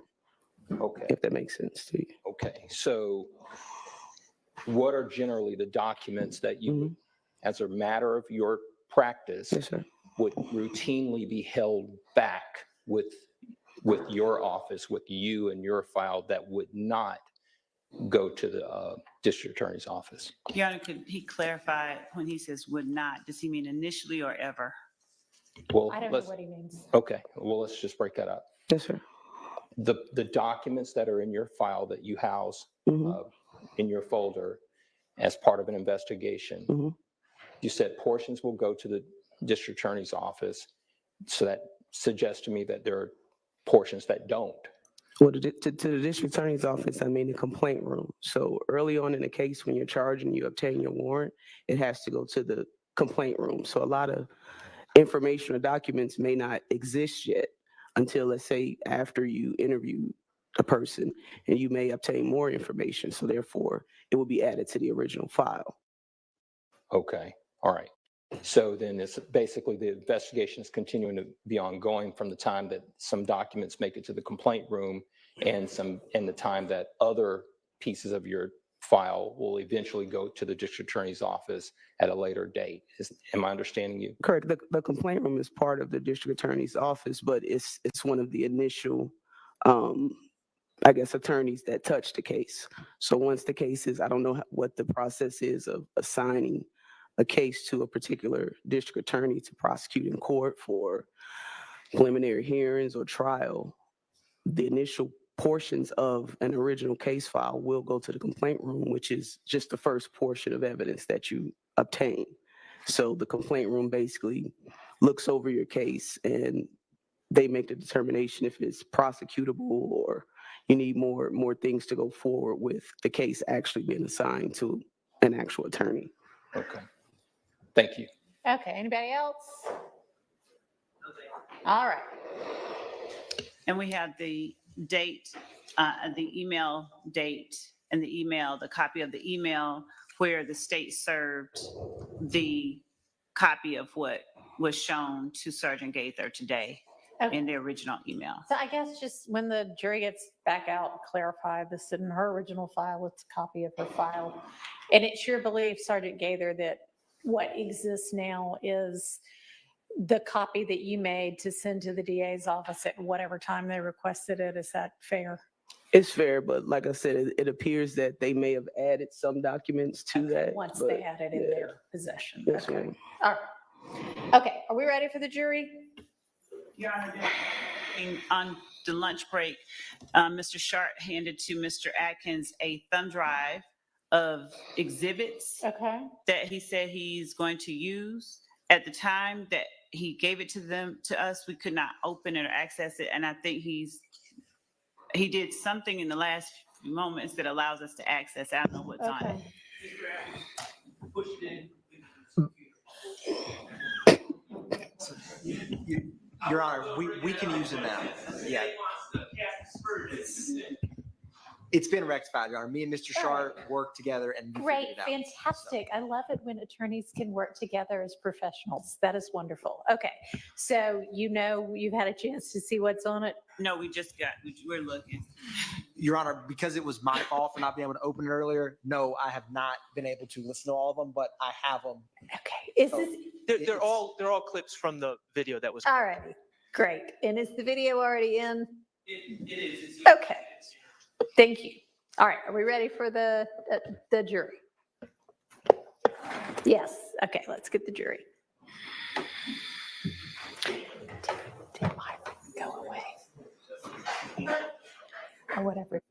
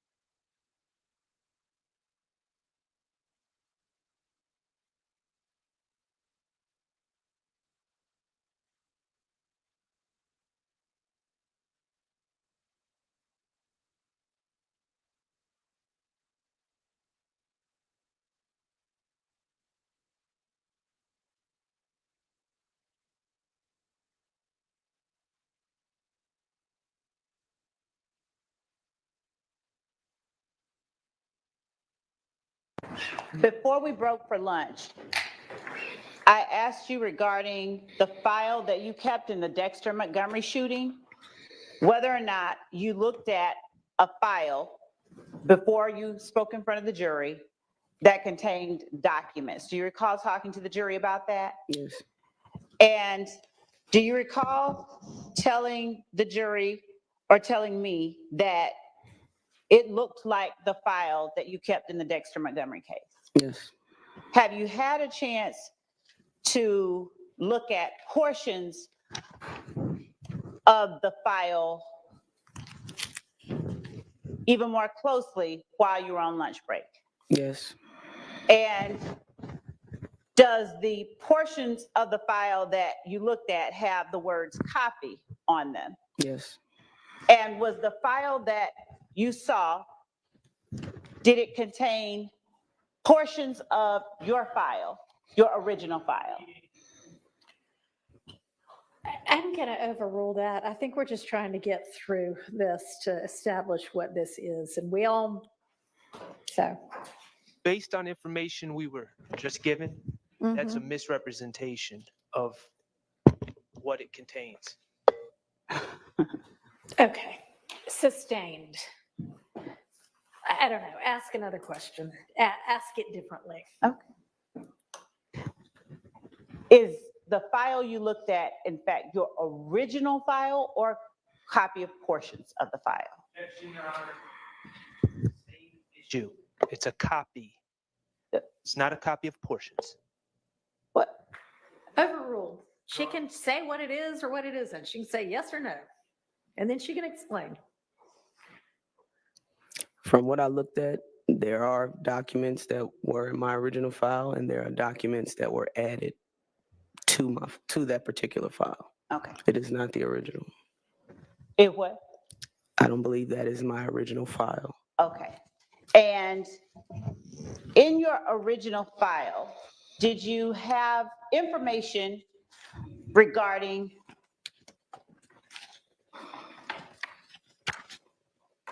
a kidnapping involving Demise McMullen? Yes. All right.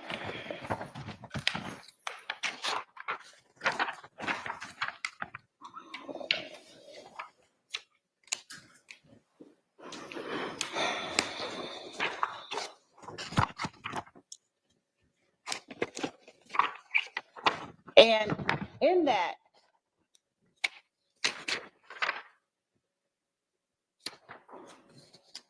report involving the kidnapping of Demise McMullen, did you have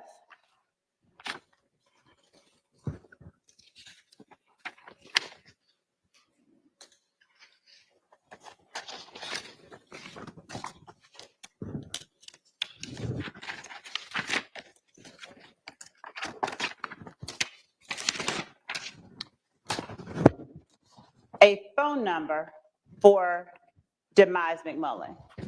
Yes. And did you obtain, or did you have someone on your behalf obtain records for that phone number? Cell Yes. phone records? Yes.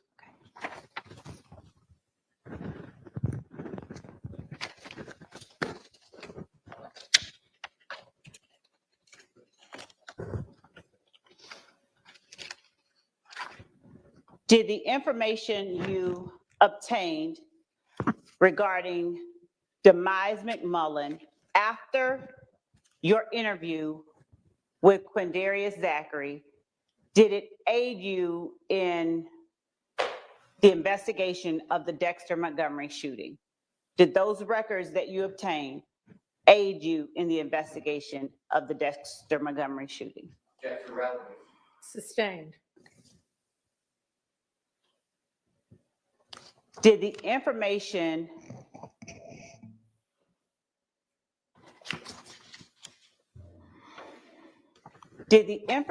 that you got from Quindarius Zachary about Nard,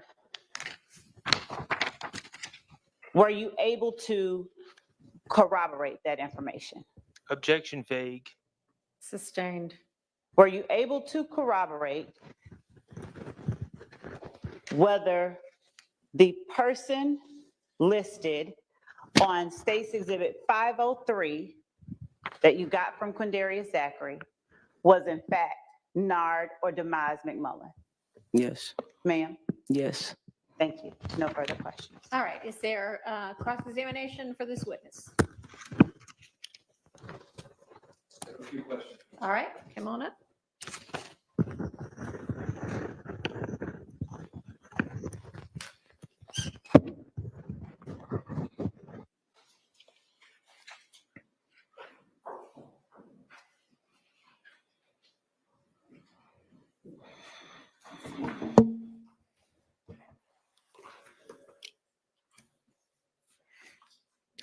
Good afternoon, Detective Gaither, or Sergeant Gaither. Good afternoon.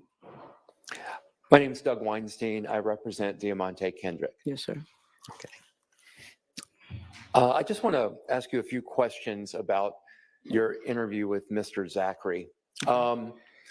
In that interview with Mr. Zachary, when he is asked where he got the information about the murder of Donovan Thomas, at one point, Zachary says, Yak told me, correct?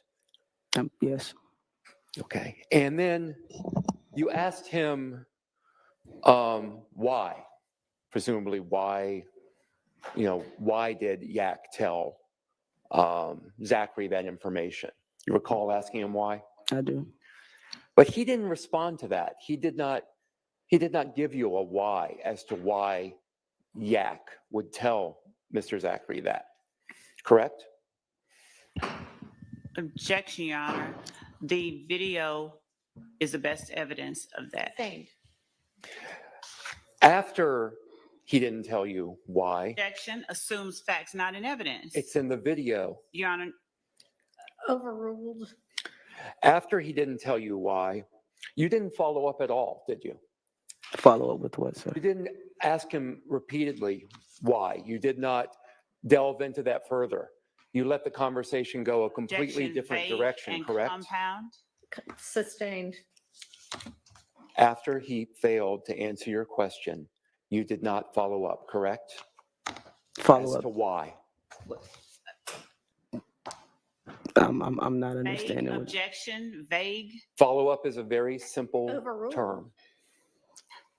After he failed to answer your question as to why, you did not again ask why, correct? correct.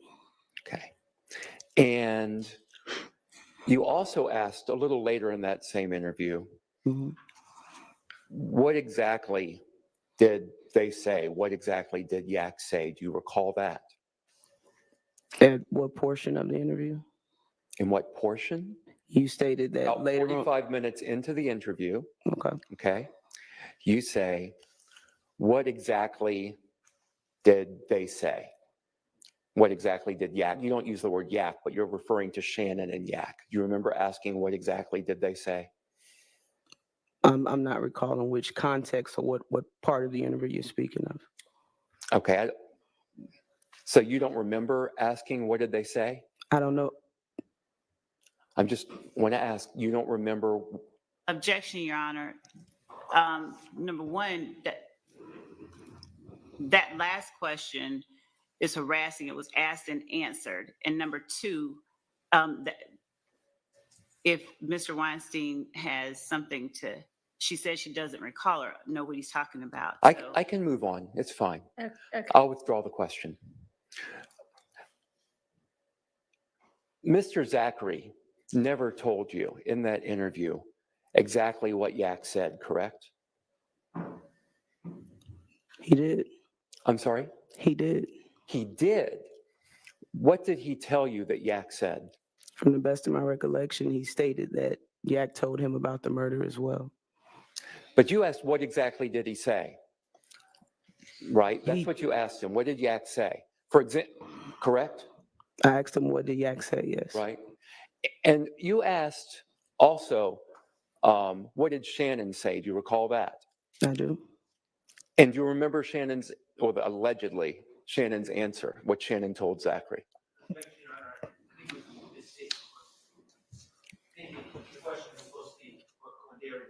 Yeah, I'm sorry. I'll withdraw that. What did Quindarius Zachary say that Shannon told Zachary?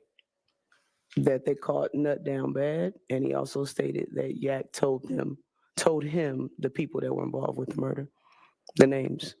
That's in the interview as well, that he stated Yak said. But you didn't get an exact quote like that. You got nothing like that, correct? You didn't get the word. Let me stop right there. You didn't get an exact quote like that, correct? Objection vague. Sustained. You did not get a quote from Zachary about what Yak allegedly said the same way that you got a quote from Zachary about what Shannon allegedly said, Objection correct? relevance and objection Overruled. and objection vague as to the Overruled. If you don't understand the question, Sergeant, just say that. I understand his question. He gave me the names of the people that were involved. He did not elaborate more about exactly what Yak said. Okay, but could you answer the question that I asked? What's your question again, sir? Can I have the court reporter read the question back? Because I doubt I could replicate it the same way. You did not get a quote from Zachary about what Yak allegedly said, the same way that you got a quote from Zachary about what Shannon allegedly said, correct? Correct.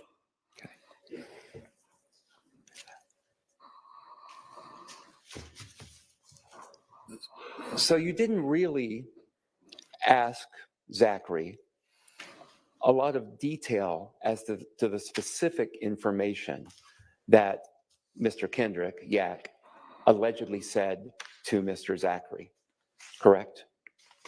Specifically, he stated the names that Yak told him that were involved.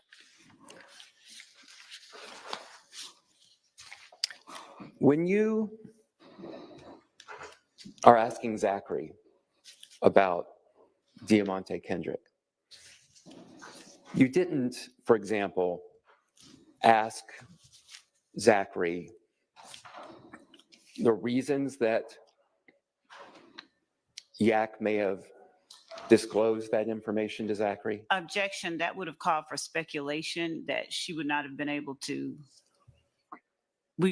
That would not be admissible anyway unless it came from. You can ask the question, whether she asked the question. An objection relevance as to whether she would have asked Mr. Zachary to speculate about what is in Mr. Kendrick's mind. She asked Mr. Zachary lots of questions about reasons and motivations for people doing things. I believe Mr. Quindarius offered information about your client. Okay, but can you answer my question? What's your question again? Would the court reporter please read the question back?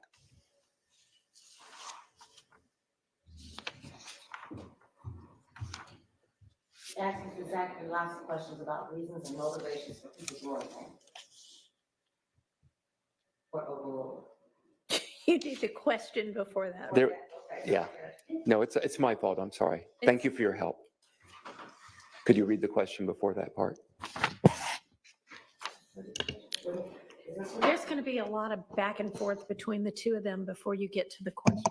When you're asking Zachary about Diamante Kendrick, you did, for example, ask Zachary the reasons that Yak may have disclosed that information to Zachary? Did I ask him the reasons? Yeah, did you ask him the reasons? No, I did not. Okay. So really, you didn't ask Mr. Zachary a lot of questions about the specific information that he allegedly got from Diamante Kendrick. No, that's not on the video. Sorry? No, that's not. On the video, no, I didn't. I'm sorry. No, I did not. Okay. Let me ask you something else. There was a discussion on Direct about the shooting at Club Crucial on January 6th, I believe. You recall that? Yes, sir. And one of the things you testified to is that Diamante Kendrick, Yak, he'd gotten arrested up the street from Club Crucial. You remember that? I didn't say up the street from Club Crucial. She asked me if I knew that he was arrested that night of January 6th, and I stated after. Okay. I found out after. You found out after. Yes, sir. And you know that that arrest had nothing to do with that shooting at Club Crucial. I don't know. I didn't charge him for that. He wasn't. I'm sorry. I didn't mean to cut you off. No, I didn't mean to cut you off.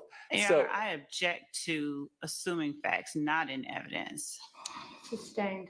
there's been. Could I just respond? We've had officers in Your here Honor, testify. Move on to the next question. Okay.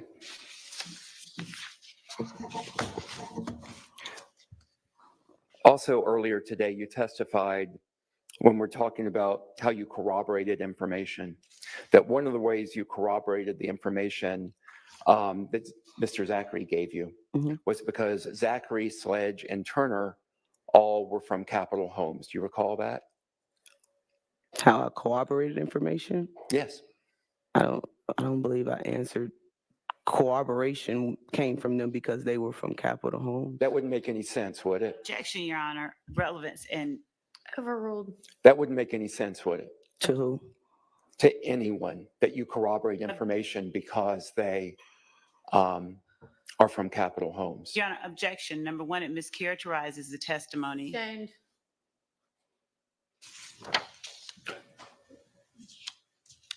Would them coming from Capitol Homes, them being Zachary, Sledge, and Turner, corroborate anything? Objection, Your Honor. Relevance. Overruled. Would that corroborate anything, the fact that they are from Capitol Homes? Are we talking about something specific involving this case? This was your testimony. I'm sorry. This was your testimony from this morning. I'm just trying to ask you a question. Would Zachary, Sledge, and Turner coming from Capitol Homes corroborate anything? Objection. Mischaracterizes her testimony. Sustained. All right. I've got no further questions for you. Thank you. Thank you. Anybody else? Okay, come on up. This is giving me that cash is full thing.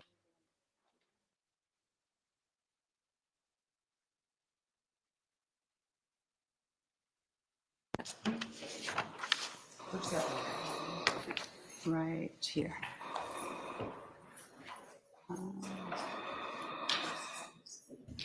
Make sure none of my stuff is in there. Yeah, certainly when you text me. And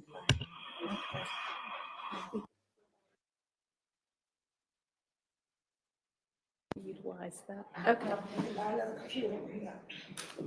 All right, go ahead. Thank you, Your Honor. May it please the court. Former Sergeant Gaither. Retired Sergeant Gaither. I think you know this, but my name is Max Shard. I represent Shannon Stillwell. Yes, sir. I want to first talk about this file. May I approach the witness with the file? You may.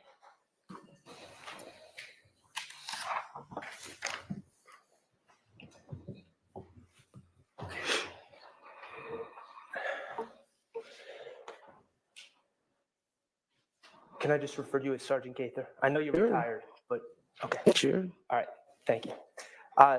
Sergeant Gaither, as I understand it, you were the lead investigator on the Dexter Montgomery shooting case, correct? Yes. Okay, and The secondary investigator. I'm sorry. that shooting was from April 12th, 2015. The secondary investigator, yes. It was originally assigned to someone and then my unit took over the case. You eventually took over. Yes, sir. Okay. And as part of your duties as the lead investigator, once you took over, you maintained a case file, correct? Yes. Okay.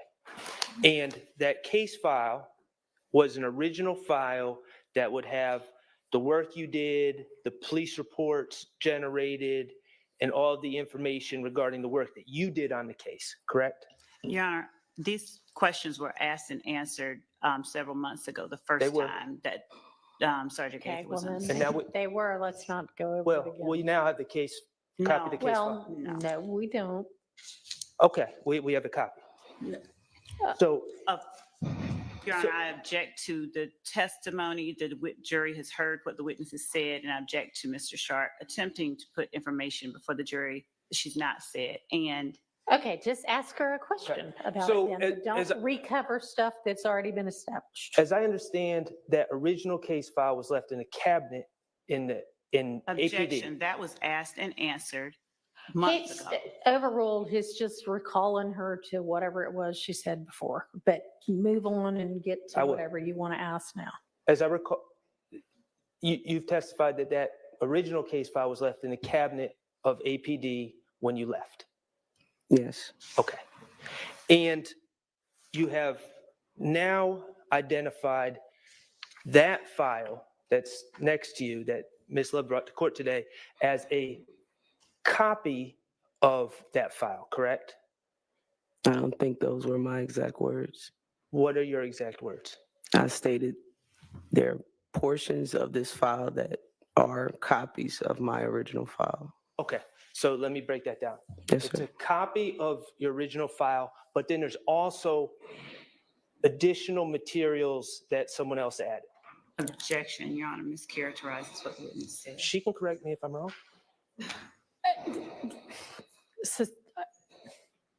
Overruled. Is that correct? That it was your original file, that's a copy of your original file, and then someone else added some other documents?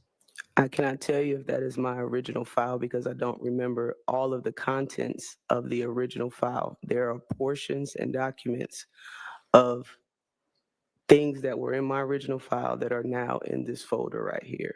And there are also portions that I don't know where they came from that are in this folder as well.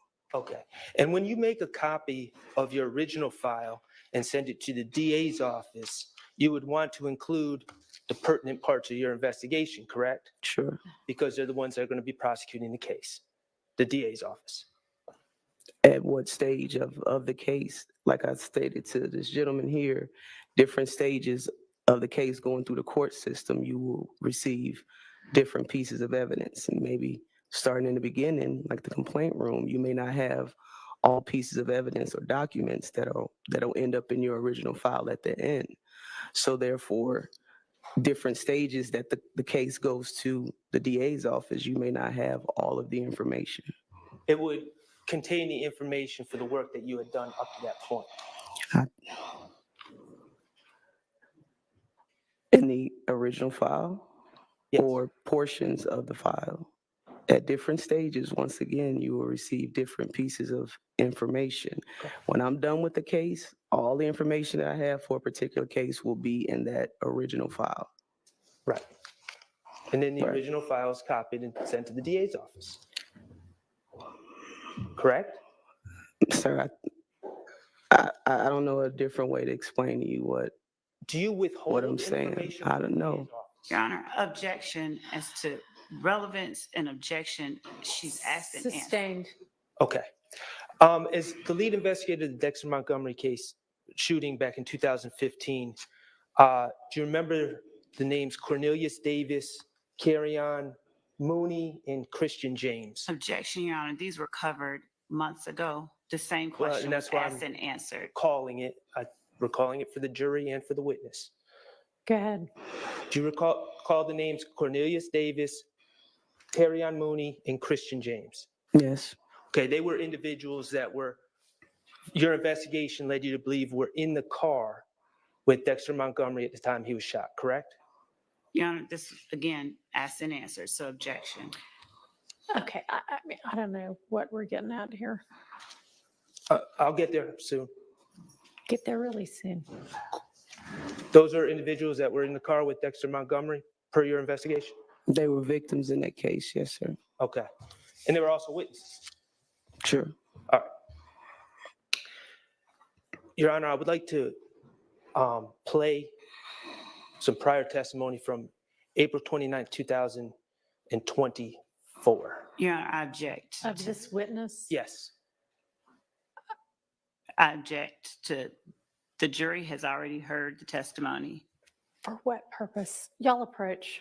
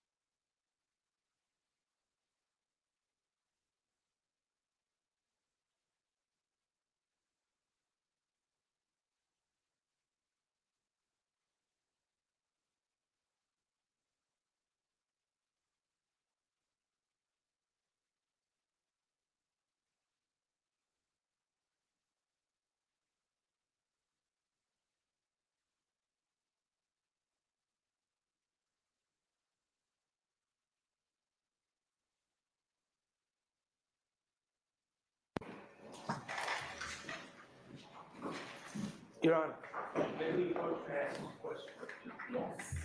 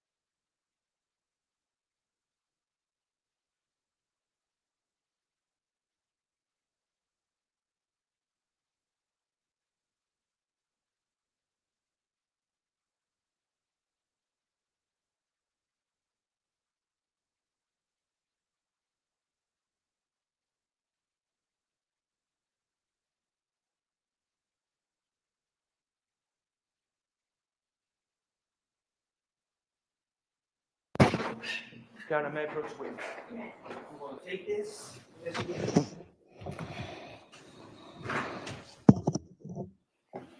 Okay. I'm not going to ask you anything else about the case file. Let's talk about August 5th, 2015. Okay, that was the date of the interview with Mr. Zachary, correct? Okay. Could you speak up a little Okay. bit? Okay. So, Mr. Zachary was in jail, correct? Yes, he was in custody.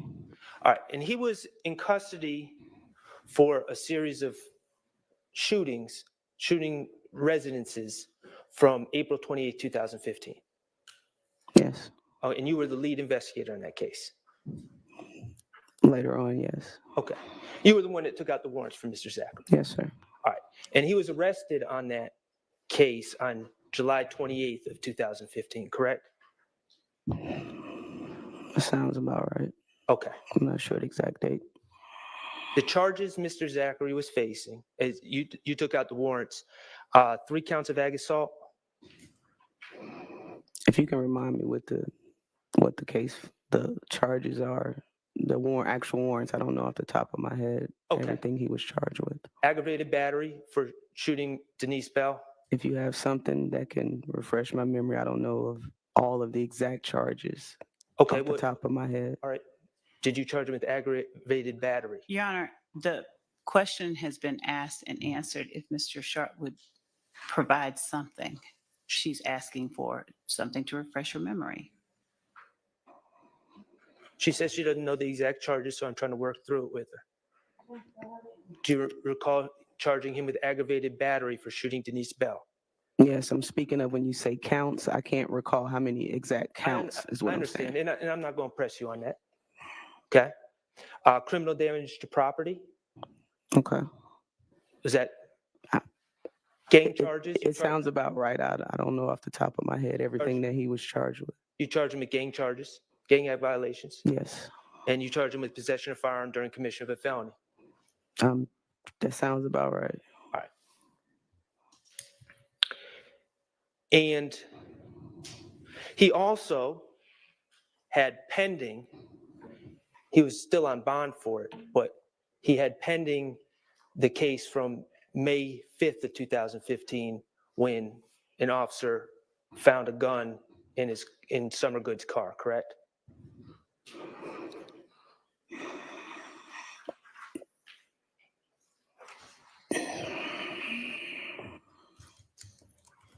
Okay. You discussed that in an interview about his bond conditions and all the rest. I'm trying to remember. Okay. It was before, so I'm sure the case wasn't dissolved by the time I talked to him in August. So.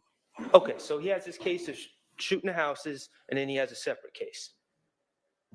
The gun possession, yes. Gun possession, right. And at the time on August 5th, from July 28, 2015, when he was arrested to August 5th, he didn't have a bond, right? I don't recall. Okay. All right. You talked about calls that were made in the beginning of that. You said something to the effect, this is not a quote. Your people are calling me, so, I'm here now. What do you have to say? Okay. Is that paraphrasing? Is that Sure. sound right? All right. And I think you testified that you gave your number to certain people related to him. Who did you give your number to? His mother. His mother. Okay. Is that your standard practice, to give your number to people that you arrest? Yes, Or the family, I'm sorry, the family members of people you arrest? a search warrant was executed at her home. So a lot of people have my phone number. It's a common practice of mine, yes. Okay. Kenneth Copeland, did he have your number? You're aware that he had my number? Okay. Did his family members have your number? I don't think I spoke with any of his family members. What about Miss Quarterman? Did she have your number? I believe so. Okay. And that was his girlfriend at the time? Mother? His child's mother, yes. All right. Demekion Garlington, did he have your number? No. Did his family members have your number? Yes. Okay.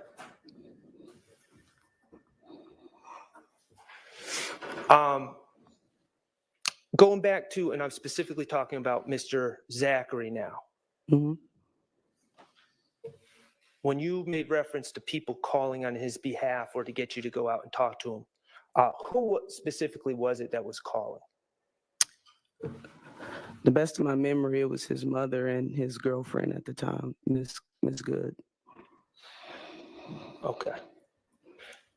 And these calls would have taken place in between July 28th, 2015 and August 5th, 2015. Is that fair to say? These calls would have happened after his arrest?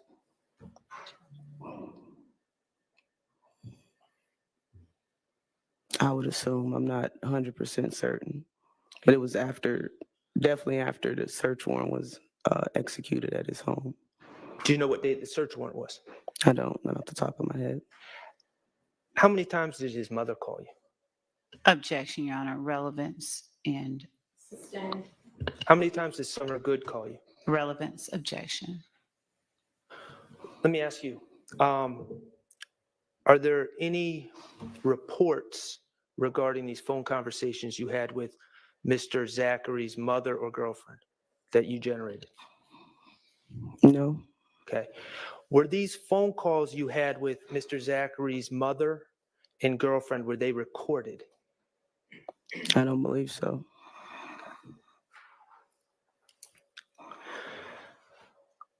All right. On direct, you talked about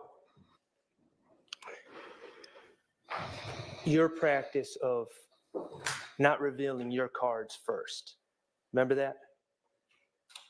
I don't think I used the word cards, but I understand what you're saying. Okay. Well, I'm not directly quoting you. Okay. But the idea that you hold back your information because you don't want the person that you're interrogating to know what you know and then structure a story around what they know you know. Okay. Does that sound about right? More or less, yeah. Okay. People lie in the interrogation room, don't they? Objection, Your Honor. One, relevance as to what people do, and two, speaking on the veracity of a witness is exactly the thing that the court has instructed the witness not to do. That's not as to a particular witness overruled. And Your Honor, then objection, relevance as to what other people do. Sustained. Okay.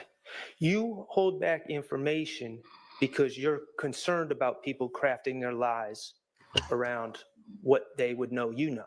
Objection, Your Honor. Rephrase. Why do you hold back information from people in the interrogation room? An objection that was asked and answered. Sustained. Your Honor, it wasn't asked and answered by me, and I'm trying to lay the foundation to go somewhere with this. Okay, well, you just asked a question very similar to that, so. Well, it was my recollection was objected to. That's why I'm asking open-ended now. Why do you withhold? I asked if she withholds information. Now I'm asking, why do you withhold information from people in the interrogation room? Your Honor, You just asked her about the testimony she gave on direct as to why she did that. And she answered that, yeah, that was pretty much it. Okay.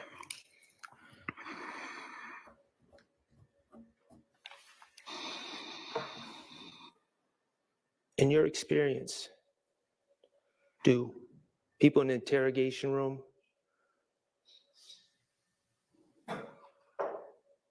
try to protect themselves? objection, relevance as to what people in the interrogation room do. Are we speaking about a particular case? I mean, everybody's different. I'm talking about in your experience. In my experience, everyone is different. They have different reasons and motivations for what they say. In your experience in the interrogation room, do people attempt to shift blame onto others? Everyone has different motives and tactics that they use to try to outsmart us. Unless you're talking about someone specific, I don't want to just generalize all of my experience and all of my interrogations. Okay, well, all right, let's talk about a specific example that came up on direct. Okay. Ms. Love asked you about Quindaria Zachary informing you that Kenneth Copeland, and Antonio Sledge Moontunk shot shell kill on Martin Luther King. Shot at shell kill on Martin Luther King. I don't know. Objection is to, she asked. You know what? I withdraw it. I'll let him ask the question. Thank you. Do you remember? Shot at Kelvin Watts? Yes. Yes. Do you remember being asked about that? Yes. Okay. And you were asked if Woody admitted to that when you interviewed him, right? Okay. And you chuckled. I don't remember chuckling. Just now or then? No, then. I don't recall. Okay. I want to say, of course not, is what I stated. Of course not. Of course not. Why did you say of course not? Because we all know that he didn't. We watched several interviews with him, and he did not state anything about that. Okay. That would have been against his legal interests, right? Objection, Your Honor, as to. Sustained. In fact, Mr. Copeland said he denied doing anything out on the streets. He said that people were always throwing his name into things Your that Honor. other people did, correct? Relevance and the best evidence was what they've already seen. Okay. Let me ask you this. You, as an investigator, wanted to talk to Mr. Zachary when you had him in the interrogation room about things he was accused of first. That was your first line of questioning, correct? The case that I had for him, yes. Right, the shooting up the houses from April 28th. Correct. All right. Your Honor, permission to publish DS41A. Yeah, those are all part of the. Yeah. Right, and it's 21851 to 22201.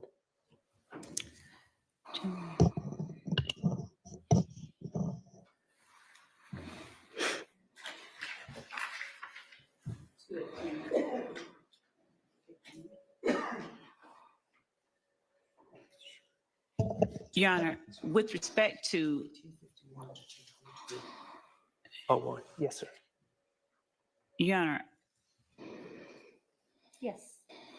okay, so I would object under 403 since the jury just heard this entire interview and ask that if there's a question, that the question be posed. But this portion of the entire interview has been played for the jury. That's true. It was very recently played. Why don't you ask questions, and then if she needs her recollection refreshed about anything, you can do that. You focused Quindarius Zachary on the April 28, 2015 incident, right? In the beginning of the interview, yes. Okay. And his first thing he said to you was, I wasn't there, correct? Yes. Okay. And he claimed to have information about the shooting, though, correct? Your Honor, this has been asked, answered, and shown. Your Honor, I have not asked this It witness doesn't matter whether you particularly have asked. It's already been asked. by the state. I'm not trying to argue with the court, but I mean, I've been up here If for we 5 already minutes. have the answer, just move on to something that we don't have the answer to yet. Okay. Mr. Zachary told you that Demekion told him all about what happened, correct? Demekion Garlington. About what, sir? Which The April portion? 28th, 2015 shooting, Sergeant Gaither. I don't believe that was exactly what he said. Your Honor, may I play the video? You may. Thank you. Can we publish 41A, Mr. Kokomo? And that is 2/18/51 to 2/22/01.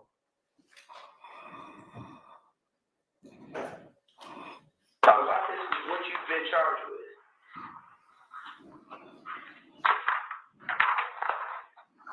What do you have to say about the case? I went there that night. You wasn't where? What did you hear about it? Well, some kind of out with milk to my DJ had jumped. I'm like, so? And then,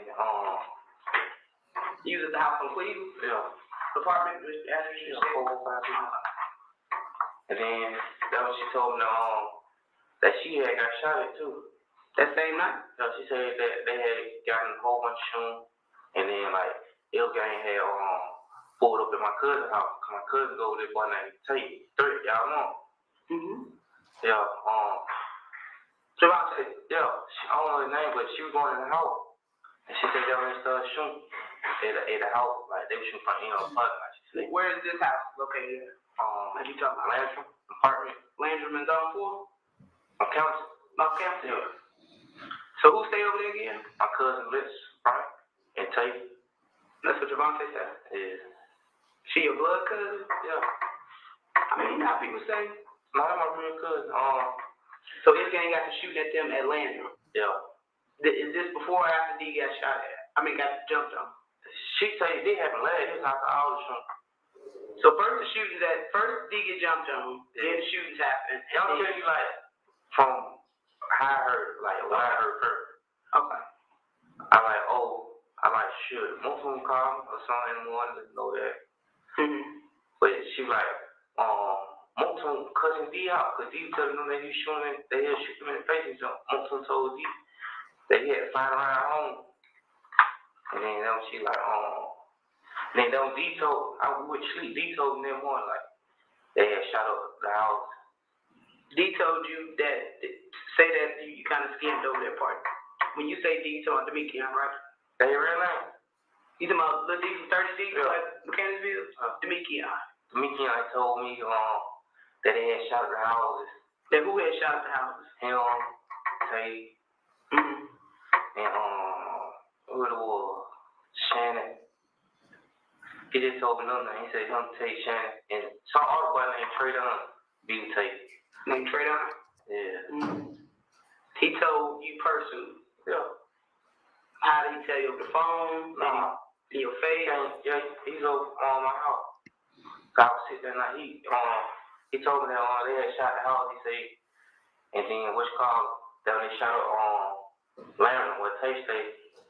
So if gang came back, shot up Tay house? Yeah, someone right there. That's good. Like, I guess So after seeing that video, Mhm. you would agree that Mr. Zachary first said he wasn't there, Mhm. Yes. but he said he had information about what happened, right? Yes. And he said he got that information because Demikian came over his house and confessed it all the next day. Your Honor, He didn't use the I word object confess. to the best evidence. And so Okay, overruled. What's, did you finish your That question? his source, he claimed his source of information was not from being there, but from Demikian telling him the next day. Correct. And also that portion, that first story that he just told about Demikian telling him and all of this was a lie, that he was actually there. Well, I understand that, but that's Mhm. what he told you. I'm not asking if it's true. That's what he told you. Yes, that's what he told me. Okay. And you had, you had records, phone records. So I'm not asking you to comment on anyone's veracity, but you weren't believing what he was saying. He wasn't fooling you when he told you that. Your Honor, this is asked and answered, so objection. Sustained. Okay. Later on, you called him out. When I say later on, I'm talking about just after that clip. You called him out on what he was saying, correct? You Your Honor, challenged him. Objection under 403, they've just heard and she's been asked. Okay. He's trying to do his examination, so I'm going to overrule that one. Thank you. You challenged him, correct? Yes. Okay. And he pled with you. He said, I'm being honest.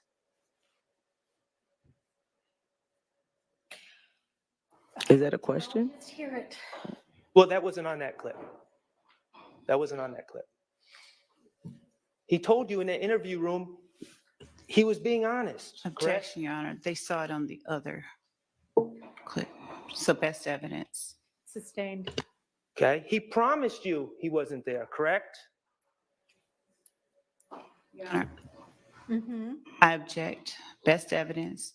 The jury has seen it. They Sustained. keep, Asked and answered. if it's best evidence, I will gladly play the clip. Is that? Your Honor, they've already seen it. This has been asked and answered. Sustained. All right. Okay.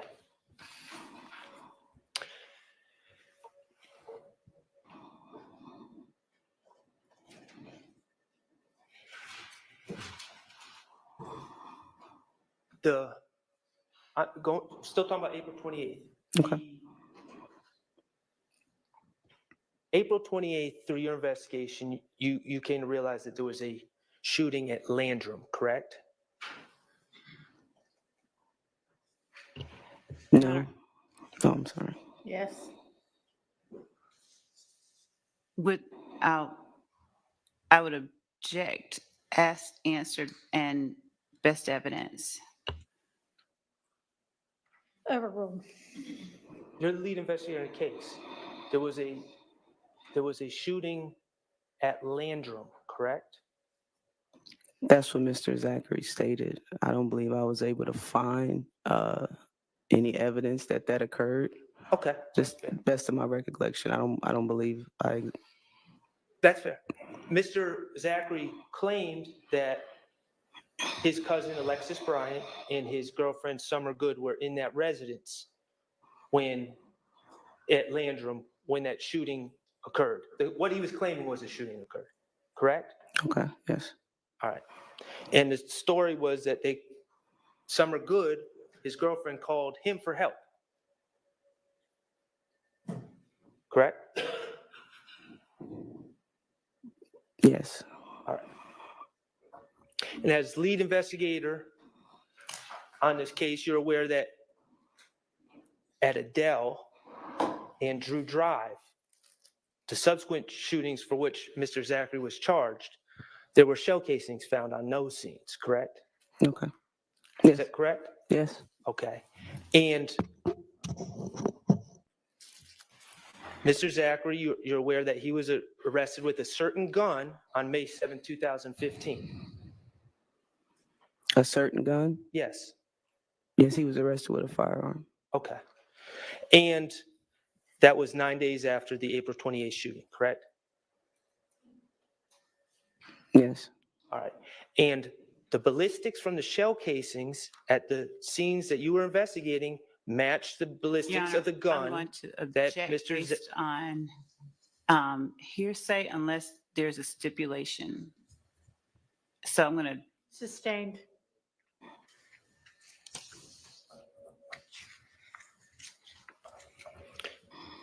Okay. I will move on.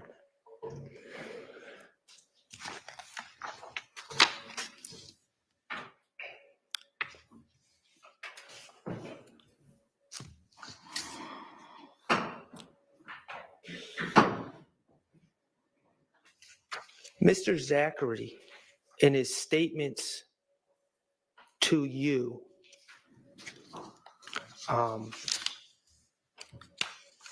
stated that he didn't shoot, right? Once he admitted he was there, he claimed he didn't shoot at anyone or any houses. Correct. He stated that Mr. Sledge never shot. That's what he stated, yes. Okay. And he named 3 shooters as my client, Shannon Stillwell, Shannon Jackson, Trevante Turner, and Ali Lee Caldwell, or he said Lee. Correct. Okay.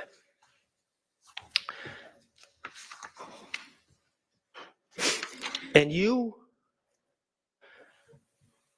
have said in court that you looked at some social media post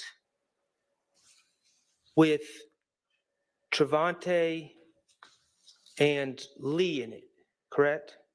And trade on, yes. And trade on. Okay. Shannon was not in this social media post. No. Okay. When did you look at this social media post?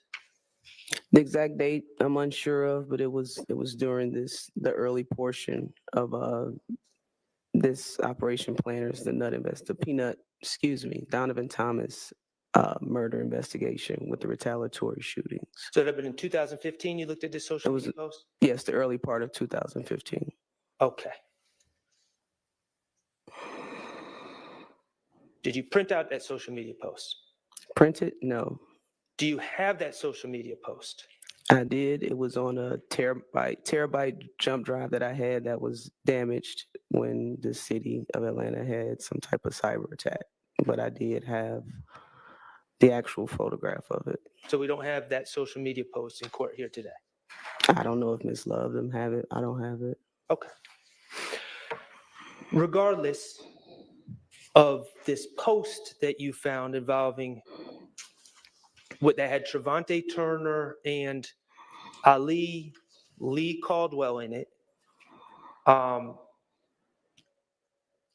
you never charged Trevante Turner or Ali Caldwell with anything regarding April 28, 2015, correct? Your Honor, I object based on asked and answered and 403, asked and answered in depth. Overruled. No, there was no corroborating evidence to say that they were involved. Okay. Outside of what Mr. Zachary stated. And in the 9.5 years that have passed since April 28, 2015, you never charged Shannon Stillwell with any of these incidents from April 28, 2015, did you? I've been retired since 2020. Okay, so from April 28, 2015 to your retirement date in 2020, you never charged Shannon Stillwell with any of the events from April 28, 2015? I have not. Okay.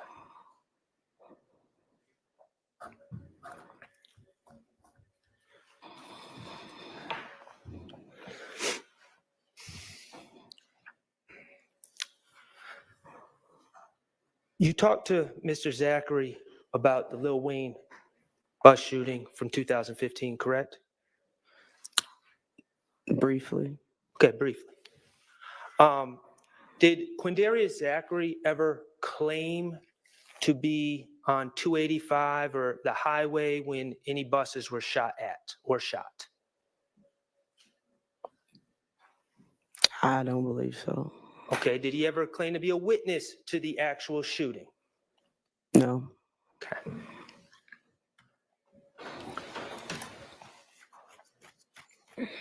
He did tell you that someone was in a Camaro with Jimmy Winfrey, but he could not identify that person, correct? Objection, Your Honor, best evidence. I mean, they can't have it both ways, Judge. They can't stop me from playing the video and then complain when I don't play the video. Your Honor, they just saw the video, so objection is to a waste. If we want to continue and expedite. If she can answer the question. What's the question again? I'm sorry. He claimed that someone was in the Camaro, the white Camaro with Jimmy Winfrey, correct? Okay, yes. But he couldn't identify that person. I don't believe he stated a name. Okay. And he claimed that at Club Compound, he saw Shannon getting into Dolly is Jeffrey's sister, correct? Okay, yes. Dolly's Ford Explorer.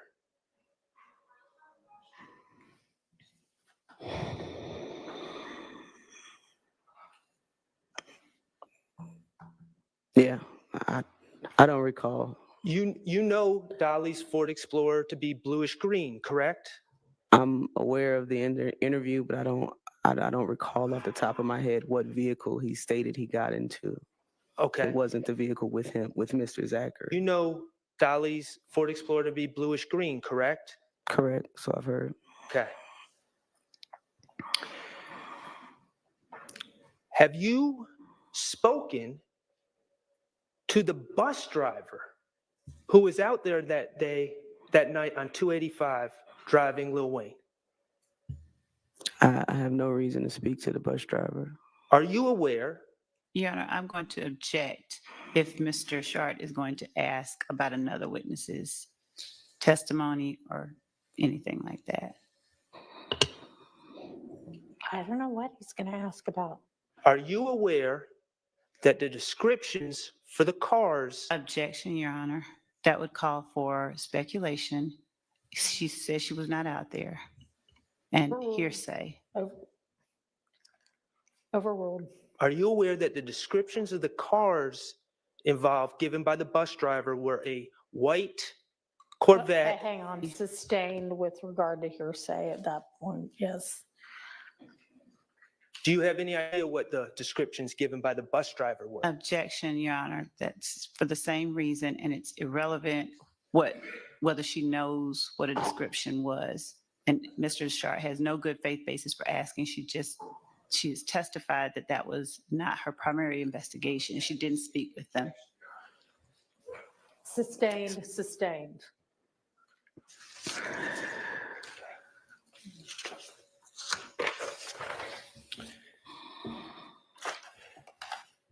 Did Quindarius Zachary ever put Shannon in a white truck the night of the Lil Wayne shooting?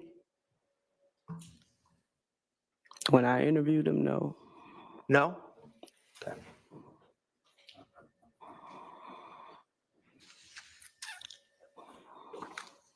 Do you know of Shannon Stillwell ever being charged with the Lil Wayne bus shooting? Objection, relevance and hearsay and relevance. Sustained as to relevance.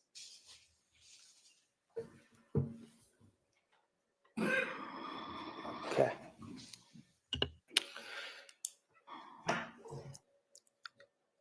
Going to move to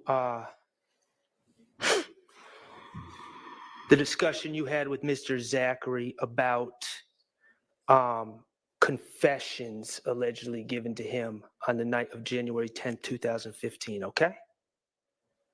Okay. All right. When you're investigating a crime or talking to a witness, you would agree that it's important to nail down details, correct? Okay. I mean, you can feel free to disagree. It's either yes or no. I don't know what okay means. Do I feel as though it's important to nail down details? Yes. Thank you.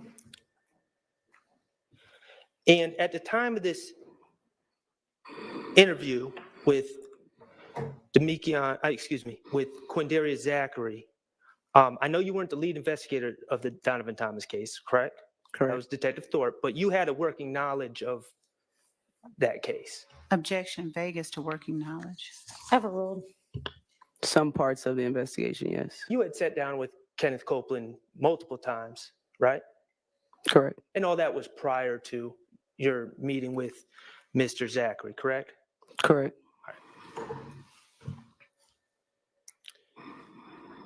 Okay.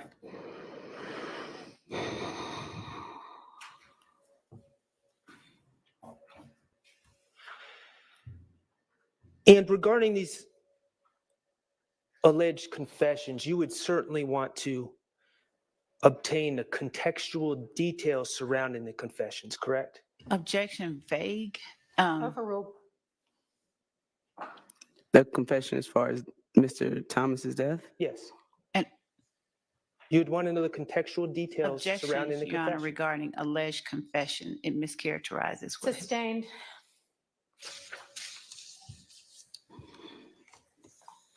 As an investigator, you would want to nail down the contextual details. Objection, contextual details as to what? Vague. Overruled. If she doesn't understand, she can express that.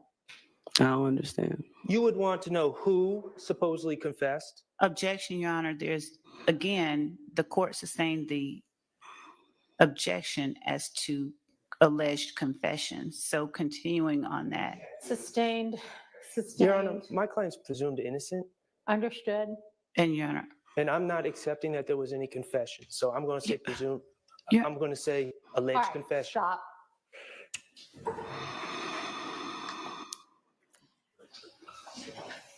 I'm going to excuse y'all.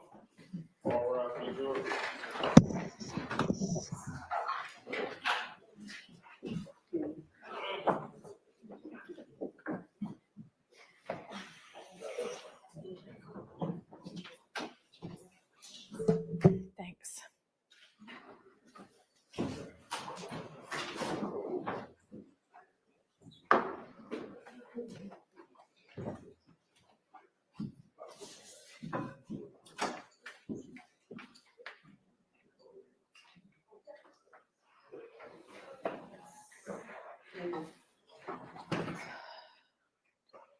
I don't think that we'll excuse you.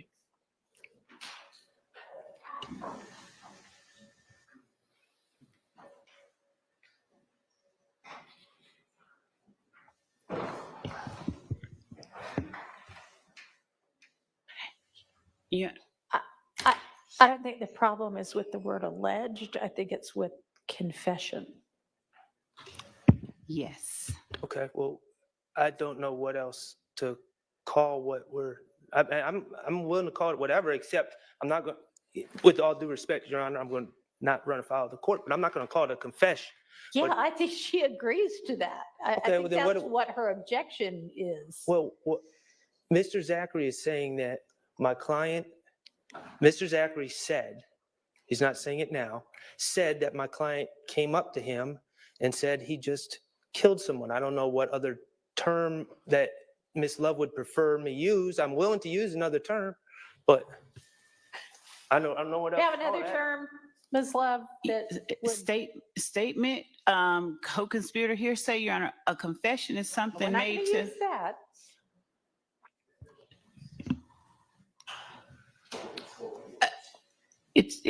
He's not alleging to have said anything, to law enforcement. It's so.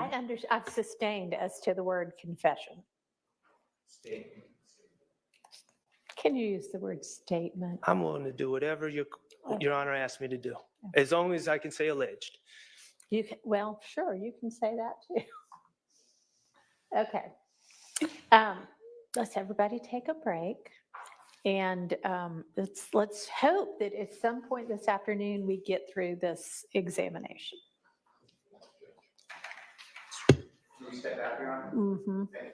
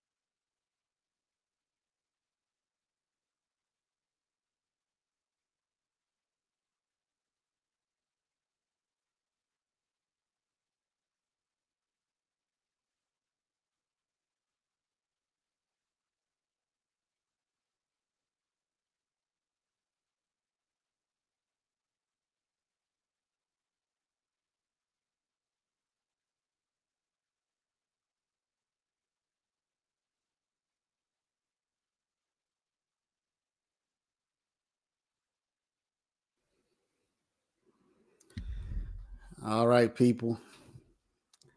I think I'm having some kind of issue with my camera. What is going on? All I've seen is just screaming in the chat. I just been seeing screaming in the chat. Miss Lily, you there? Can you tell me what's been going on?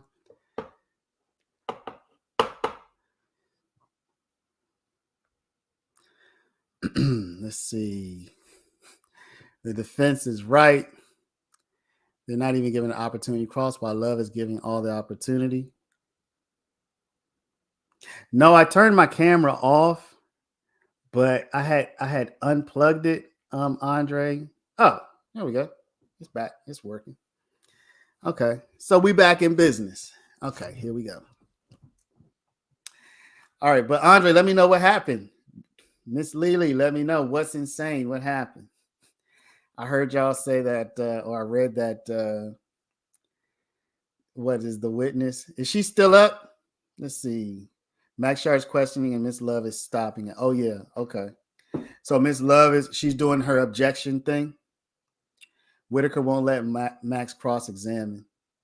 No, I turned it off, Andre, but then I had unplugged the camera by accident, and then when I plugged it back in, it didn't want to load up like it should. So let's get a chart in the chat for all the members. You can use the chart emoji. You can use the Judge Whitaker emoji. Y'all probably can't see that really well, but it's a Whitaker kind of like, I don't know how to describe her face, but it's kind of like I don't know. Oh, what did I predict this morning, y'all? They were talking about getting Detective Bennett for the day. Yeah, Miss Lily got the shark. They were talking about getting Detective Bennett for the day. I'm like, what? Getting Detective Bennett. Talking about Detective Bennett for 12 o'clock.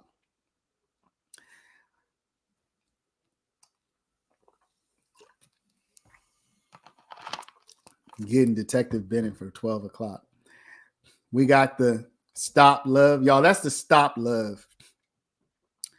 That's the stop love, okay? That's the stop love emoji right there.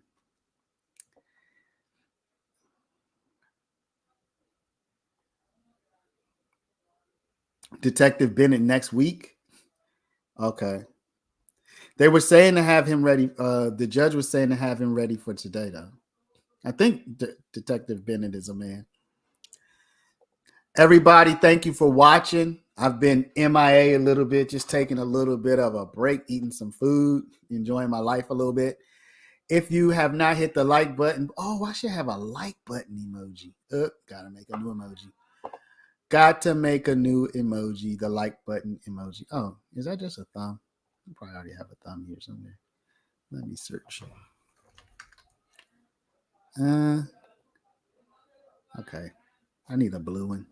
Y'all hit the like if you haven't already. Also, if you want to become a member, we welcome you. You get some of these fabulous, beautiful emojis that I made just today because Miss Lily made me. She required me to make them, so I made them especially at her request. Hey, everybody, thank you so much for watching our coverage of the Young Thug trial. Now, I want to take a quick second and I want to tell you about this stream's awesome sponsor, Upside. So what's Upside? Upside is a free app that gets you cash back on daily essentials like gas and groceries. So when I go to pump my gas, I can use the Upside app and get cash back. Real cash back. It's money that appears in your Upside app that you can transfer straight into your bank account. So once you have the Upside app, you claim an offer for whatever you're buying. It's a little bit of a tongue twister. You follow the steps on the app and you get paid. And as you saw me just do, little you bit can of use a Upside tongue at places twister. like Shell, Exxon, Mobil, I 7-Eleven, like Taco Bell. That's just to name a few, by the way. There are so many more. So to find out how much you can earn, click the link in the description to download Upside, or scan the QR code on screen, and use our promo code LC Live, and you'll get an extra 25 cents back on every gallon on your first tank of gas. That's promo code LC Live for an extra 25 cents back on your first gallon of gas. Save that somewhere so we won't forget. I like that. I like that, actually.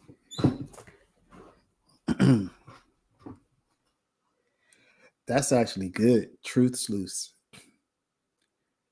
TSC. Yeah, TSC.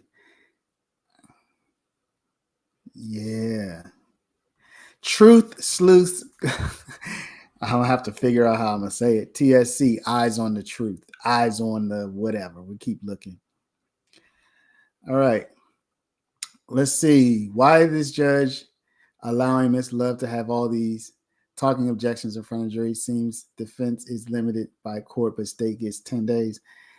Next step. I mean, this is really one of the main, I would call it complaints that people have, that I really think it's more of a style. I think that the defense could object as much as Miss Love is objecting, but I just think that they don't, that's not their style. Miss Love also, as I was saying earlier, Miss Love is, she's doing this by herself, y'all. And when I say that, I'm not trying to put down or denigrate her team, but she's the speaking person for her side, where the defense has probably 3 or 4 people who are speaking. Patron Gold, we stay watching. So yeah, I like that. The Truth Sleuths crew, we stay watching. Yeah, we're getting close. We're getting close to the end goal, the end game. Andre says it's Andre, while I might agree with you, I mean, y'all remember yesterday how I talked about, and I just said this today as well, Dennis Rodman, Ron Artest, Draymond Green. They are certain type of player. People would call them dirty player. People would say, that they walk the line, that they cross over the line. That's the type of game that they play. Draymond Green is a world champion. Dennis Rodman is a NBA champion. Did Ron Artest, let me see, win a championship? Ron Artest won a championship in 2010 with the Lakers. So out of all of the people I mentioned yesterday, Ron Artest, he changed his name to Meta World Peace, or Meta. Ron Artest, Dennis Rodman, Draymond Green, they're all champions. So their style of play is what people call dirty. So I'm not making an excuse for it, but this is the way she plays. This is her style. This is what she does. And as long as the judge allows it to happen and she can win a point, she can win an argument, she can win a witness, whatever the case may be, it's going to continue. She would need serious sanctions to stop, in my opinion, because this is her style. So, Andre, what I'm saying is, I'm not justifying it, but the question is this. You are on the biggest stage of your life. Literally, the entire world is watching you. And you're playing your game the way you play. And while people are complaining, the judge, the ref, is letting the game continue. Are you going to change the way you play your game, or are you going to keep playing it? So really, this comes down to Paige Whitaker. And she's not going to be able to make Love change. Andre says that there is aggression in basketball, aggression in courtroom, shouldn't be allowed. She should be disqualified and reported to the bar. So I think it would behoove Judge Whitaker to take the next step. What would that be? Remember how Glanville kirked out and he excluded some evidence? I think that she actually might have gotten that evidence back in when Judge Whitaker took over. So I think that in order to make a person think twice, I should say, about what they're going to do, there has to be a penalty. So, what is the next penalty? What is the next penalty? What is the next penalty? By the way, y'all, I just put Wayne Brady in the chat, replying to Lisa Frazier, who asked, Brady coming? There's Brady. That's for you, Lisa Frazier. Wayne Brady is in the chat for us. So I think that the penalty would have to be, I don't know, removing her from the case would be the next step.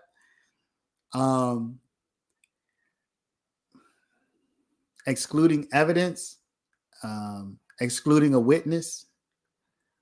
I don't know what comes after that. I think after excluding evidence is excluding a witness. And I think after excluding a witness, you're talking about excluding the DA herself. So let's see here. Nick Step says, Tanya, I've been watching this trial. Let me see. I can't find that. Y'all just read. Tanya, I've been watching this trial since the jump. They've built this case off lies. And so they're going and defense is defending. They're taking that to support their variation of RICO. Sorry, this is really tiny. Not today, Papa Smurf. What is Brady? Okay, I'm going to give you a good example, Papa Smurf. Brady is this. Let's say you're on trial for, not you, let's say a person's on trial for a crime. And let's say when the prosecution goes to the convenience store where the crime was committed, they grab the videotape from the surveillance camera and they see clearly some other person committing the crime on the surveillance camera. And the prosecution says, well, we have this surveillance camera. We know the defense does not have it. And we have the person we want to put in jail for this. So on this tape, we see somebody else committing this crime. So we're not going to say anything about this tape. We're not going to turn it over to the defense. We're not going to submit it for evidence. We're just going to keep it for ourselves. That would be considered Brady evidence. This is an extreme example, by the way, Papa Smurf. So I'm giving you kind of like an example that probably would rarely, if ever, happen. That is that clear. But Brady evidence is a type of evidence that the prosecution gets a hold of, that the defense does not have, that the prosecution has to turn over to the defense. And the key ingredient of Brady is that that evidence has to be good for the defendant. It has to either help the defendant prove that they're not guilty or basically make that case, or it has to be able to help the defendant impeach a witness, basically prove that a witness is not reliable. So if the prosecution gets any evidence in their possession that the defense does not also have, and that evidence could be used by the defendant to either help prove that the defendant is not culpable or not guilty, or that could help the defendant impeach, or in other words, call into question the credibility of a witness, the prosecution has to turn that Brady evidence. They call it Brady because of a case where this rule was essentially invented, which was Brady versus, I think, Maryland. So when they say Brady, they're talking about that type of evidence. Or we can say it like this: not being transparent with evidence that could help, let's say help the defense. Save's a strong word, but help is definitely a much better word.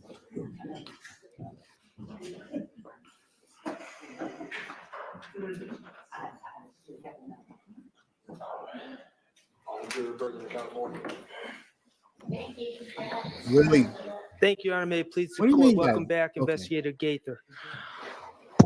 So we were talking about an investigator when someone you're interviewing is saying someone else made a statement to them or an alleged statement to them. Okay? Okay. I'm asking, as an investigator, you would want to obtain from the person you're interviewing contextual details about this statement that was supposedly given to them, correct? Yes. Okay. And those contextual details would include, obviously, who said it, right? Generally, yes. Okay. It would include when it was said, correct? If you're just generalizing something, yes, or if you're speaking about a specific. As an investigator, if someone is saying, Johnny told me this, and it's about what you're investigating, you would want to know when Johnny supposedly said this to the witness, right? Correct, but every investigation is different. So if you're speaking about context is not always the same in every case because every case is different. Okay, and we're going to get into specifics in a minute. Okay. You would want to know if anyone else was present for this statement to know if there's any other witnesses to the statement, correct? Generally speaking, I can't just answer that and put all of that in one box, Mr. Shard. If you speak, I'm still answering. Okay. I can't just put all of that in one box when you just say all investigations. All investigations and all confessions or interviews are not the same. As an investigator, when would you not want to know who else heard a statement? Objection, Your Honor. Relevance. Well, I was just told- Harassing. Overruled.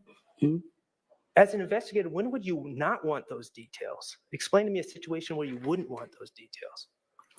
There's not a situation that I would not want those details, but if we're speaking about something in context, a specific incident, all investigations are not the same. Yes, the generalized who, what, when, where, how, that's essentially what you want to obtain, but sometimes that's not always known by the person that's giving the information. Okay, but you would want to know it. That's what I just stated generally, sir. Okay. And you'd also want to know exactly what was said, as close as possible, the wording of what was said, correct? Correct. All right. Okay. So let's talk about what Quindarius Zachary said other people said to him during that interview on August 5th, 2015. Okay? Quindarius Zachary claimed that Nard, Demise McMullen, confessed to him during that interview, didn't he?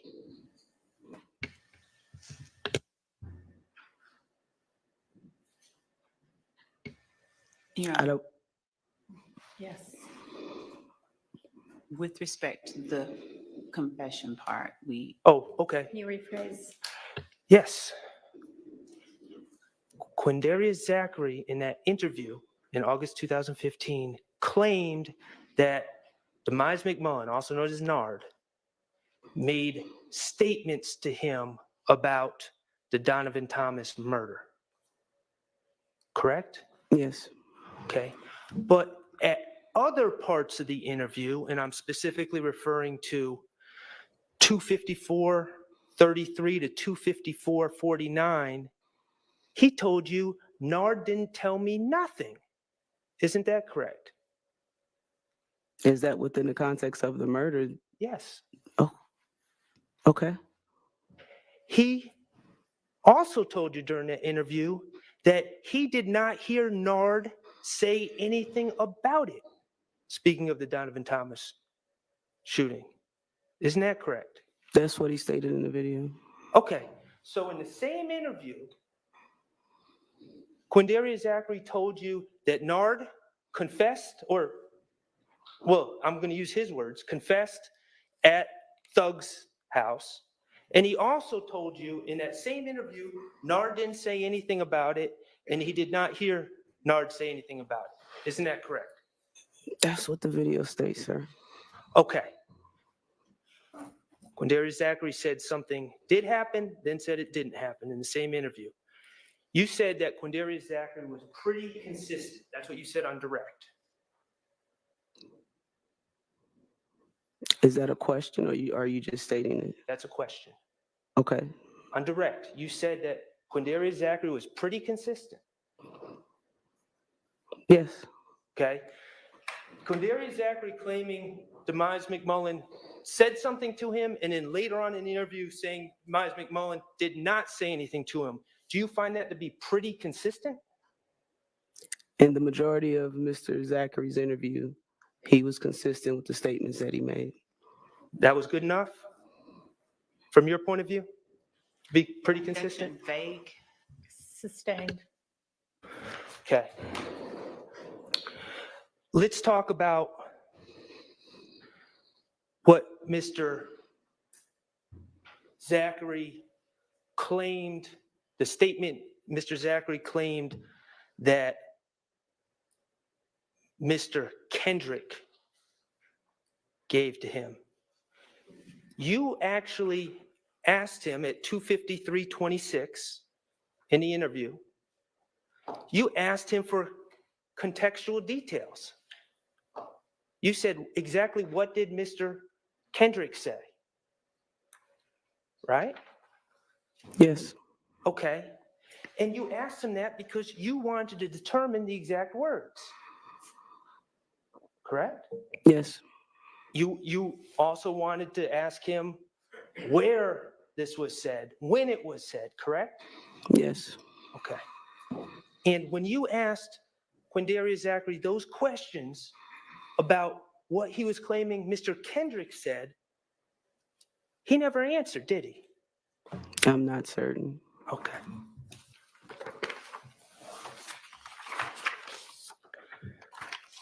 Now let's talk about what Quindarius Zachary claimed my client, Mr. Stillwell, said.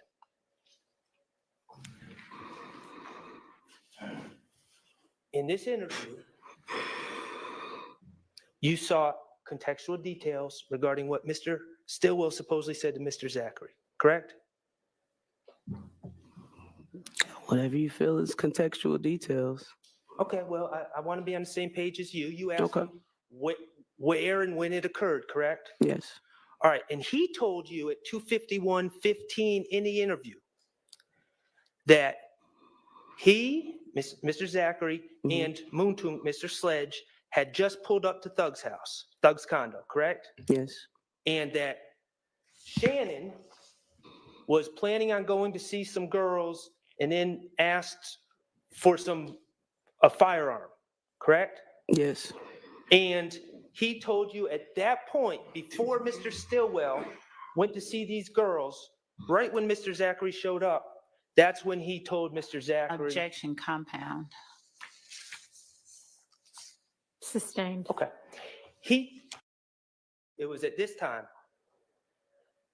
that Mr. Stillwell supposedly stated that he caught Nut down bad. No, I don't believe that was in that moment. Okay, Your Honor, may I play DS41D? You may. And that's 2:51:15 to 2:51:45.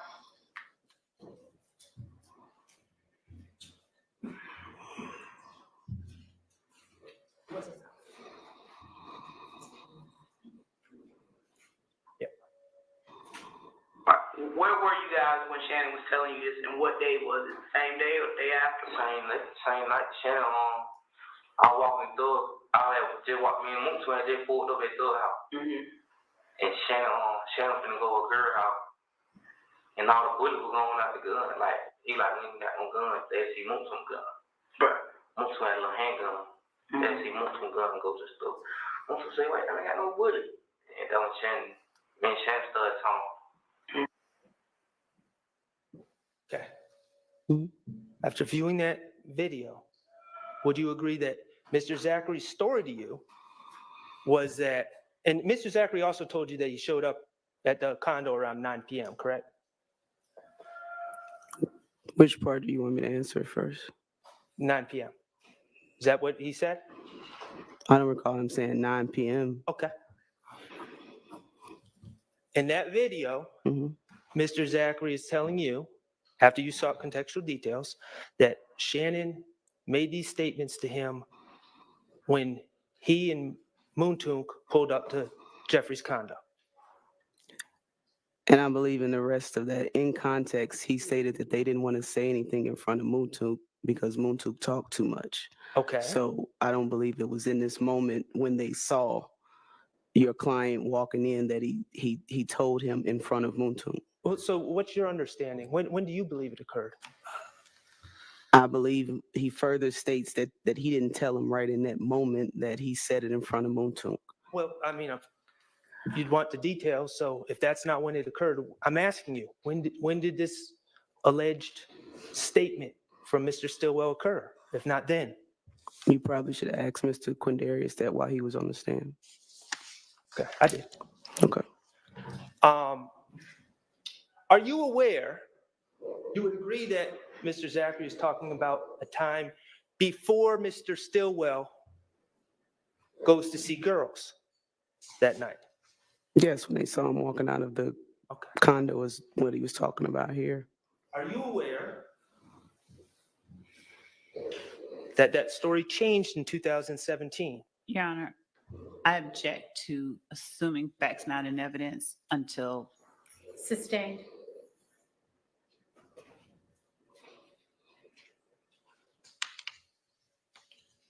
We have played that clip, and that's in evidence with Mr. Zachary.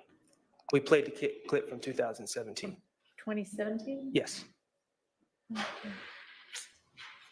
Okay, then overruled. Are you aware that his story about when it occurred changed when he spoke to law enforcement and district attorneys in 2017? I was not in the gang unit in 2017. I was not in the gang unit in 2017. Let's talk about what Quindarius Zachary claimed Mr. Stillwell said. In the 2015 interview with you, you would agree that he said Shannon told him caught nut down bad. They caught nut down bad, yes. Okay. And he also, Mr. Zachary also claimed that Mr. Stillwell gave him details about what had occurred, told him what happened. Told him who was in the car, for instance. Yes. Okay, and told him about going to meet Bushi and riding around in the car, correct? Yes. Okay. Are you aware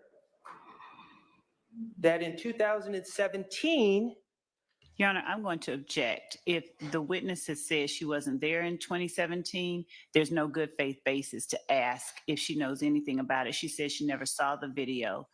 So I'd object to lack of foundation. No good faith basis. Sustained. are these changing stories pretty consistent? Your Honor, objection. Sustained. Now, you were asked if, on direct, if you made any promises to Mr. Zachary. Remember that? Promises about bond or promises about a lenient sentence. I believe so. Okay, and you said that you don't have the authority to guarantee someone a lower sentence, right? Correct. Okay, and you don't have the authority as a police officer, I'm not saying you personally, but as a police officer, you don't have the authority to guarantee someone bond, correct? Correct. And you didn't do that. You didn't make any guarantees, correct? Correct. Okay.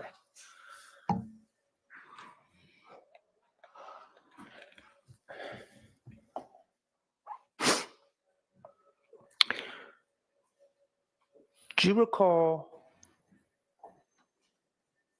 Mr. Zachary when he came to talk to you? Well, let me ask you this. In the calls, did you have any calls with Mr. Zachary before August 5th, 2015? Before? Yes. Like you No. said his family was calling. Did Mr. Zachary ever call you? No, I don't believe so. Okay. You say you don't believe so. No. Okay. These family members certainly expressed to you a desire for Mr. Zachary to be released, correct? To be released or for me to come talk to him, pick him up to talk to him? Both. I don't recall about a release. His family was calling, asking could I go pick him up because he wanted to speak to me. Okay. When you got into the interview room with him, he repeatedly stated that his desire was to be released on bond, correct? Correct. He stated I need to wear an ankle monitor, but he just needed to get out of jail. Your Honor, Correct? I object they've heard the interview. I'm And so sorry, you what?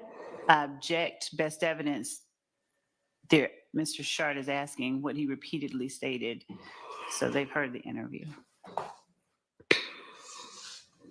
I'm not sure I understand Best that objection. evidence. Can you repeat your question? Mr. Zachary, during the interview, repeatedly stated his desire to be released on bond. And your objection is best evidence? Yes. Sustained.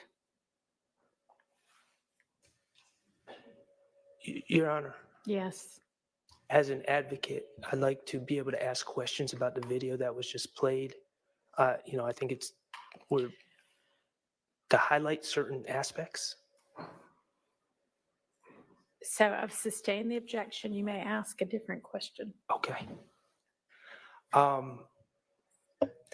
Mr.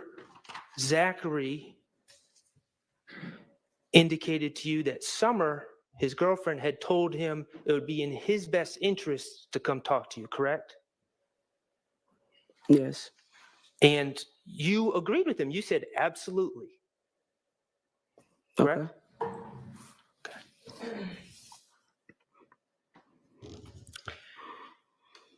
Now, when we talk about corroboration, that's something that you would do after the interview, correct? Check behind details or facts or claims, correct? Are we talking about if someone told me something? Yes. Yes. Okay, I would try to attempt to. Right, but that would be something done after the interview, correct? Yes. Okay, and you weren't corroborating things in real time with Mr. Zachary, were you? In the interview room? Well, if there was a piece of evidence that I had in hand, like Investigator Dennis had a video or I had phone records, I was able to corroborate in that moment. But if you're just talking about based upon just something he said that happened, no, I was sitting in the interview room with him. Right. So you certainly weren't corroborating. I understand you had the phone records for April 28th incident, but you had those on hand during the interview, correct? The April 28th incident phone records? Yes. Okay. But regarding the Donovan Thomas case where you weren't the lead investigator, you didn't have materials to corroborate in real time his claims about that, did you?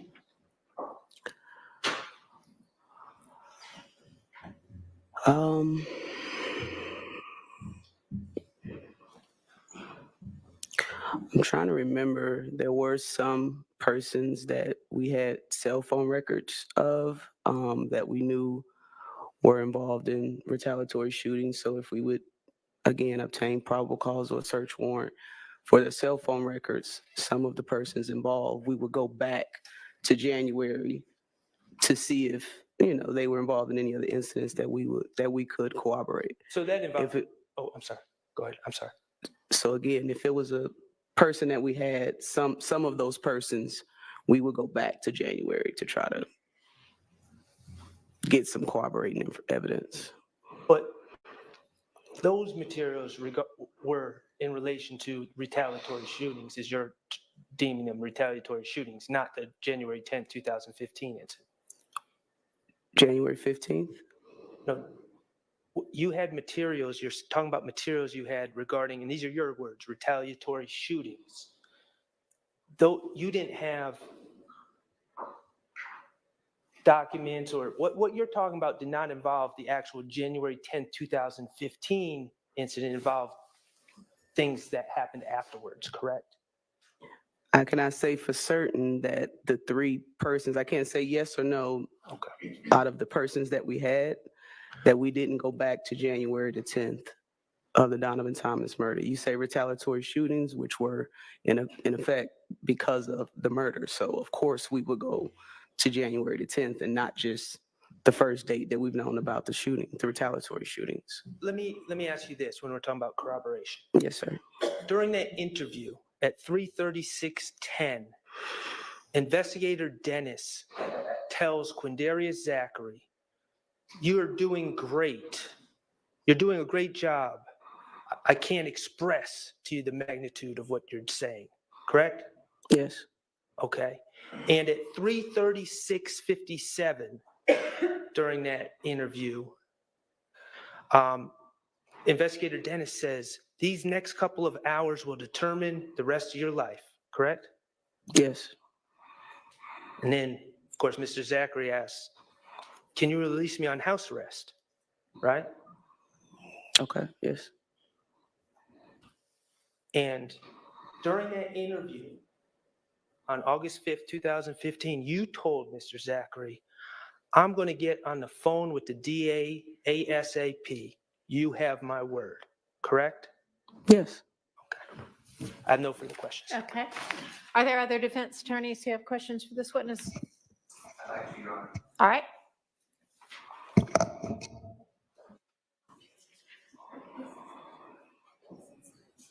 Horrible.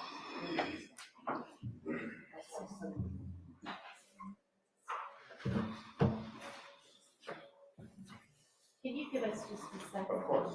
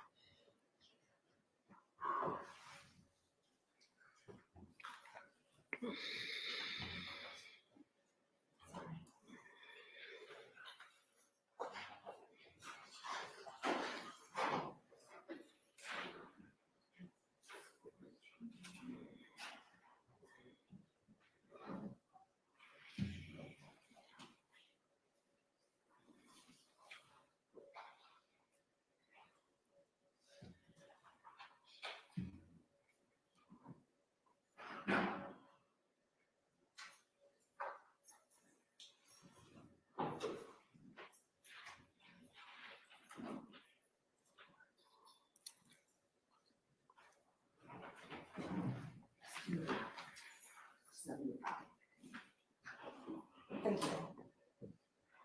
Thank you, Ms. Phil. May I? Yes, thank you. No, thank you. Thank you, Ms. Winfrey. I'd like to ask you your background, and if I'm getting too far afield, just say it's beyond your knowledge, okay? When you were doing policing and you'd obtain surveillance video images from, let's say, a business or a house, okay? I want you to focus on that. I heard you say today that you did that for the vault, the studio vault when you watched the 10 cars go? You know what I'm talking about? I didn't say I did it. I said investigator Dennis did. Okay, you didn't see you didn't view the. I viewed it, yes. Okay. Now, in 2015, that's the date I'm focused on.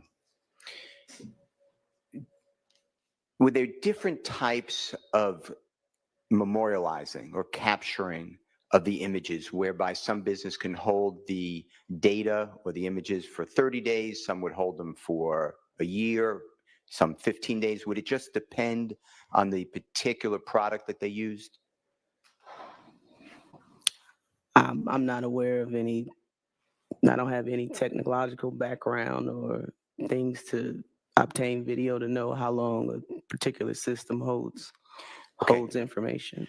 Okay, how about this? From your experience though, could you get a video, let's say that you were investigating something that happened a month ago? Would you go to the scene where there may be a video camera and see whether it holds the 30 days or more? Have you been able to capture that type of distance, that type of time? I've investigated cases where sometimes it holds it for 30 days, sometimes 3 days, sometimes a year. It's all dependent on that particular system or if we're talking about a specific investigation. And when the system, we're talking about hold the images, at some point, because of storage, and if you don't know, just say, I don't know, the storage, sometimes some images fall off. It's too old to keep on the storage. Is that your experience? I'm not an expert in technological video expert extraction, so I can't answer that. Let's not talk, just from your experience, is there a date where it just can't hold? The people tell you, well, you find out it's too old, the data won't hold. That's what I'm asking you. Objection, Foundation. I'm asking her experiences. Overruled. If you're asking me if video has been overwritten, is that what? Sure. Basically what you're asking me? Yes, so. I've heard of that, yes. I think so. Okay. Have you ever dealt with a system that after, let's say, I'm using an example, 2 weeks, all the data is overwritten? Objection, vague and relevance as to a system. Overruled. When you mean dealt with the system, what do you mean? When you're investigating, or your own system, but have experienced that all the data is gone 2 weeks from that day, it's all gone, and it just starts brand new? Or is it more of a rolling system? I'm not sure what you're asking. Let me ask a better way. I'm just using dates, okay? January 1, 2015, I'll use 15. There's a business, McDonald's. Okay. It holds the image, I'm making all this up, holds the image for 2 weeks, January 14th, 2015, okay? Okay. Have you ever had experience where on the midnight going into January 15th, 2015, everything for the last 2 weeks, in my example, from January 1st forward to January 14th at 11:59 is wiped out and we start anew? Or is it that certain parts of the system and they keep rolling over? It just makes room and you keep adding the days, if you know. I've been told on occasions, a system like I just stated, if it's longer than their saving period or cloud period, it'll overwrite itself. It won't save it. I've been told that, if that's what you, okay, if I'm answering your questions. Okay, no, that's fine. All right. Let's go back to the surveillance I just asked you about McDonald's. You and Detective Dennis interview Kenneth Copeland, and I'm just focused on the last time, or one of the last times, June 10th, 2015. Okay? Okay. I know Detective Thorpe is there, and ATF agents, but from that interview, you and Detective Dennis go down to McDonald's to inquire about their surveillance. You remember that? Yes, sir. All right. And you got the number and the name of the person and you gave it to Detective Thorpe, the homicide detective on this case, to follow up. Yes, sir. Were you ever told by Detective Thorpe that he had already gone to the McDonald's on or about the 11th or 12th of January 2015 to look at that video? Objection, that calls for hearsay and relevance as to whether or not Detective Thorpe ever told her that. They're working the You case. testified, right? Yes. Overruled. I was not told.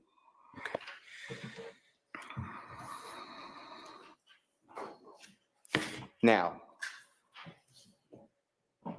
you were asked about truly humble under God. You remember those questions earlier today? Or that question earlier today? Yes, sir. Tell the jurors and tell us where, in all of your work on this case involving Mr. Williams, and any time where you ever had an interview, a conversation where you asked, or someone in your presence asked, or someone told you what THUG stands for. That's never been a question asked of me. With regards to the repost, and if you need to see it, please just tell me. I just have to refresh my You said the memory. what? Repost. And if you need to see it, we're going to show it to you. January 26, 2015. Mr. Garlington, you helped the jurors see it previously. It starts out with Mr. Williams. I'm not quoting. I think it is a quote, but I don't want to quote. I don't get it. People lie to their kids, lie to their mothers, lie to their... You don't? Okay. Do you have the number that is?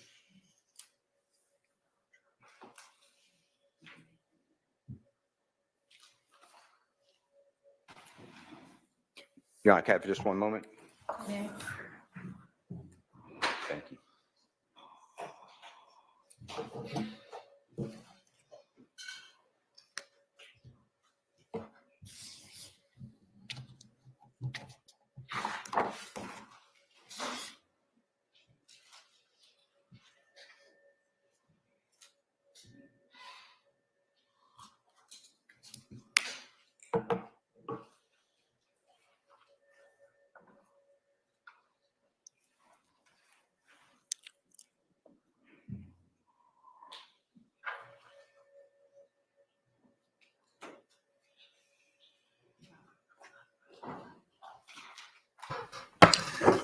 Take this quick moment to thank everybody, all of the new members. Red Factor gave 2.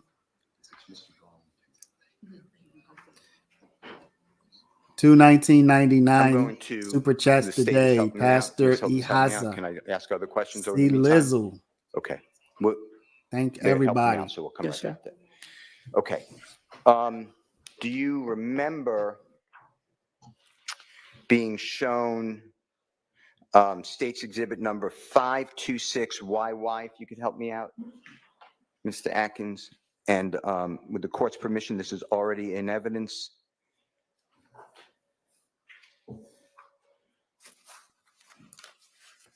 And just orient yourself with it if you don't mind.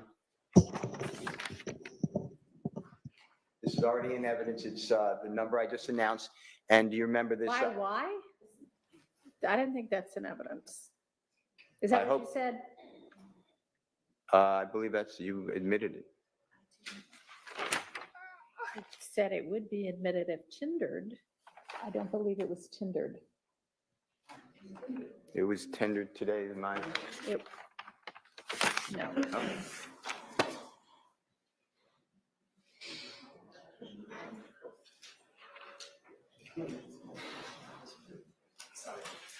Okay, I'm moving on. All right.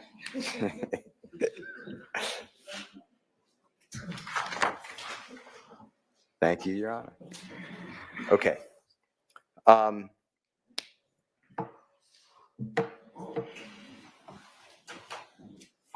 This, it's been called several things: gang war, beef. You testified earlier, and please correct me. I do not look into your transcript. This started from your investigation approximately fall 2014. Is that fair to say? Yes. All right. Now, you have information through your investigation that the fall, well, let's establish the fall. Approximately, we're in the fall now, September, October, November, December, something like that. 2014, would you say that's the fall? Yes. Okay. Yes. Okay.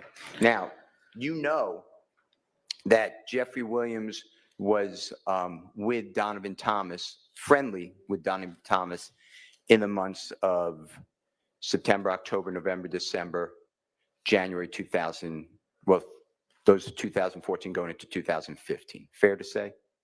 I don't know that for certain. You were told that. Not necessarily, no. You saw pictures? I'm sorry if there's an objection. I don't. You saw pictures, Saw pictures of what? Instagram pictures, postings, concert flyers Of what, sir? of Mr. Williams and Mr. Donovan Thomas together. During those times of October, November? Fall 2014, September, October, November, December, going into beginning of January. I don't recall. Your Honor, that was really compound, so. Overruled. I don't recall seeing any pictures during that time. You mean posted? Sure. I'm asking. Social media. Hold on. I'm asking you, do you mean, did I see pictures of them in October, September, December of 2014? Like at that exact time? Are you asking Yes. if she saw the pictures then, or if she Oh. eventually saw pictures from them? The second one. If I eventually saw pictures of them, I believe I have that it was videos or something like that. Okay. And same question though. Yes, sir. Not as complicated. Rich Homie Quan, you know who that is, Mr. Lamar? I've heard of them, yes. Same thing, performing with Mr. Williams in the fall 2014, going into January 2015. I don't know of exact dates, no. All right. Okay. Now, Mr. Zachary told you, when we watched it, he told you that this was really a battle, whatever word, war with, he called him Woody, but Kenneth Copeland, and he said Shell Kel, but Mr. Kelvin Watts. True? Yes. And that Jeffrey and Donovan Thomas were friends during this. True? I don't recall him saying they were friends. Okay, I'm going to get you some. Do you know the transcript, or would you like to see the recording? Whatever you want to show me. Okay.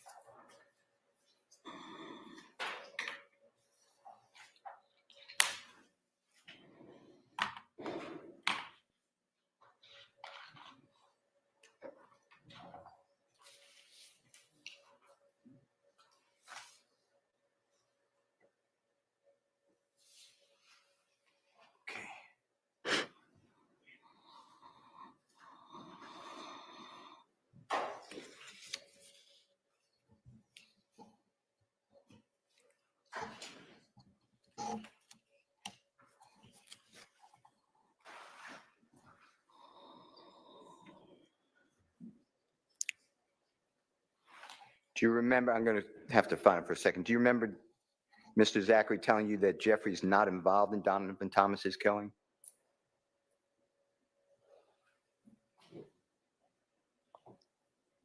I believe he stated he didn't know that it happened until after it happened. Did he tell you, do you remember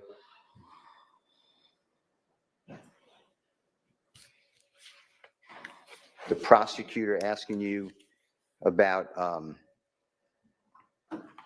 whether Jeffrey didn't give an F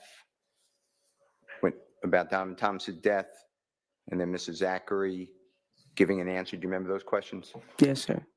Okay. That was actually Detective Dennis who said that Jeffrey didn't give a F. True? I don't. Your Honor. Okay. Withdrawn.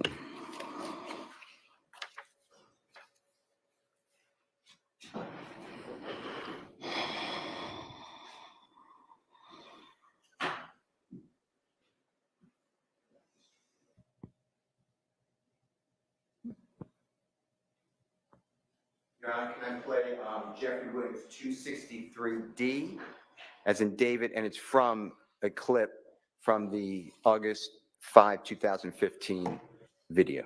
Okay, is this That's in the thing you're evidence. circling back to, or is this the thing you were just asking about? One more time? It's what I've been talking about just now. And that's Right. State's There- Exhibit 531Y. And that's with regard to the question that's on the floor that I don't think got answered? Right, I think that Okay. the Detective Gates said, I don't remember. Okay, I I don't know. can, yes, you may. I can hear You could you. just listen to this first. Yeah.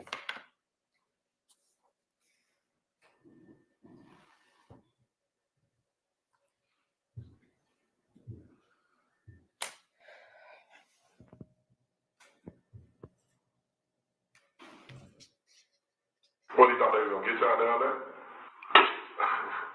What was Thug like? Shit, he normal.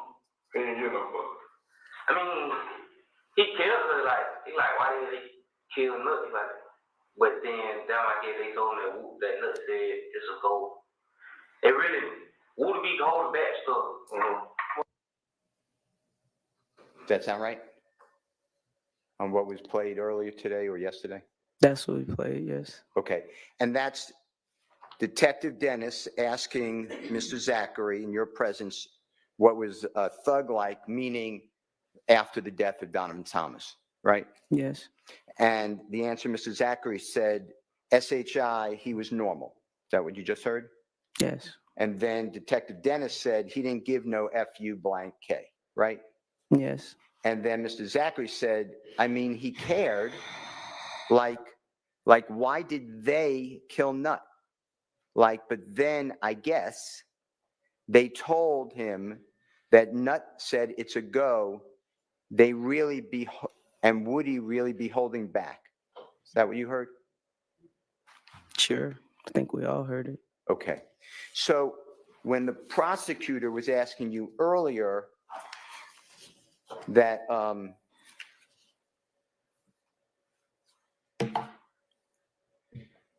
Jeffrey Williams was, this is my word, insensitive. That's not what Mr. Zachary said, right? I object to the mischaracterization of anything that. All right, well, the questions aren't evidence anyway, and he said it was his words, so overruled. That he was insensitive, I don't recall hearing that. And it said that, I guess,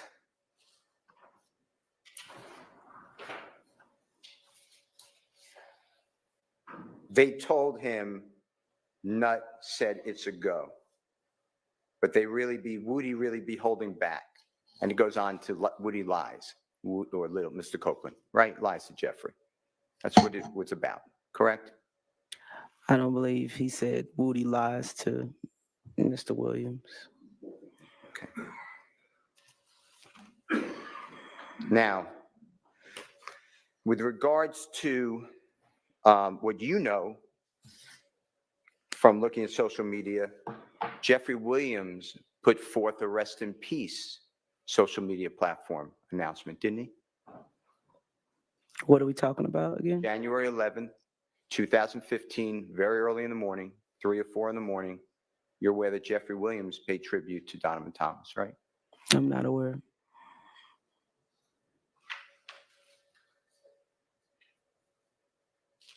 You've never seen that posting? Your Honor, the witness has answered, so I object to answered and assuming. I'm not aware. Can I refresh your memory with something? Can I show you the posting, or you don't know? You've never seen it? Your Honor, I object to this testifying. If the witness said She's not testifying, overruled. I don't recall seeing it. Okay. Have it?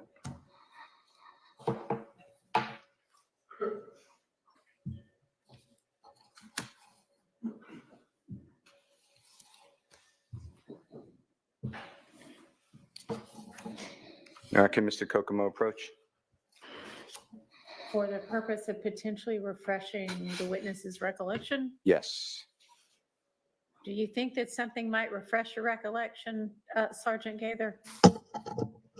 He can show me, but I don't recall.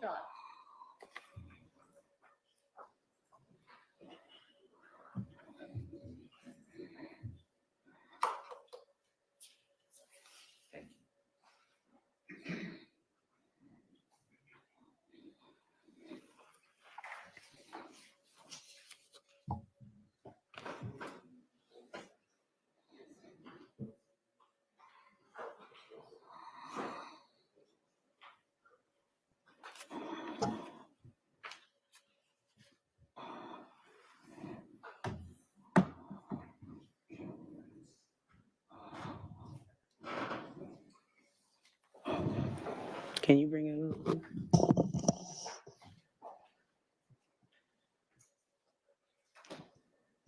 Can you go up?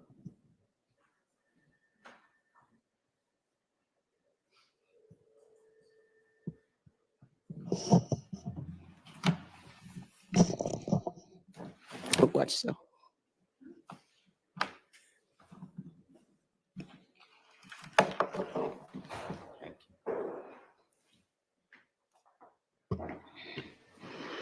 You recognize that social media Your Honor, posting? I'd ask that that question not be the question, but whether her memory is refreshed as to whether she ever saw any Same. social. Your Honor, would Does that the refresh your memory? Does that refresh your memory? Yes, but not in that context. Context that you're using it for, sir. Okay, you've seen that posting before? I've seen that posting on Nuts page before, yes. Okay. Your Honor, I am moving for the admission of Mr. Williams' number Your Honor, 42. I'd ask to approach and I'll Okay. tell the court why. Anybody need a restroom break anyway? Yeah, we're pretty good. Okay.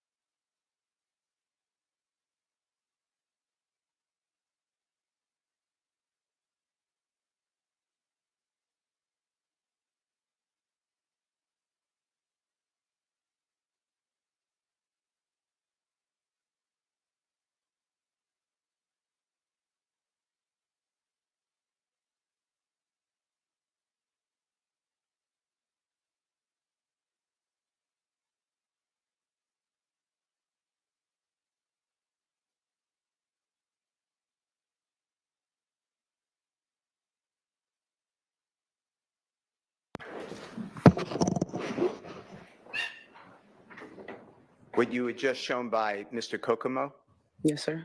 have you seen that entire posting before? I've seen the photograph before. How about the words underneath the posting, the words underneath the photograph?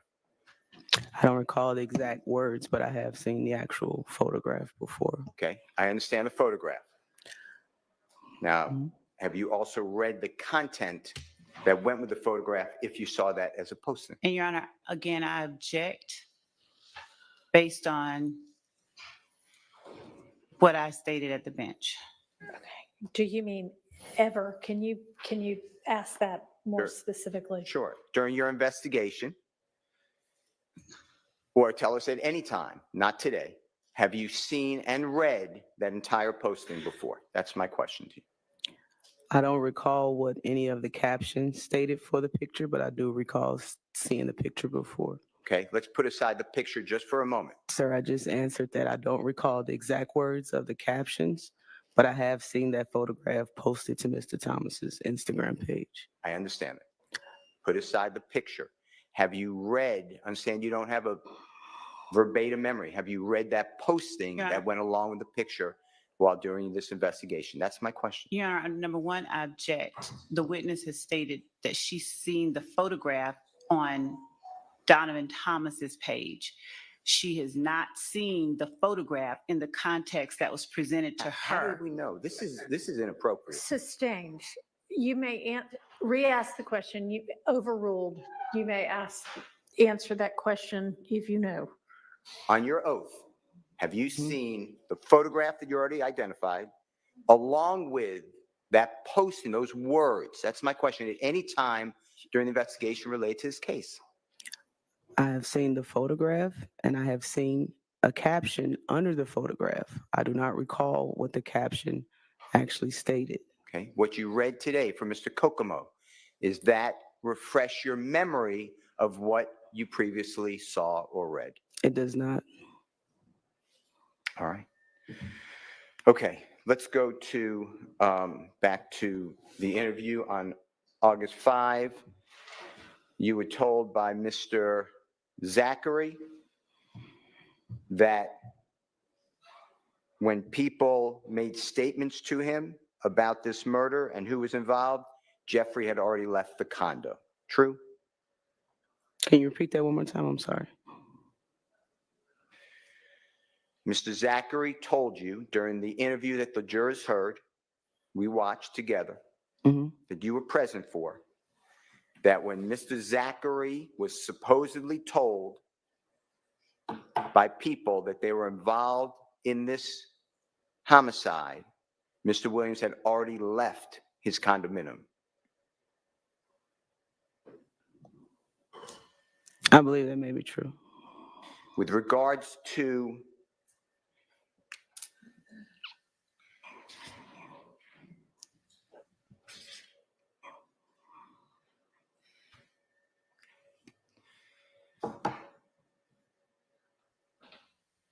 the bus tour shooting, it's April 26, 2015. Mr. Zachary told you that Jeffrey Williams was not involved in that bus tour shooting of the Lil Wayne bus tour, right? He stated he was not there, yes. Not there and didn't know about it until the next day. Correct. In fact, Mr. Zachary went further and said that Jeffrey Williams idolizes Dwayne Carter or Lil Wayne, right? Yes.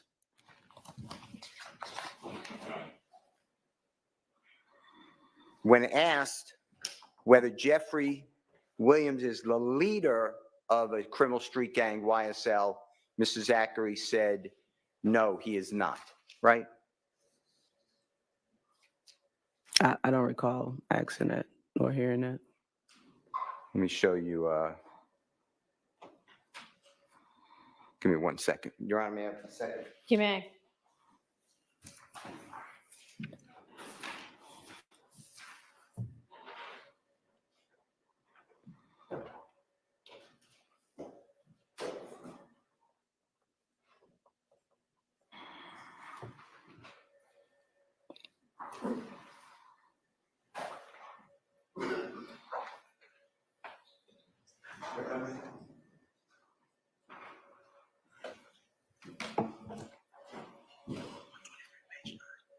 No, I'm gonna make you one.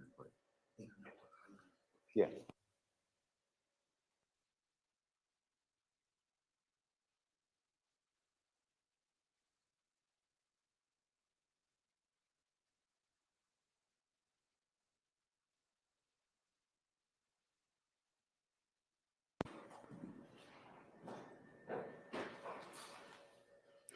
We're going to play from the same exhibit that's in evidence, Your Honor. The court's permission states 531Y.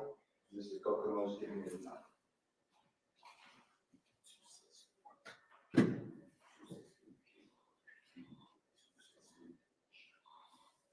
It's 263, it's Jeffrey Williams, 263G, as in Goldfeder, and 26BH, as in happy. May Mr. Kokomo play it, Your Honor? You may, he may.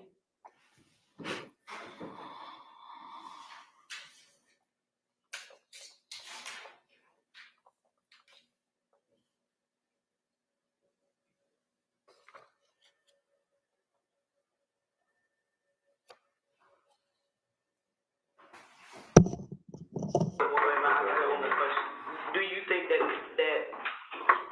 Thug ordered that? On nothing. Charges against nothing? No. I told them they trying to get his name.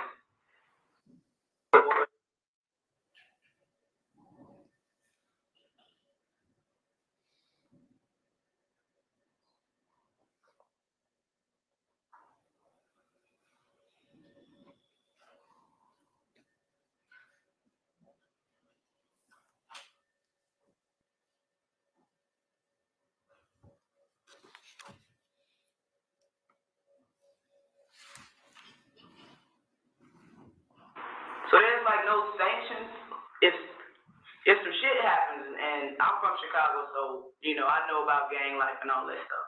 So if there's something done without quote unquote permission from the higher ups, it ain't no kind of who said so the higher.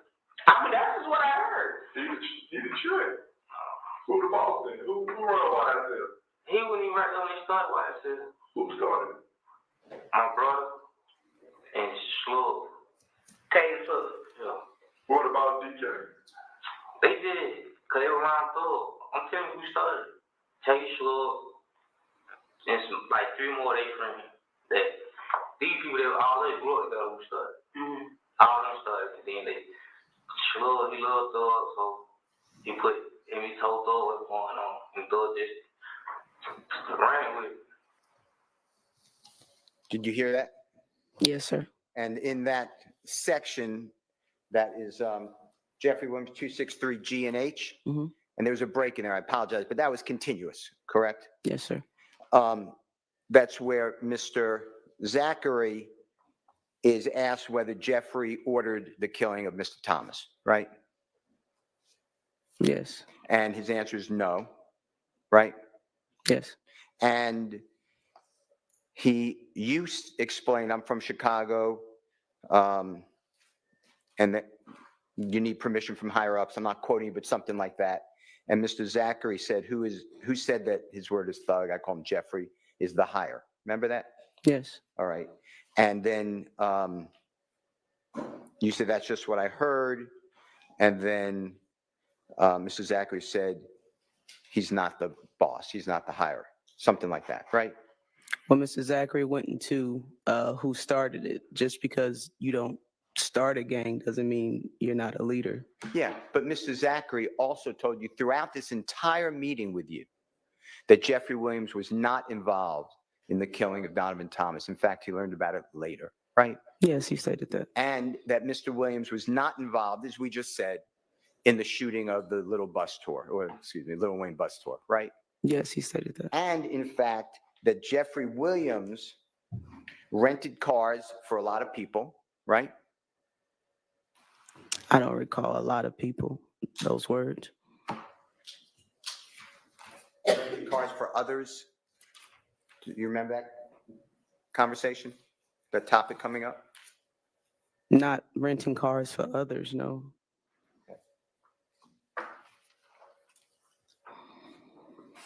Remember Mr. Zachary explaining that he and Mr. Copeland were in a rental car together Yes, and they spun out on the expressway. and they got in the crash. Mhm. And Mr. Copeland was the last person Mr. Zachary saw with that car, the rental car. So I want to talk about the Infinity. No, that's not what he stated. He didn't say that? That's not what he stated, no, sir. What did he say? He stated that Mr. Williams gave the car to Nard, Shannon, Yak, and Doo-Wop, is what he stated.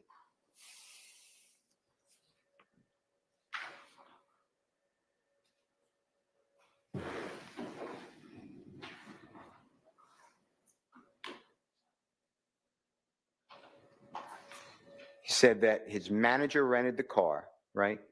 Amina, yes. And that he allowed others to drive the car, right? And he went along to state the names, yes. Okay. And also that he would let others use his cars. Did he not say that? I don't specifically, that one part of it, no, I don't remember him saying that. All right. The Sprinter van.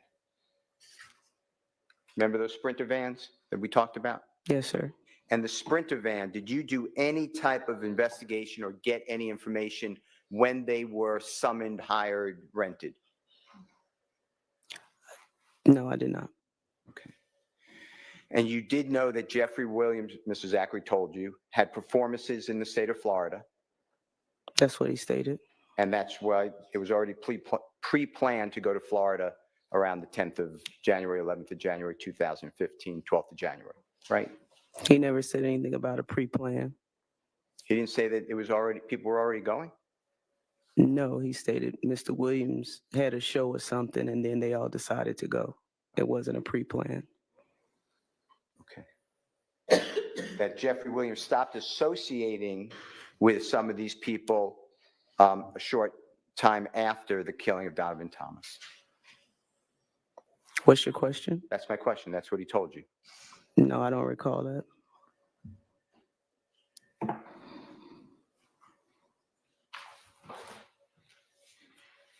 You remember Mr. Zachary stating that Thug had stopped messing with everybody. You remember that? Do you remember that shortly after the murder? If you don't remember, it's fine. He didn't say it in that context. Shortly after the murder, Thug stopped messing with everybody. That wasn't the context and what he said that in. What do you believe the context is? I mean, if you have the transcripts to refresh my memory, I can read them to you. But that was not the context of it. Okay. Did Mr. Zachary tell you that he doesn't, by August 5, 2015, doesn't speak with Jeffrey Williams? He can't get in touch with him? He stated that he hadn't seen him in a minute.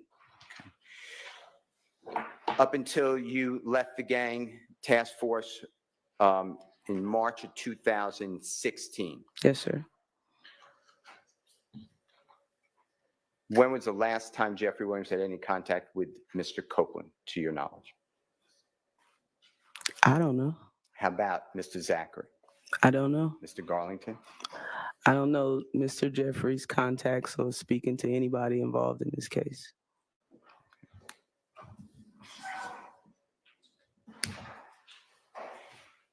There was a portion of this meeting with Mr. Zachary and you and Detective Dennis, and I believe Detective Thorpe, whereby Detective Dennis says something to the effect of YSL is a gang as well as something else. Do you know what he said? No. I'm going to play this and tell us if you can assist us, okay? Sure. Your Honor, this is states Jeffrey Williams, the states 531Y, same interview, Jeffrey Williams 263I, as in ice cream, it's 3/18/14 to 3/18/21.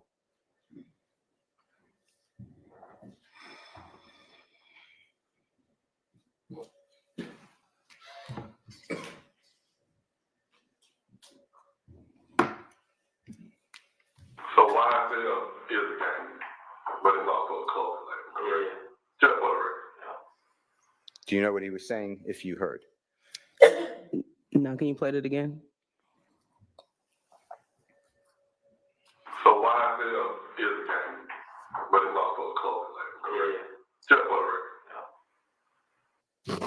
I don't know what he said. Now, I'd like to show you, with the state's permission and assistance, states 447Y. And tell me, this is what I asked you earlier that you introduced. Mhm. Tell me if this refreshes your memory. You remember this? This a video? Yes. You can play it. We can play it if you want, but do you remember seeing this before? I don't recall if you play it. It's just at this point a screenshot. If you play it, I can tell you if I remember it or not. Okay, play the first part of it if you don't mind.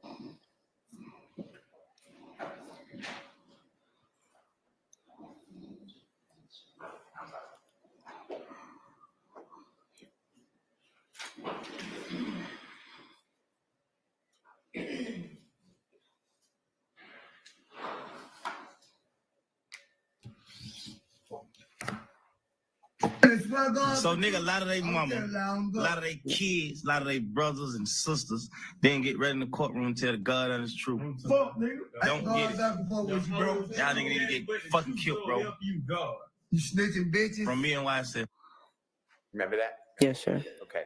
Now, on there, we have in the background, Mr. Sledge speaking, right? You hear the voice? I heard a voice, yes. You don't recognize it, Mr. Sledge? Not with 100% certainty, no. Okay. Mr. Martinez Arnold's voice? Not with 100% certainty. All right. You see where it says repost WizApp? No. Should be on your screen. Center It's bottom. not on it. Oh, now I can see it. Yeah, now I can see it.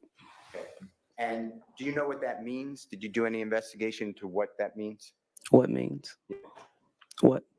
Repost WizApp. I believe it's some type of app. Do you know what repost means? To repost something on the social media, meaning. Did you ever do any investigation to determine the date or dates that this was previously posted? No. Do you know when State's Exhibit number 447Y was actually made? I don't recall. Do you know whether it was made before the Donovan Thomas shooting? I don't recall the date when it was made or posted, reposted. Did you do anything in your memory to find out and look into when was this actually created? I had no reason to. How come? It's not against the law to make a video or repost it. With regards to you're working with Detective Thorpe, Homicide Investigator Thorpe and the gang unit, including you, are both looking into the investigation into the killing, the shooting of Donovan Thomas and related matters. Fair? To a certain extent. And were you kept abreast at times of what Detective Thorpe was doing on the case? Not all the time, no. Okay. Did you at times keep Detective Thorpe abreast of what you were doing on the case? If it was something that I felt was pertinent to his investigation, yes, I would tell him if we found out new information. If we found out new information that I felt would help him, yes, I would tell him. Were you aware at and around October 20th, 2015, until the day that you left the gang unit, that Detective Thorpe swore out warrants for Kenneth Copeland for the murder of Donovan Thomas? Was I aware the day? No. The day that he did it? No. Were you aware of it at a time before you left the gang unit? At some point I did know. One more time. At some point I did find out that he obtained warrants. All right. And when you spoke with and you interviewed Kenneth Copeland several times, right? Yes. And also you looked into his criminal conduct, fair to say? You investigated him, right? In regards to what? Anything. If it was criminal activity or? Criminal activity. Your Honor, I object this to vagueness. I'll be specific. You went to his house on June 10th, 2015 and arrested him along with other agents. Yes, And those agents also were FBI, that's wrong, ATF agents, federal agents, right? correct. And you located with permission in the car outside his home and Ms. Quarterman's home, you found some electronic devices, computers, stolen identification, things like that, correct? Objection relevance? Is there relevance to that? Yes. Okay, we'll see. Overruled for now. Yes, And that rental car, it was a rental car that these items were found in, right? I don't recall if it was a rental or not. Do you remember Ms. Quarterman's mother rented the car? I just stated I don't recall if it was a rental car or not. Do you remember testifying in this trial previously and watching a video? Of what? Maybe you didn't watch the video. Do you remember testifying previously? Or did you ever tell Kenneth Copeland, you can get Miss Quarterman's mother in trouble because she rented that car and there's stolen items in the car? Do you remember that conversation? I don't. I'm not saying it didn't happen, but at this moment, I don't remember that it was a rental car. All right. Now, do you remember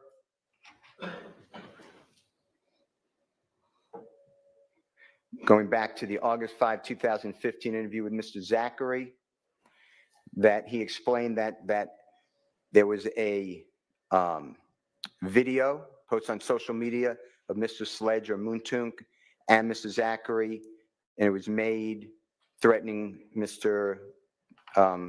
Kelvin Watts or Shell Cal. Do you remember that? Yes, And do you remember Mr. Zachary explaining that that was all about trivia? yes, Okay. And do you remember Mr. Zachary denying being slime? Remember that conversation taking place? yes, And he saying that there are no rules or loyalty to slime? Do you remember that? yes, And do you remember that Mr. Copeland, according to Mr. Zachary, same August 5, 2015, Mr. Copeland and Mr. Sledge or Moontunk shot Mr. Watts or Kelvin Watts on MLK? Remember him telling you that? yes, And do you remember that Mr. Zachary shared with you that Mr. Copeland shot at the TGI studios? yes, And do you remember that Mr. Kelvin Watts or Shell Kel, Mr. Zachary explained, was shot twice, first by Mr. Sledge and then by Mr. Sledge and Mr. Copeland? Do you remember that? that he was shot twice, meaning two separate incidents? I'm going to do two separate incidents. Yes, he was shot. Mr. Kelvin Watts or Shell Kel was shot first by Mr. Sledge and Mr. Copeland. Do you remember him saying that? Mr. Zachary saying that? I don't remember him saying two separate incidents. I remember him saying he was shot on Martin Luther King, but not shot at first and then a second incident. Do you remember a second time Mr. Kelvin Watts was shot at by Trevante? Remember Mr. Zachary telling you that?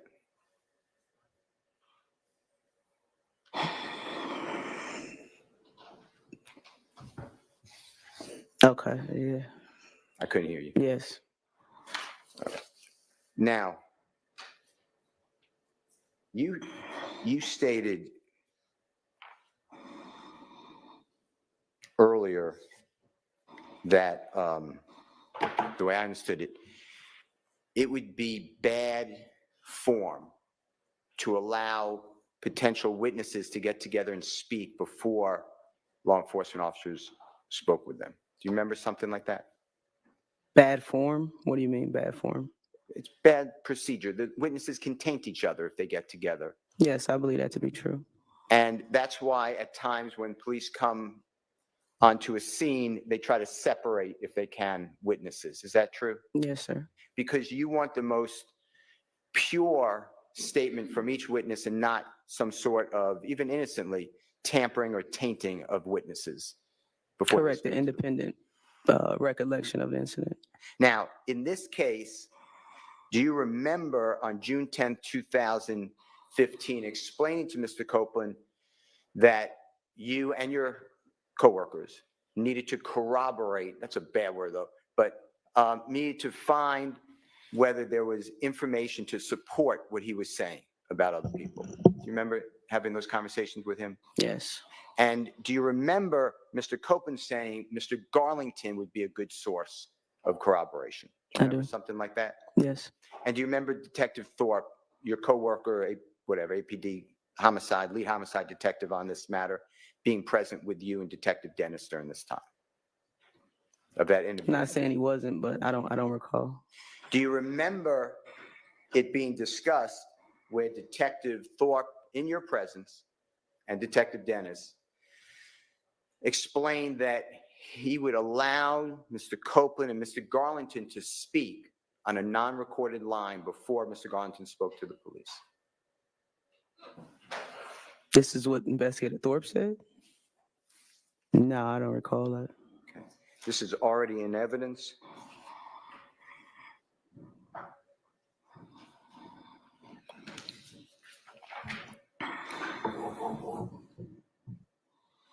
Kokomo, do you have this? Do you have this? I need the number. You know, I have one moment. Sure.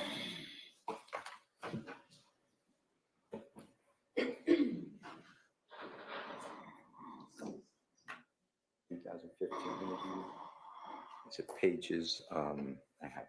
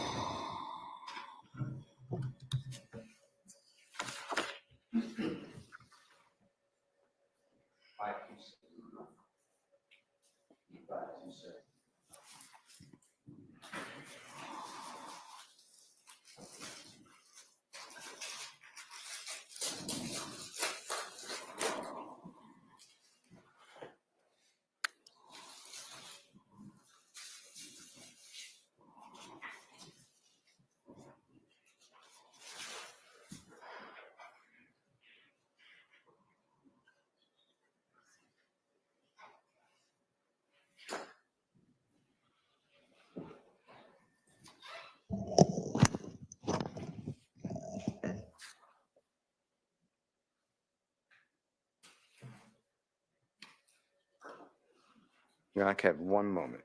Mr. Kokomo is pulling it up.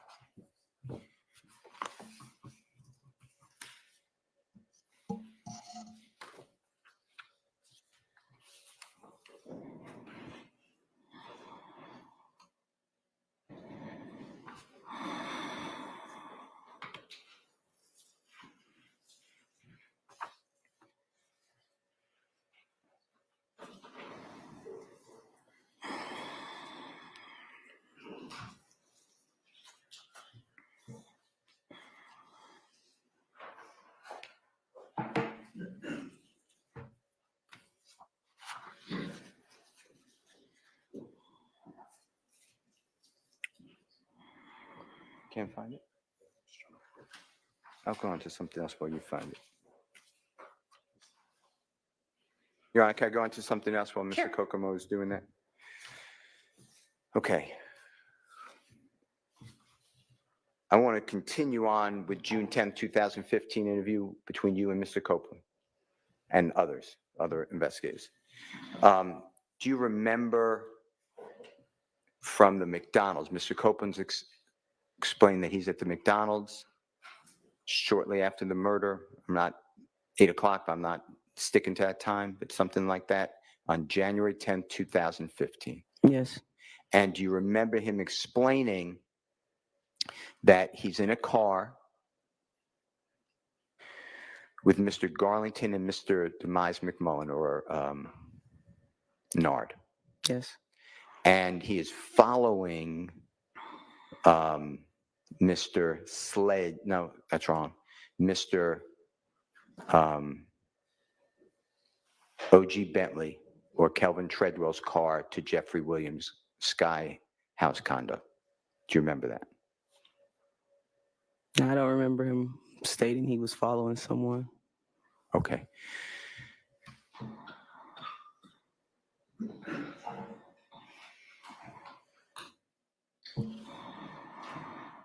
Kokomo, can I break your thought? Mr. Kokomo, can I break your thought?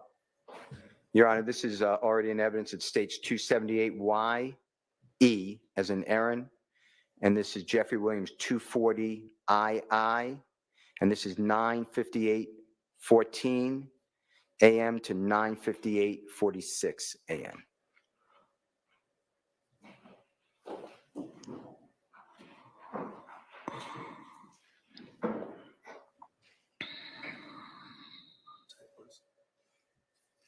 II.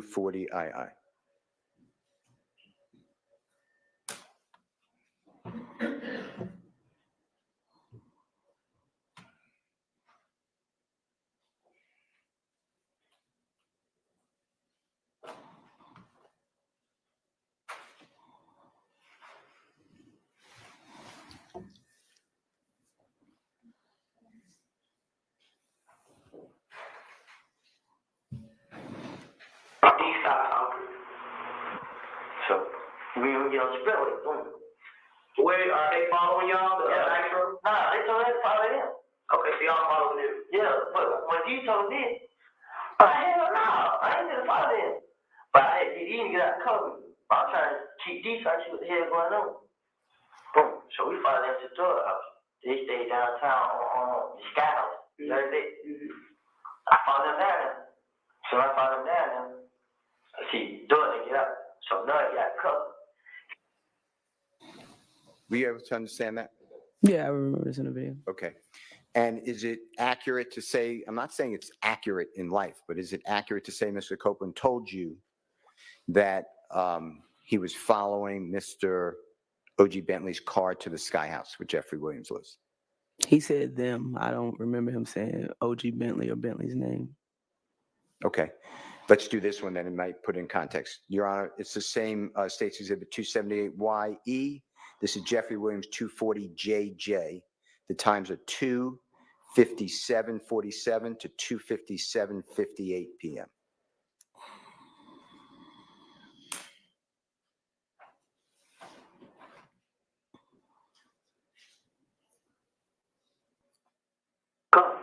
When did Bentley pull up? You didn't say Bentley's name. Yeah, he was driving the white truck. He the one took them to the Sky House. I did it. Okay. So they called Bentley. Were you able to understand that? This was two separate times of the interview. Correct. You're saying that this is not from the McDonald's to the Sky House? So I don't know where you're going with this. I'm kind of confused. You're showing two different clips with two different contexts. Well, if you don't remember, that's fine. I just stated I'm confused because this is two separate clips from two totally separate parts of the interview. Sure. Sure. But does this help you to help the jury that Mr. Copeland told you that he followed Mr. O.G. Bentley or Kelvin Treadwell to Jeffrey's home from the McDonald's? If it doesn't help, you just say, doesn't. Sir, we all just heard him just say that, but in the context that you're putting it in, it's a little confusing because this is two separate parts of the interview. Well, from your knowledge of the interview and this case, is that what Mr. Copeland said? That's what he just stated on there, yes. Okay.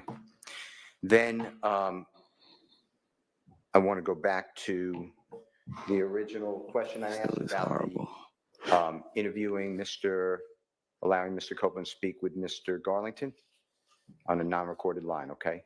I don't believe I stated. I'm sorry to interrupt, Judge. May we approach briefly, please? Yes.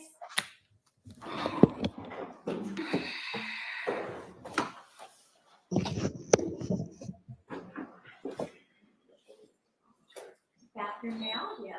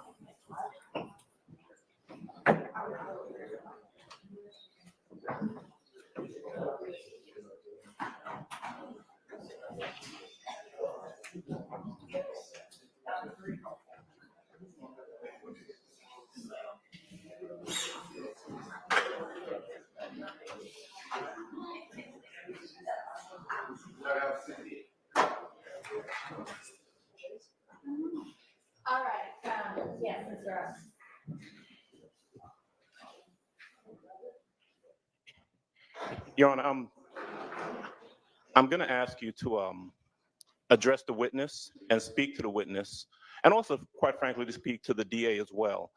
Because of the way everyone is positioned, they're obviously closer to the jury than anybody else. Their microphones are live, and what they say can be picked up on a microphone. A couple of times. Sorry, who? What well, the state says at their table? And what the witness is saying.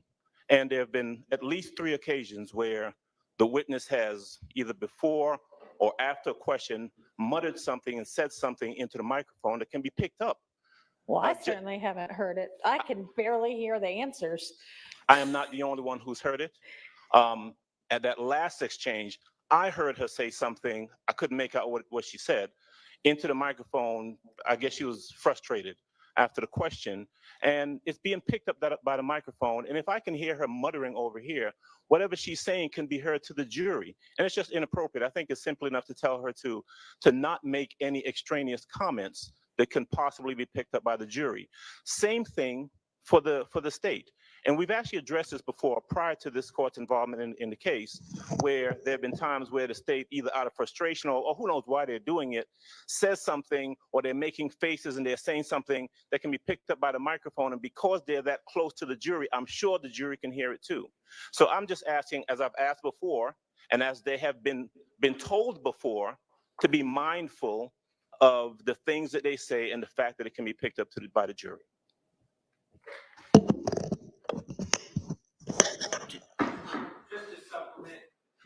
I can't say that I heard this because I was in the middle of everything, but I've been told by multiple sources that once my cross-examination was finished and Mr. Steele was going to begin, the witness said horrible.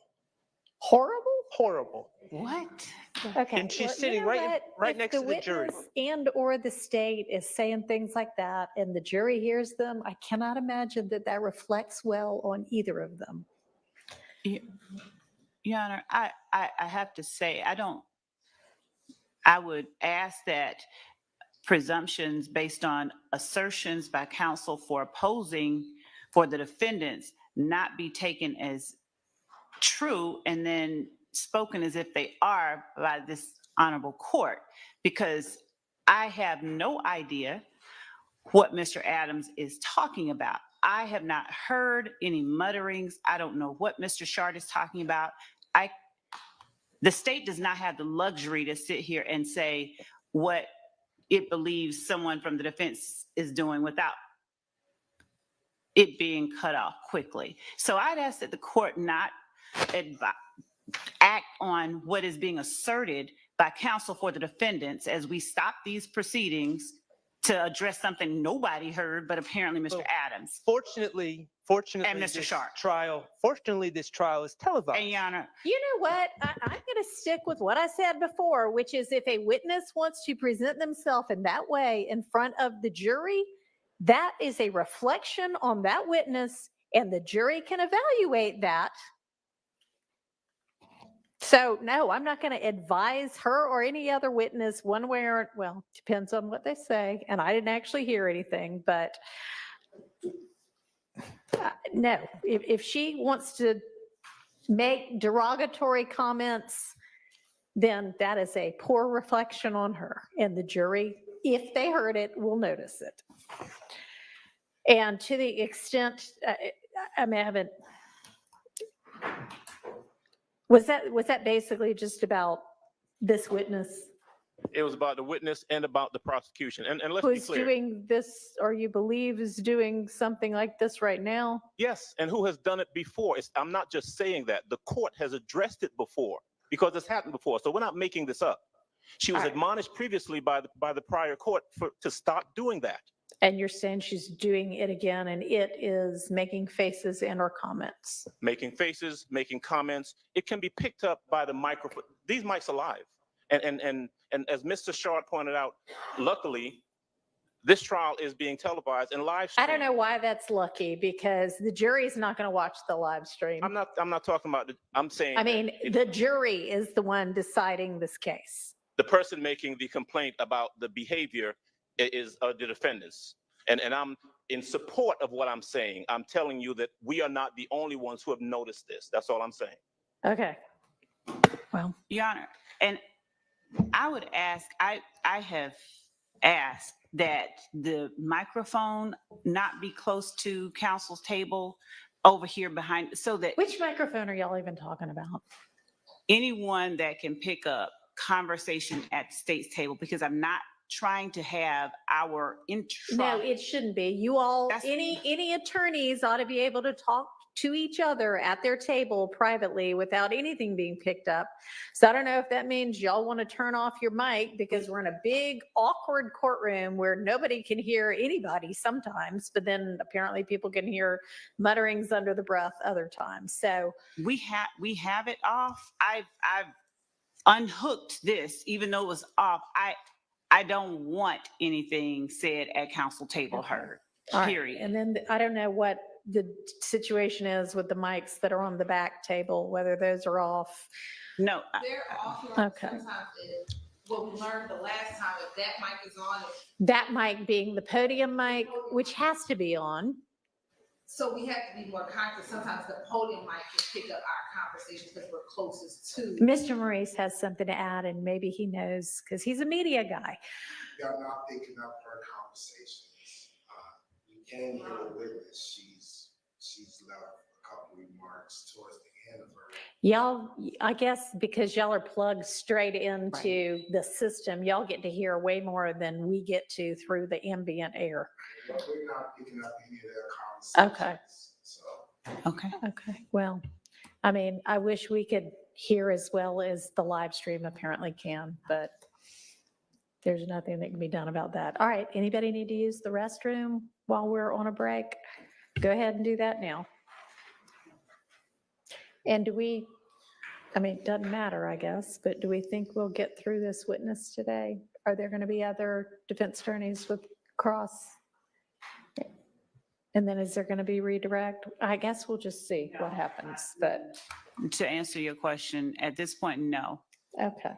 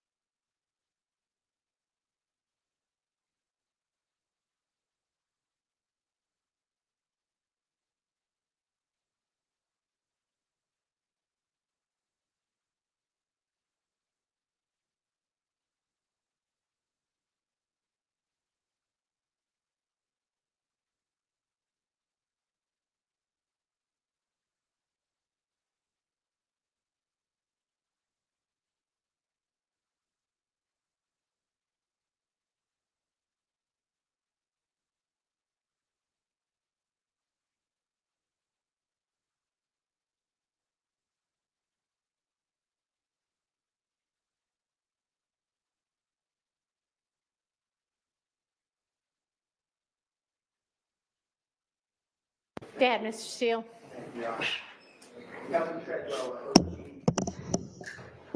Kelvin Treadwell or O.G. Bentley, you remember being told that he took guns that were used in this killing? Yes. And do you have anything to corroborate that O.G. Bentley or Kelvin Treadwell took guns that were involved in this killing? No, other than what Mr. Zachary said, no. And with regards to Kelvin Treadwell or O.G. Bentley, if you know through your investigation, did he have a child with Donovan Thomas's sister? That's what I heard. And did he have a second child with Donovan Thomas's sister a year plus after the death, God forbid, of Donovan Thomas? I don't know. I want to go back to Florida, January 11th, 12th, 13th, that time range, shortly after, the days after and the weeks maybe after Mr. Thomas, God forbid, was the victim of this homicide. And I want you to lock in on that, okay? Tell the jury through your investigation where Jeffrey Williams was staying in the state of Florida while he was working. I was not the lead investigator on Donovan Thomas's homicide, so therefore I would not be able to answer that. You or your teammates, tell the jurors where he was staying. That information. I don't know. I can't hear you. I don't know. Was Jeffrey Williams, do you have any information, Jeffrey Williams was staying in the state of Florida in the same location as Kenneth Copeland? I don't have any information that Jeffrey Williams was even in Florida. Confirmed information that he was even there. Did you ever, the cell phone records you got at Jeffrey Williams' phone?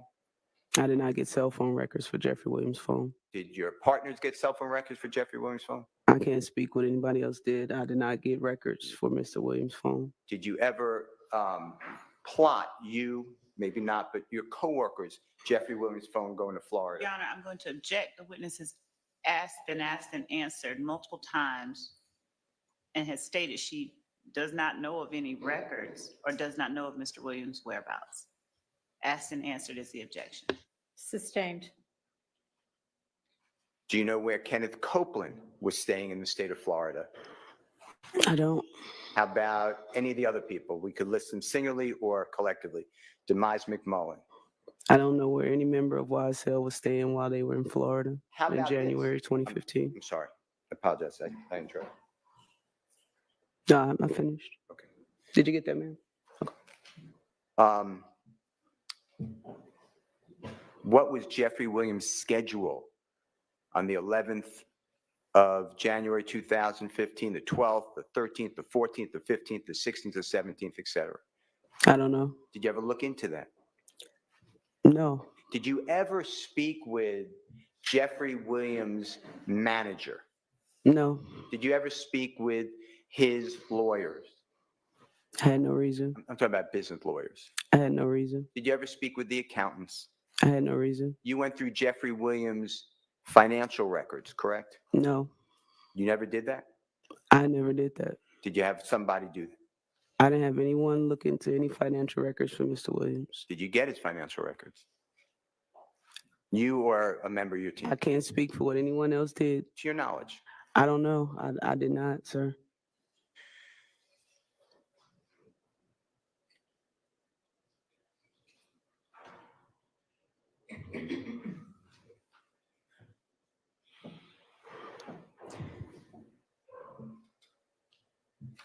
How much contact through your investigation did Jeffrey Williams have with Kenneth Copeland or Mr. Zachary or Demise McMullen or any of these other people that you're talking about? Which investigation? There were, I believe, 28 of them. January 10th, 2015, January 11th, up till when you left the office. I was not the primary investigator on the January 10th murder of Donovan Thomas. That was Investigator Thorpe. Right, we got So I did not receive any phone records or anything regarding Mr. Williams and who he contacted.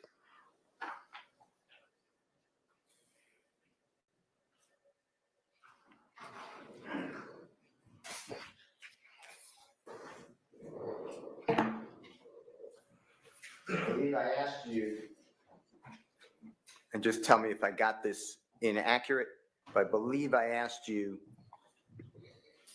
the night that Donovan Thomas was killed, and you're speaking with Mr. Zachary when he's at Jeffrey Williams' home, whether when people were allegedly saying what they knew or supposed involvement on the killing of Donovan Thomas, whether Jeffrey Williams was already gone from his Sky House. Remember those questions I asked you?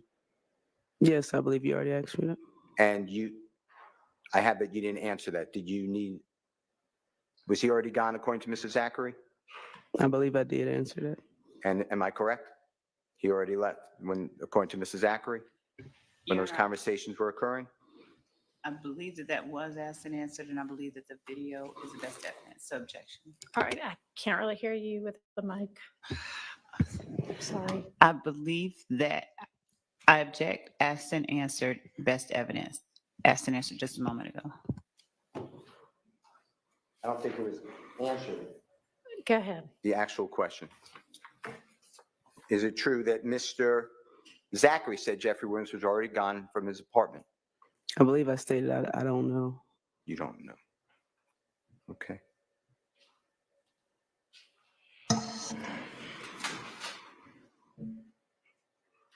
Do you remember the April 26, 2015 tour bus shootings incident I'm talking about, okay? Do you remember during this interview with Mr. Zachary that Detective Dennis, you and Mr. Zachary were talking about whether Jeffrey Williams was called on FaceTime during that night? Yes. And do you remember Mr. Zachary saying that Jeffrey Williams did not answer? Yes. Do you remember Mr. Zachary explaining that Jeffrey Williams looks up to Lil Wayne or Dwayne Carter, the performer? I believe you already asked me that. And it's the answer yes? I've already answered that, sir. Yes? Okay, so you answer the question unless there's an objection, and Your Honor, there is. it's not up to you to decide what to answer and what not to. Yes, ma'am. The objection was asked, answered, and just before we went on break, and best evidence, it was also played in the video. Sustained. Your Honor, thank you very much. Okay. Any questions from any of the other defense attorneys? Nope, nope, nope. Okay. Is there redirect? No, Your Honor, thank you. Okay. Sergeant Gaither, thank you. Is she released now, or are we going to see her back again too? All right, thank you. We can probably get a little more testimony in. Can you call your next witness? Your Honor, the state calls FBI agent James Burney to the stand. Okay.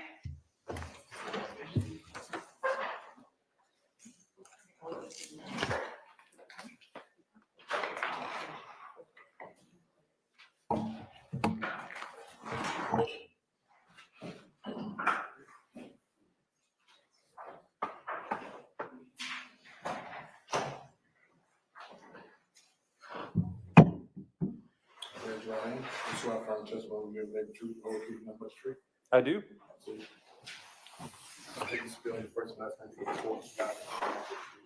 Yep, my name is James, James, last name Burney, Berni.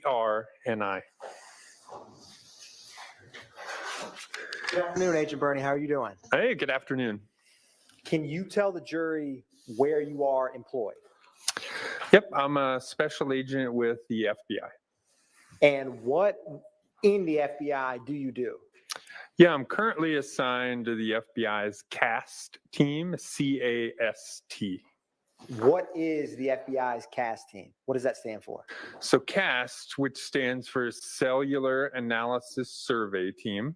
It's a team stood up by the FBI in 2009 after the FBI noticed an increased use of cell phone records in criminal trials. So CAST team members like myself specialize in both active and historic cell phone mapping and tracking. Now, Agent Burney, taking a step back, how did you get to work, like before joining the Bureau? How did you end up working for the FBI's CAST team? What is your background? Yeah, so I've been in the Bureau 17 years. Prior to the Bureau, I spent 10 years active duty in the United States Army. The last 6 years of that, I worked at the National Security Agency, or NSA, where my job was to track Department of Defense high-value targets in Iraq and Afghanistan using their communication devices, like cell phones and satellite phones. Now, when you were in the Army, were you enlisted or officer side? Well, I did a little bit of both. I was enlisted for several years before college, but I worked at doing intelligence work as an officer after college. And what is, as they call it, your MOS or position within the Army? What was the branch that you were a part of? Yeah, so I spent, again, 10 years as active duty Army. The first 4 years was as an armor officer doing tanks, tank platoon leader, tank company XO. And then the last 6 years was military intelligence. And that's where I got involved and started working at the National Security Agency.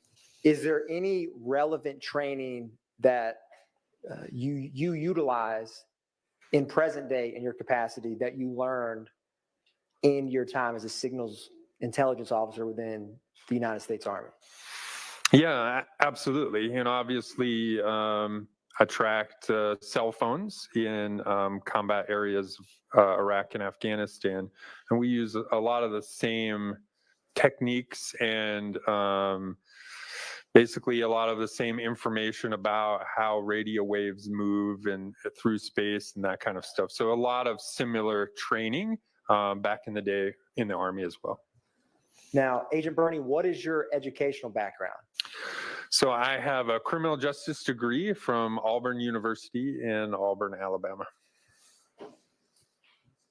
When was it? So what year was it that you began working with the Bureau? I began with the Bureau in 2007.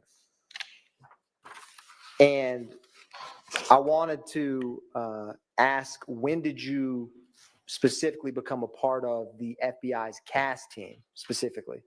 What year? Yeah, so I started doing cell phone analysis stuff in 2015 and became certified as a member of the FBI CAS team in 2016.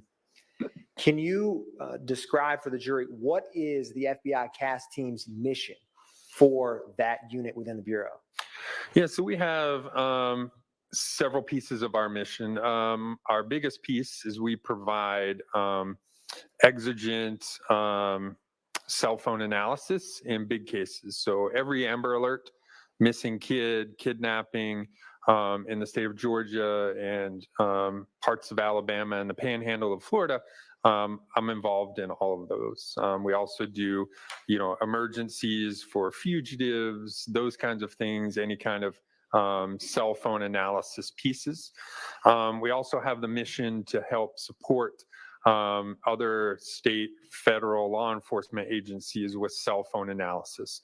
And that's what I did in this case. So basically review of cell phone records, historical cell phone records, so records in the past, and apply them and analyze them at certain dates and times of interest.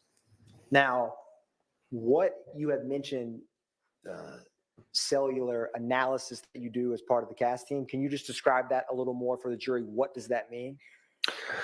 Yeah, so by law, all cell phone providers, when I say cell phone providers, I'm talking like T-Mobile, Sprint, AT&T. By law, they all have to keep records of every mobile device on their network. And they do this in what's called CDRs, or call detail records for short. Think of the CDR like as the old school phone bill when we get like a paper copy back in the day, right? I have our number, the other number we called, the date and time of that call, the duration, was it 60 seconds, 30 seconds? But in addition to that information, there's other information that's useful to both the provider and to law enforcement. And that is the cell phone tower and sector or side of the tower that was used for each call, text, or potential data session. So in addition to those records, all the service providers also have to keep a list of every cell phone tower that they have in their network. Meaning, hey, if we're looking for T-Mobile tower 123, T-Mobile has to be able to locate and tell you, hey, T-Mobile Tower 123 is located at this street address or this specific latitude, longitude spot on the Earth. And then it also contains the makeup of each antenna, meaning, hey, T-Mobile Tower 123 is located at this spot. Sector number 1 or side number 1 points in this general direction. Side number 2 in this one, and side number 3 in that one.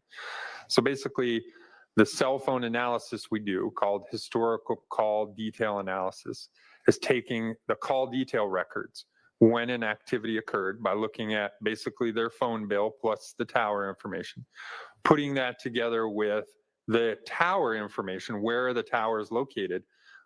By putting those two things together, we can get a general area of where a cell phone was when it had an activity, like a call or a text message on the network. Now, Agent Bernie, how many members are there within the CAS team? So I think currently certified members, we have about 80 something. There's about 20 full-time members like myself. So this is all I do every day since 2019 is review cell phone records and work exigent cases. And are you assigned to a specific region within the country? I am. CAS is broken up into 3 different regions. I'm in the southern region with basically my area being Georgia, parts of about half of Alabama, and then the panhandle of Florida. Are CAS agents always pulled directly from other units within the Bureau? Or are they hired directly to FBI's CAS team? Oh, no. So everyone within the CAS program is a special agent and came into the FBI as a special agent, meaning, basically the FBI's detectives, right? So we do the investigation, the field investigations of all cases. So prior to coming into the FBI CAS program, we're looking for agents that have, worked in the Bureau for a while and have a background in investigations. Why is that important to have a background in investigations when working as a CAS agent? I think it's important because, again, we're looking at the cell phone pieces, but at the same time, it's important to know how a case is put together because we've put together cases. I worked basically 10 years, almost 10 years as an investigator before getting into the CAS program. So it helps you be able to analyze the records and be able to help put cases together. Now, can you explain to the jury what type of training do you need to become a CAS agent to start with? Yeah, so to get certified, we have about 400 hours of training from both private and government contractors. So we go through everything from radio wave theory, how does a radio wave move through space. We also get training directly from the cell phone manufacturers. So Apple, Samsung, LG, they come in and talk to us about how their devices operate. But probably the best training we receive and most useful training is from the cell phone service providers, meaning T-Mobile, Verizon, AT&T, what used to be Sprint, right? They all come in and teach us, hey, from the time you hit the green button to place a call until you end that call, how is the phone call routed through their network? How is that routed call then show up in your cell phone records? And how would we use those records to then show where a device was in a general area of where a device was when it had an activity like a call or a text message? How often do those cell phone providers train CAS agents? Yeah, so we have that training in the initial portion, right, as part of our 400 hours. But then again, every year, all the CAS team members get together for recertification. So we get recertified in some gear, and we also, again, bring in all the providers, AT&T, T-Mobile, Verizon, every year to teach us what's changed in their network. Hey, when's 3G going away? When's 5G voice going to be everywhere, right? Are there any changes in their records? So that way, when we do our analysis and we're working cases of missing kids, we have the most up-to-date information. That way, when I do my analysis and then I come testify like I'm doing today in trial, I have the most up-to-date information directly from T-Mobile, Verizon, AT&T. And when you say get recertified on the latest gear, is that just different types, or what is that?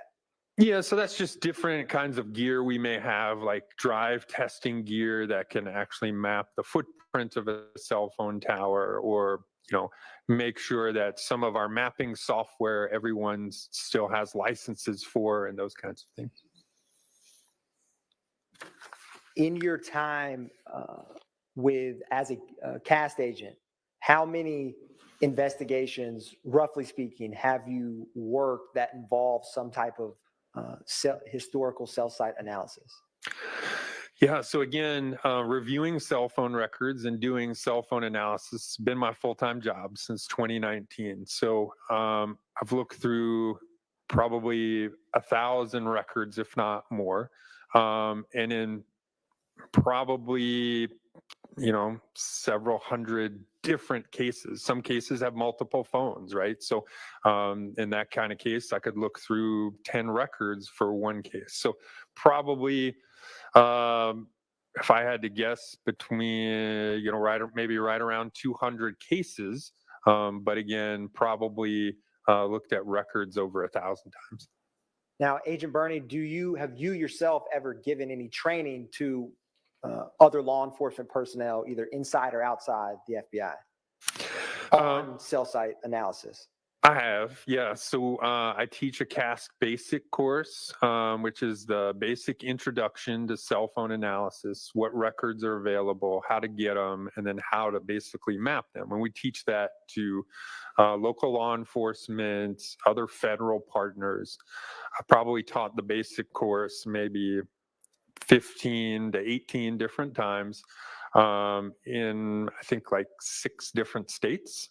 I've also conducted some overseas training, been to London, England to do some training, Caribbean, some parts of Central America, Mexico, and I even did some training, worked a case in the Ukraine prior to the war. And Agent Bernie, in general, what type of cases have you worked as a member of the CAST team regarding cell site analysis in terms of cases within the FBI? Yeah, so worked all kinds of cases, everything from kidnappings, runaways, homicides, drug cases, any type of case that you need to determine the location of the device. We can use this type of investigative technique.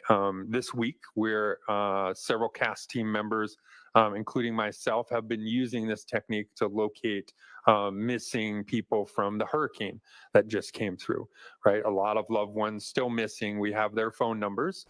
We go get cell phone records and try and locate those individuals based on cell phone records. So any type of case that you need to locate a device, you can use this technique. Agent Bernie, do you ever assist law enforcement agencies outside of the FBI? Oh, yes. I would say probably 80% of my work is agencies outside of the FBI. A lot of state and local agencies, both with active investigations that are ongoing, or historical stuff. And again, a lot of those can be criminal. I just worked a case, I say maybe 8 months ago or so, a suicidal kid who had a bunch of pills, was in the woods, called his parents and said, "Hey, I can't take it anymore. I have all these pills." So we were able to use this technique to be able to locate that individual prior to him taking pills. So again, we can work any kind of investigation that's needed. How does that process work? How do you end up working on an investigation from a local or state agency? Yeah, so they just request assistance through the FBI for the FBI's CAST team. Again, the FBI is in a unique position that it can have individuals that specialize in this. A lot of small departments don't have either the money or the manpower to dedicate to it, but the FBI is in a unique position in which it does. And so that's why the CAST unit is there, to provide assistance to not only internal FBI cases, but also any state, local cases as well. Now, with the cases you've worked on as a member of the CAS team, have you ever cleared or exonerated a suspect in those investigations you've worked? I have, yes. So it's quite often that I'll partner with another agency, be it, Montgomery, Alabama Police Department. They'll, have a murder, get some records, interview a suspect, and then send me the records and say, hey, our suspect says that he was in Florida at the time of the homicide. It's quite often that we review records and are able to shore up the alibi for that potential person, and therefore eliminating them as potential suspects. Now, based on your training and experience, is cellular telephone records reliable to utilize? It is, for a couple different reasons. One, think of, hey, this is a multi-billion-dollar industry, right? We pay a lot of money for our phones, and we pay a lot of money for our plans of our phones every month. So if we're not happy with AT&T, we'll just switch to Verizon or T-Mobile, right? Well, the companies know this, so they use these records because they're business records. They use these records every day to optimize their network. They want to know, where are people making calls from? Are there dropped calls in a certain area? Are there lots of calls in another area? Do I need to add a tower or a sector or those kinds of things? So they use these records every day to optimize their network to make sure it's running the way it needs to run. The second thing is, if you think of the late 80s, early 90s, when cell phones first became popular, right? We paid for our plans in two different ways. One is we would buy like a 300-minute plan, right? You had 300 minutes for the month. And if you went over 300 minutes, you went to 301, they charged you 25 cents extra each minute after that. Well, they had to accurately keep track of every call you made, how long those calls were, so that they could accurately bill you if you went over 301, because we all know they're getting their money. The second thing is at the time, we had our home network and then roaming charges, right? So if you lived in Atlanta and you took your family to vacation in Florida, you were considered roaming at the time because you weren't in your home network area. So they charged you extra to use towers outside of your main area. Well, in order to do that, they had to accurately keep track of every cell phone tower that you used so that they could charge you extra when you went outside. Now, we no longer pay for our plans that way, right? We now have unlimited minutes and you can take your phone anywhere you want in the US. But we all know that information is power.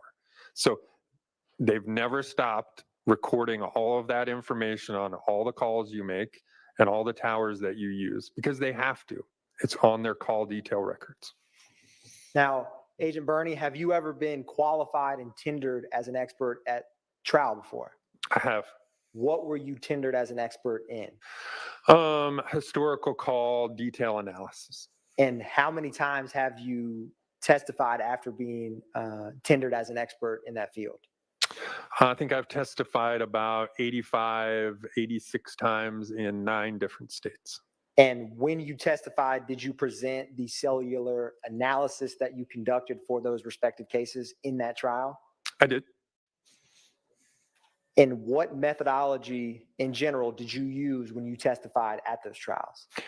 Yeah, so again, the methodology is what we call historical call detail analysis. So taking the CDRs, the phone bill with the tower information, putting that together with the tower list, where calls are. So you have when calls are from the CDR, where calls are from the tower list. By putting those two things together, you can get a general area of where a phone was when it had an activity. So that's the methodology used. And is the analysis that you used peer-reviewed before testifying in trial related to the cellular analysis investigations that you conducted? It is. So the peer review is basically I create an analysis based on information and records sent to me from law enforcement. I then create a draft, send that draft to, in this case, the Fulton County's District Attorney's Office to make sure we have all the phones analyzed we need, we have all the time periods we need. And then when that report is covers everything we need, that report gets sent to another CAST certified individual who basically uses the records, creates their own report, verifies their report and my report are exactly the same. And then we finalize my report prior to showing it in trial. Your Honor, at this time, the state tenders Special Agent Burney as an expert in historical cell site data analysis, cellular phone technology, and cellular device location information. No objection, half from Mr. Williams. All right, he is so qualified and may testify as an expert in each of those areas. Thank you, Your Honor. Now, Agent Burney, what is phone toll analysis? So phone toll analysis is reviewing the cell phone records for basically who called who, what days, and what times. So that does not include like the towers and sectors for the location portion. So for toll analysis, we're just looking at who called who, what days and times did those calls or text messages occur.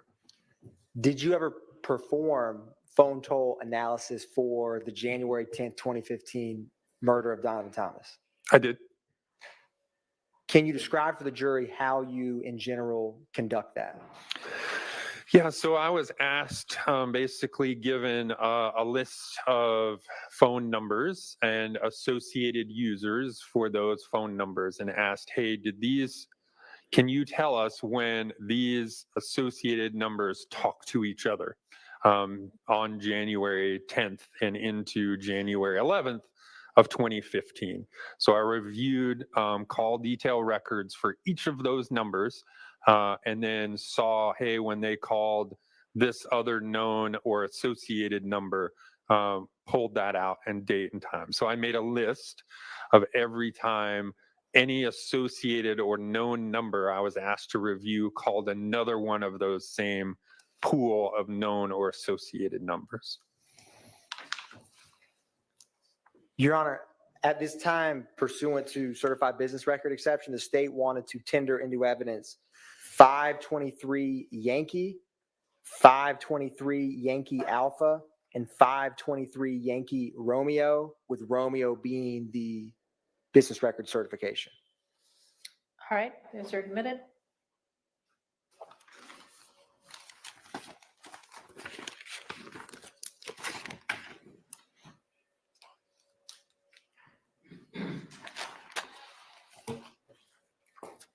Now, yes, sir. Oh, yes. And Your Honor, I have a exhibit list that I meant to pass out before starting that. I'll briefly make sure everyone, including the court. Thank you.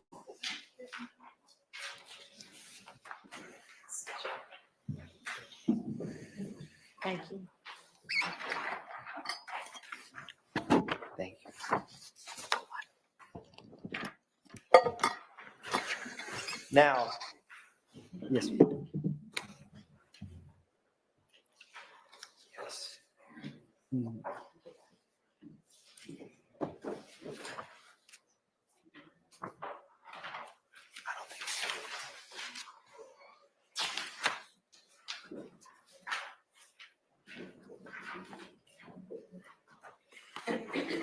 Your Honor, I'm approaching the witness with what's marked as 525 Yankee.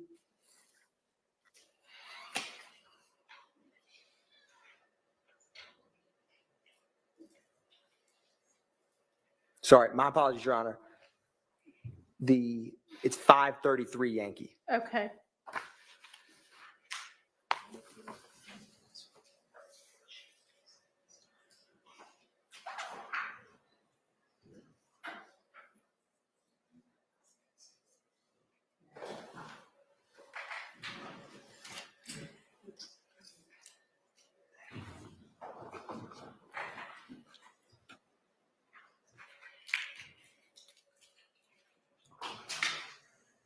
So, Agent Burney, Your Honor, I'm remarking for some exhibits that came in today.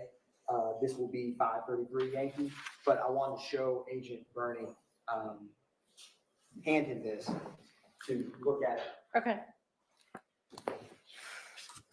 Agent Bernie, can you take a look at that and just look up at me when you are ready?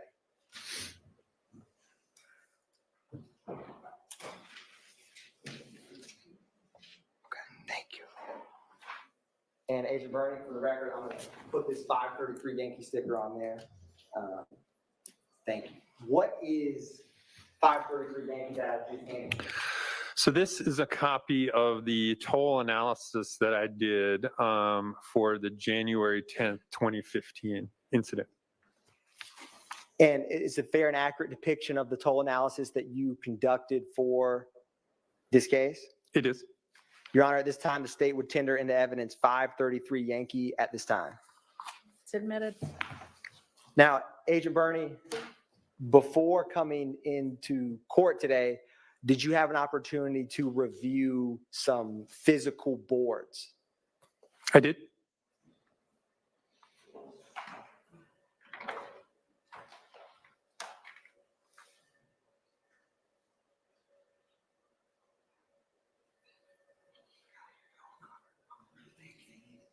Agent Bernie, I'm going to set these here. And one sec. Were the five, or Your Honor, just for the record,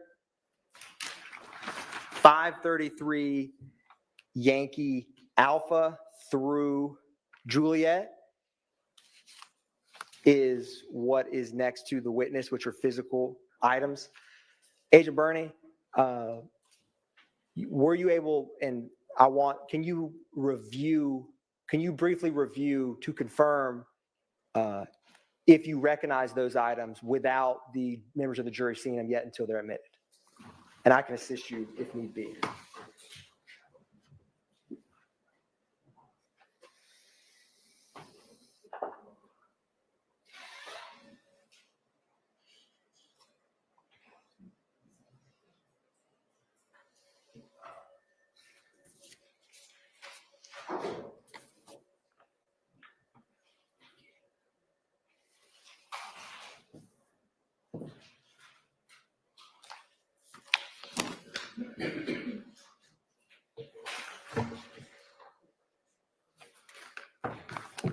Do you recognize those, Agent Bernie? I do. And are those, or what are those? Yeah, those are basically just larger blow-ups of my toll analysis that I put together. So what I have is on a spreadsheet, which may be hard to view. So this is just a easier way to view the same information that's on my toll analysis. And will 533 Yankee Alpha through Juliet aid your testimony to this jury? It will. Your Honor, at this time, the state moves to tender into evidence 533 Yankee Alpha through 533 Yankee Juliet as a demonstrative aid. All right, those are admitted. Thank you, Your Honor. And Your Honor, may I briefly approach the court? You may.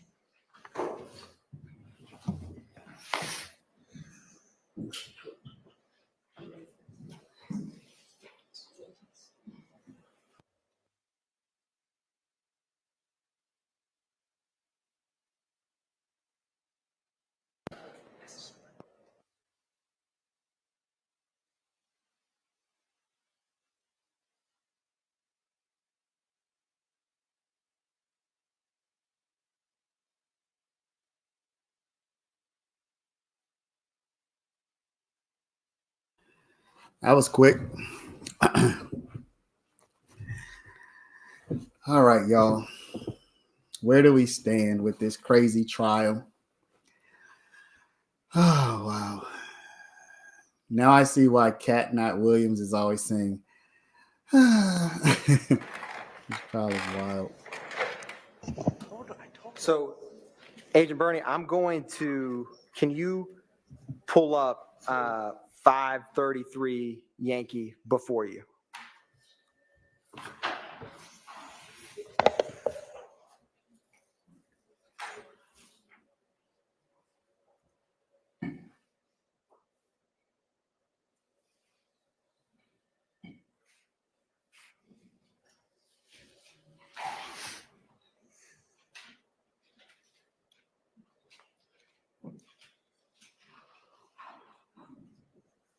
And Your Honor, I'm going to publish 533 Yankee.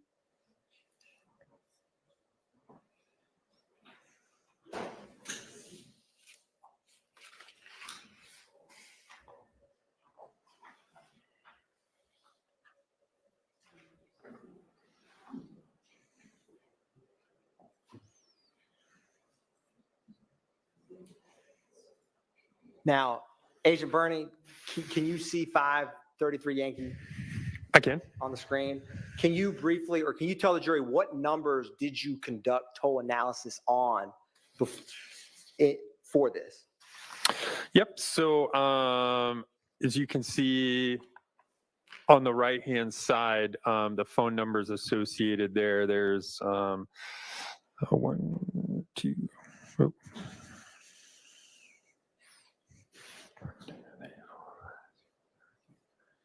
12 different numbers that I was asked to basically review calls in between those numbers on this date.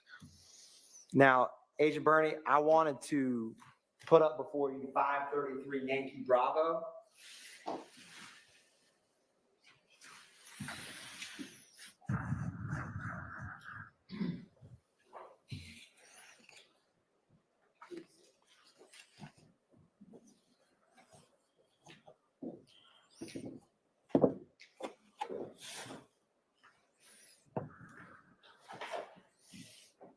Actually, 533 Yankee Alpha, Your Honor.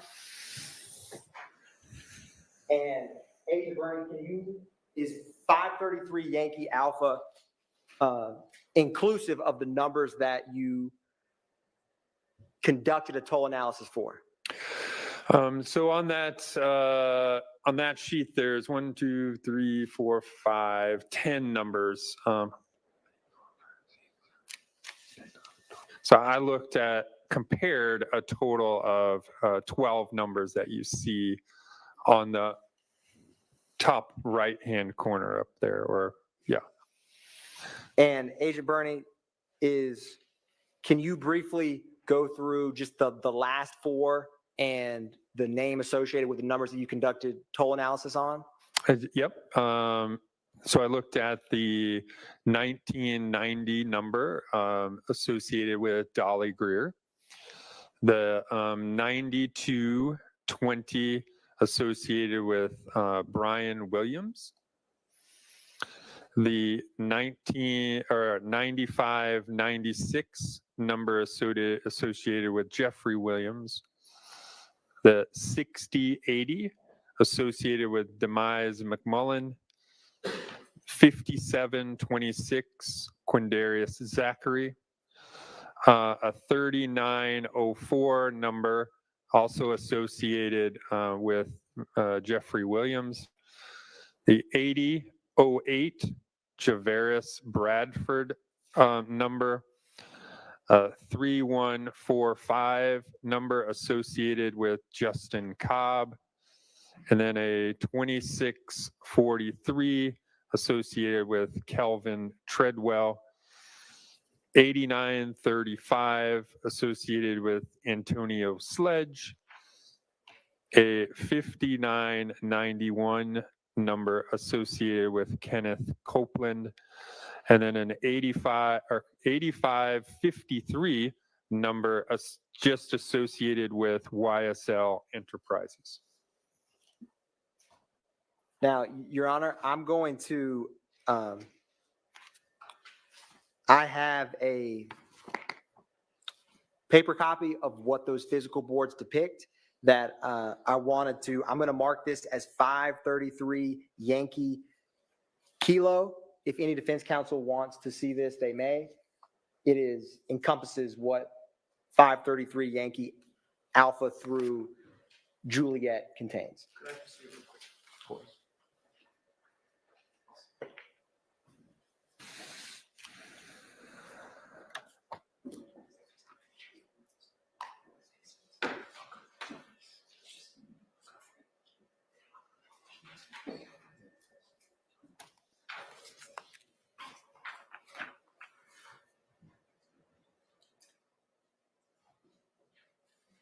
Now, Agent Bernie, I'm approaching you with what's been marked as 533 Yankee Kilo. Can you just flip through that and just look up at me when you are ready?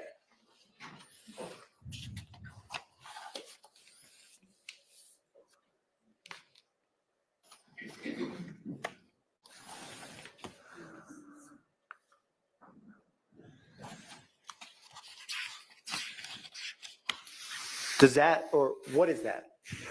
So again, this is my toll analysis that I conducted on Exhibit 533 Yankee into a more digestible version that's easier as an exhibit. And is that the same, or is that identical to the physical boards that are standing next to you right now? They are. Your Honor, at this time, the state would tender as a demonstrative aid 533 Yankee Kilo into evidence at this time. Okay, that's admitted. Thank you, Your Honor. And the state's going to publish 533 Yankee Kilo.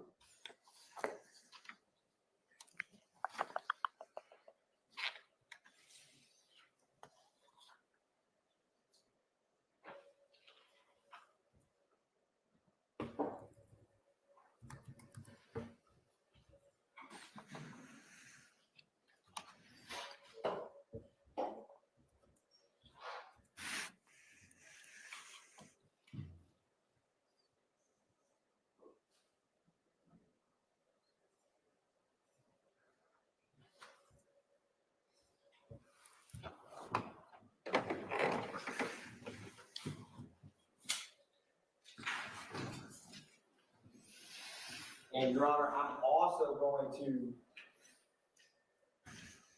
place before the jury 533 Yankee Bravo.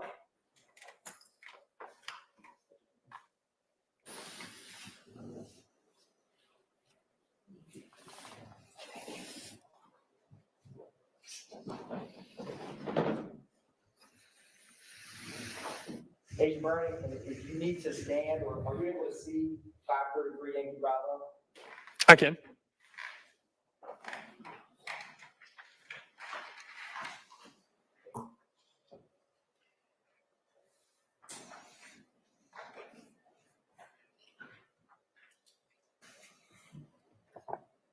Agent Bernie, I'm going to give you trusted control of that laser pointer. If you could use that while we're walking through that, that would be greatly appreciated. So, what was the time frame that you used to conduct this toll analysis? So I was asked to take a look at and put this toll analysis together for times after 7:28, roughly 7:25, I think actually was the exact time, 7:25 and later on January 10th of 2015. And very briefly, Agent Bernie, I am going to publish what has already been admitted as 2 Yankee.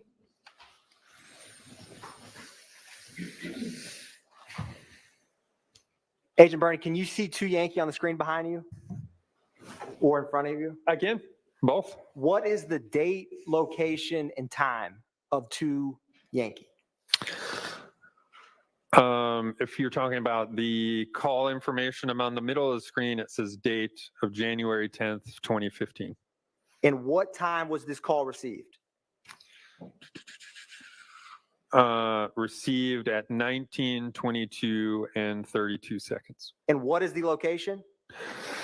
The location is 330 McDaniel Street, Southwest Atlanta. Republishing states 533 Yankee Kilo is the first call on 533 Yankee Bravo. How many minutes after 2 Tango we just read is that call? So what was that? 7:22, I think, was the call we read on there. So that would be approximately 7 minutes. The first call is at 7:29. So it shows up there as 19:29. Again, that's in a 24-hour military time.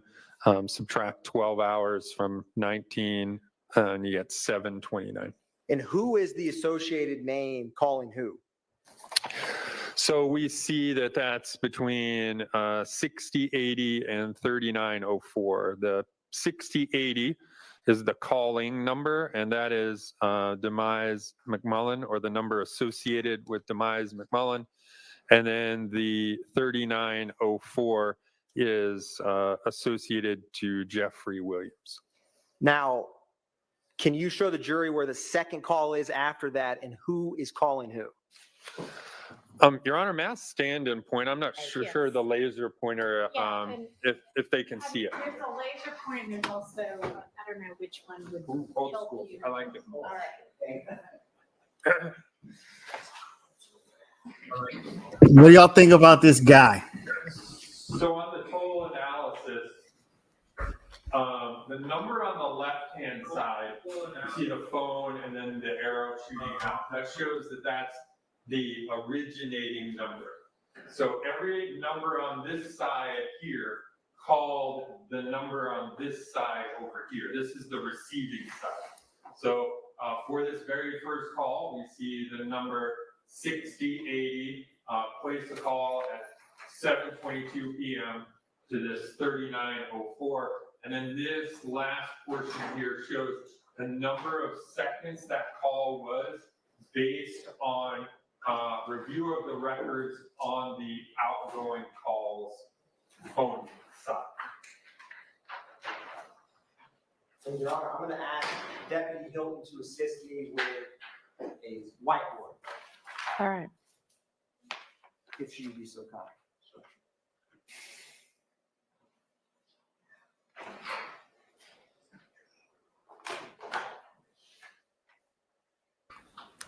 Yeah, today's video is going to have a lot of huffing and puffing in it.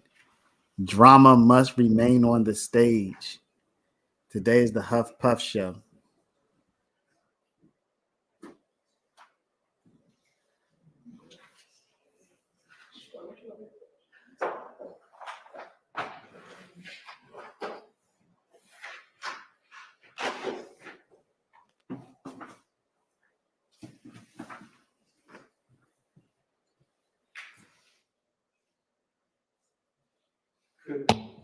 I was going to ask for the first call. Could you, anytime someone's name comes up for the first time, Deputy Hilton, would you mind assisting me in writing who calls who? Yes. Thank you. So Agent Bernie, after, how much time is between the first call and the second call? So 7:29, again, that call there lasts for approximately 47 seconds. And then the next call is at 7:31. Again, the 6080 calls the 8008 number. Now, the call immediately after that, who was associated with 3145? 3145 is Justin Cobb. And how long is that call between 3145 and 8008? So that's this call here, again, at 7:31, that lasts for 34 seconds. And then after that, is there another call, but with 0 seconds between 6080 and 8008? There it is. Again, at 7:31.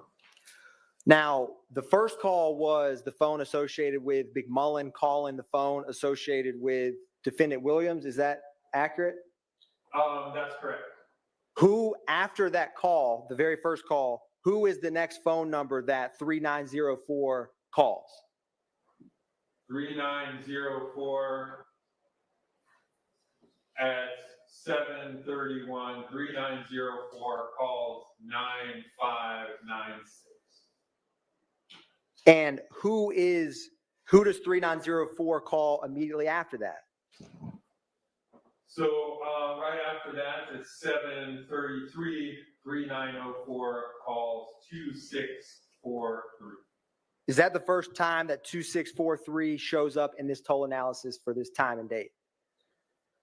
It is. And who is 2643 associated with? Calvin and Treadwell. After Kevin Treadwell receives that call, who is the next phone that 2643 associated with Kevin Treadwell calls? I'm sorry, can you say that again? Who is the next call that Kevin Treadwell calls after receiving that phone call from 3904? 2643 receives a call from 9596 at 7:35, and then places a call at 7:35 to 9596. Now, is there ever any communication from 2643 to 6080? There is. Where can you show the jury where that is and what time that is? Yep, so we see here 2643 at 7:38 to 6080. Lasts for 28 seconds. And is that the phone associated with Kevin Treadwell calling Demise McMullen? And what is the last call depicted on this first slide? What is the time and who is calling who? So this is at 7:39. The 2643 number again places a phone call to 9596 that lasts approximately 7 seconds. Now,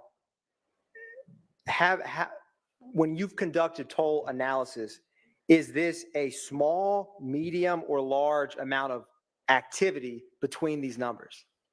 Objection, Your Honor. Foundation. Sustained. Agent Bernie, can you describe for the jury how many times have you conducted toll analysis as a member of the FBI's CAS team? Probably well over 100, if not several hundred times. And have those several hundred times you've conducted toll analysis involved more than one number? Yes. Have you, through conducting that, have you had time to form an opinion about, or working those hundreds of toll analysis that you've done, have you seen variations in the amount of connections made in the windows you're requested to look at? Objection, Your Honor, relevance. Also not beyond the scope of the intent of the jury. Overruled and overruled. You may answer, Agent Bernie. Can you repeat the question? Yes. In working those different toll analysis, have you seen variations in the amount of phone connectivity in the couple hundred cases that you've worked specifically on toll analysis? And this specific for January 10th, 2015 toll analysis that you conducted, is it a small, average, or high amount of connections between the phone numbers you analyzed? Objection, Your Honor, relevance. Sustained. Agent Bernie, how many phone call or how many numbers of the numbers you analyzed speak with one another in the first 10 minutes, or excuse me, in the first 17 minutes after the 911 call comes in on January 10, 2015? Hold on 1 second.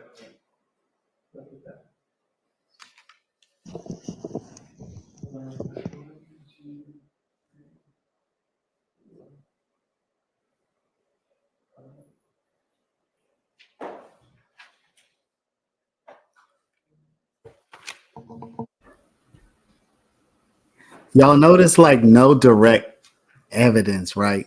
So far. So it's all kind of, I don't want to say circumstantial, but numbers are involved circumstantial. in calling each other in the time period reviewed between 7:29 and 7:39. And Agent Bernie, I'm going to write on this whiteboard, and I'm going to use this marker, and then when we're done. So the very first call is, what is the last name associated with the first call? So The first call is McMullen placing a call to Williams. I'm gonna object on the grounds of speculation as to who is calling who. Phones are calling phones. Objection is objection. Sustained. Agent Bernie, with phone numbers, I'll ask you when I'll say associated phone numbers for the names associated with the numbers called for. Is that all right? The associated names. I know you don't know the defendant. That's correct. So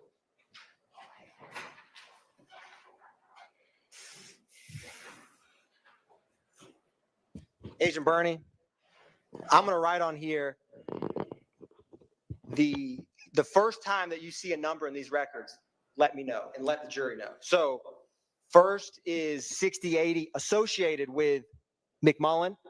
That's correct.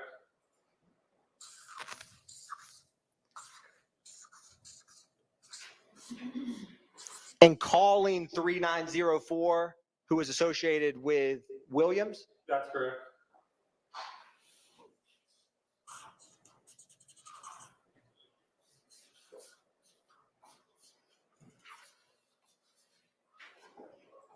And who is the next person that Williams calls? So the next person that the 3904 device associated with Williams calls is the 9596. And is that number associated with Dora Greer? It is.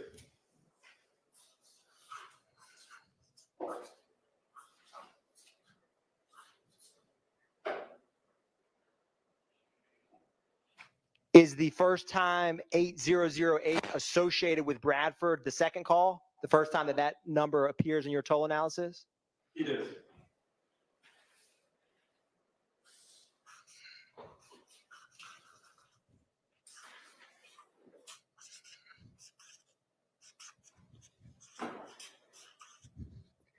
And who is the next person that 8008 or where is the first call that 2643 comes into on this first slide?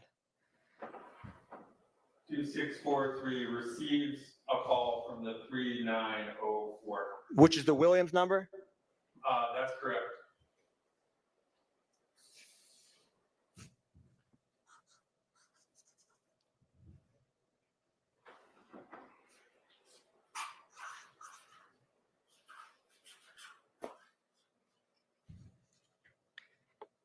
And does 2643 make contact with anyone else we've just discussed, or phone number we've just discussed, in terms of calling someone? Yes, as far as outgoing calls from the 2643 phone, the next call is to the 9596. And is there another call after that 2643 calls? Yep, 2643 also calls 6080.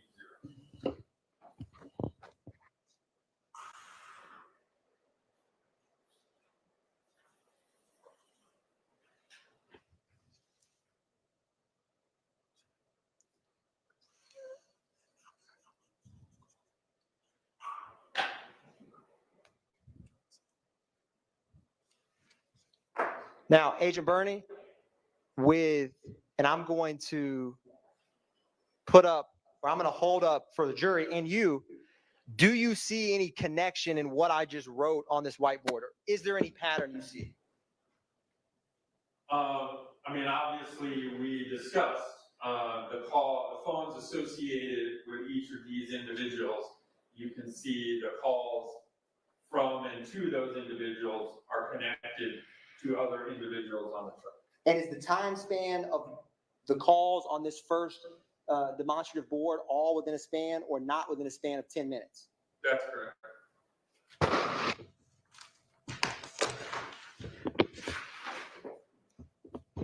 Now, Agent Bernie, all of this toll analysis, did it did you ever receive records from the Fulton County District Attorney's Office to form this toll analysis? I did. And is that the CDRs you discussed earlier with the jury? It is. Can he be seated again? Yeah, he may, Your Honor. He may have to, if Hey, Agent I Bernie just doesn't didn't know mind. if y'all were done with that or not. We are going to refer back to it. Hop back up when you need to again. So, Agent Bernie, I wanted to show you what has already been admitted as State's Exhibit 464Y. Did you receive, as part of your analysis, the call detail records for the 6080 number? I did.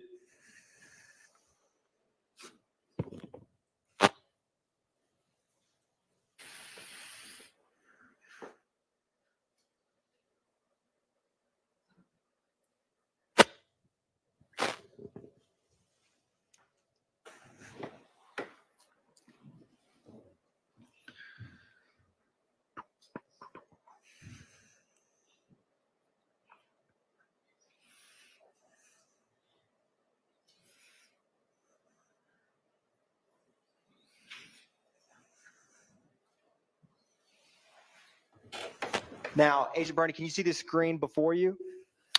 I can. Does this appear, or does this format of information seem familiar to you? It is.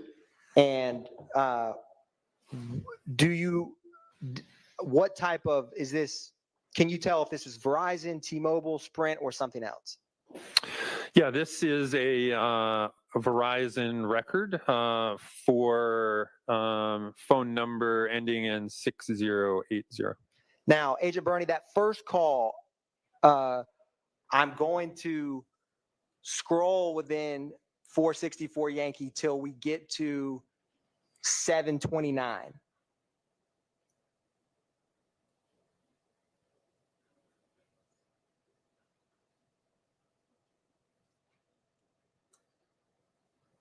And is Verizon records back in 2015, call detail records, are they in Eastern time, UTC time? What are they in? They're in Eastern time. So do you see, and I'm going to highlight it yellow, is that the call that's the first call depicted on in the toll analysis you conducted? It is. Now, in these Verizon records, is the number on the, can you explain for the jury, is the number on the left the number that received the call, made the call? What are these two numbers, these two columns to the immediate left of the yellow highlighted indicate? Yeah, if you scroll all the way to the top, you can see the columns, and then I can better define them out. So as you see, column A is the network element name. So that's basically the switch name. So cell phone towers are put in, obviously, in various areas to provide coverage. And then a group of towers is called a switch. So a lot of towers report to one switch, and that switch then routes traffic to wherever it's going. So column A is the network element name, also called the switch name. So it just shows that these towers are all located in the Atlanta area. Column B is the mobile directory number. That's the number whose records we're looking at. So when a search warrant is obtained by law enforcement, they say, hey, we want Jay Bernie's cell phone records. His number is this, right? And so that is the phone number of the records that we're looking at. Column C is the dialed digits number. That's the number that was called for each interaction. So you may see the 6080 in there. That just means that that was an incoming call to that number. So the dialed digits just means that's who received the phone call. So again, as it would relate to our chart, it would be the numbers on the right-hand side of our chart, the one receiving the phone call. Call direction is a code used by Verizon to show whether it was an incoming or outgoing call, or back in 2015, it used to be like Verizon to Verizon would get special codes. The seizure date and time, that's the date, and then the time period for each activity. So again, you can see the first call shown on there is January 1, 2015 at 1:22. And the times of these are all going to be in Eastern time. Seizure time is how long the call actually occurred. So from the time you hit that green button until that call is terminated or ended within Verizon, that's how long that call actually occurred. Now, Agent Bernie, I'm going to go back to the call at 7:29 on January 10th.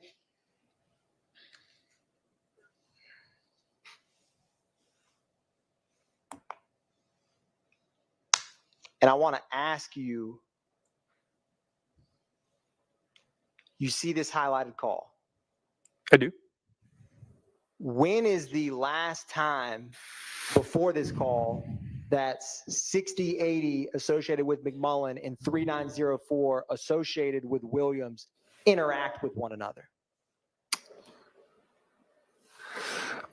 So you'd have to scroll over on the right-hand side, but it looks like the last time 3904 was called by this number is right above that on January 10th at 6:57 a.m.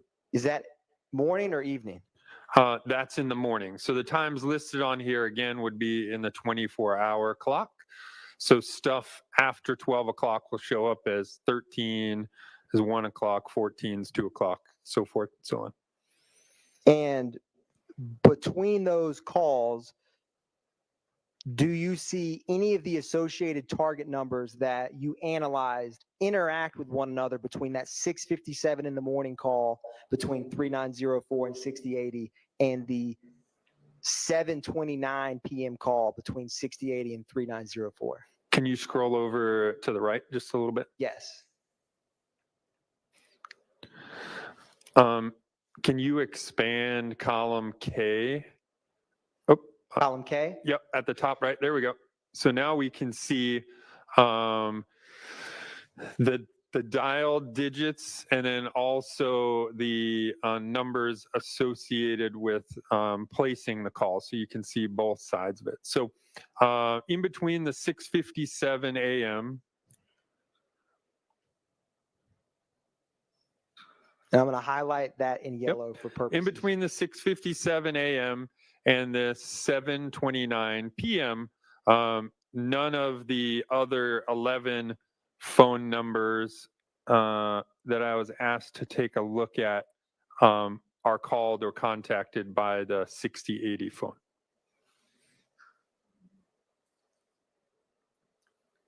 Now, Agent Bernie, I'm going to put up what's marked as 533 Yankee Charlie.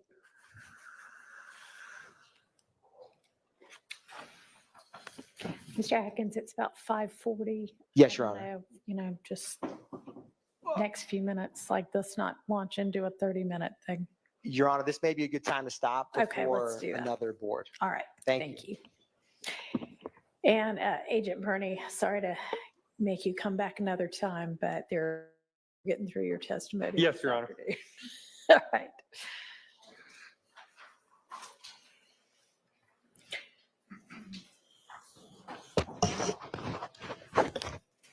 All right, so ladies and gentlemen, I am going to give y'all our regular reminders that you need to make sure not to discuss this case with anybody or allow anybody to discuss it with you, and don't do any kind of research about this case in any way, and do not watch, listen to, read, otherwise absorb any kind of accounts about this case or anybody involved in it, and enjoy your rest of your day, and we'll see y'all when we see you next.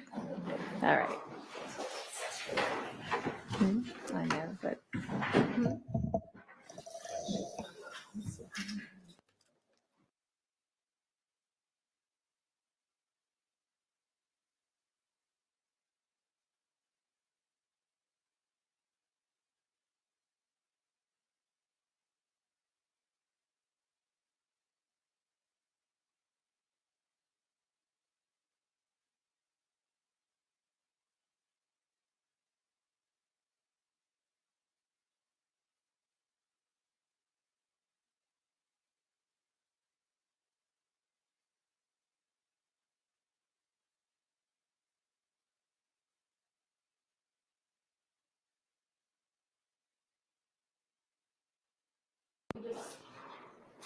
Make sure that Special Agent Byrne.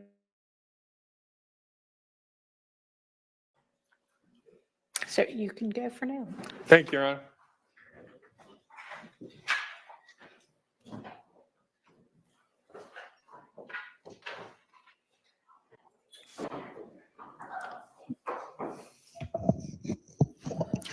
Is there anything anybody needs to put on the record before we adjourn for the day?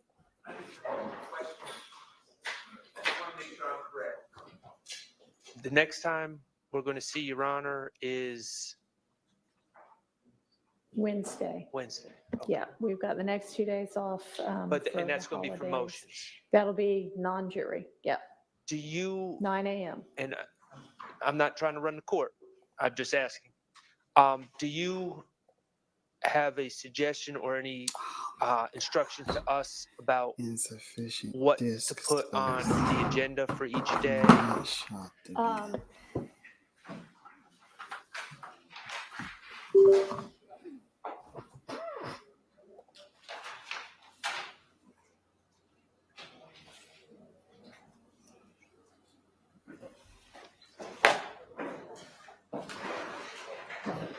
right. Outstanding, we have motions in limine 62, 63. We have a motion in limine about the testimony of Summer Good. We have the wiretap best evidence issue part of motion in limine 61.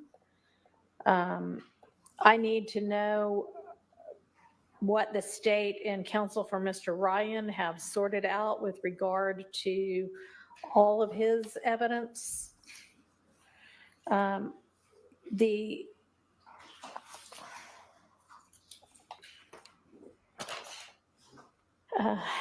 two outstanding alleged intrinsic acts, post indictment intrinsic acts. I have a note that on our 801 D2E issues, the state was either going to, and I don't know exactly what this was about, but excise UNC's statements or come up with a limiting instruction.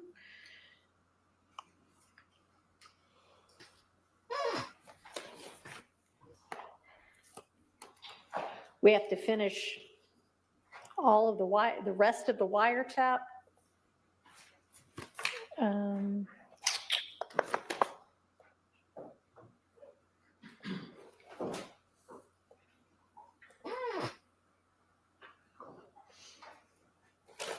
At some point, we need to figure out where everybody is on what exhibits have been admitted and what haven't. I'd love proposed limiting instructions regarding, the convictions of any co-defendants.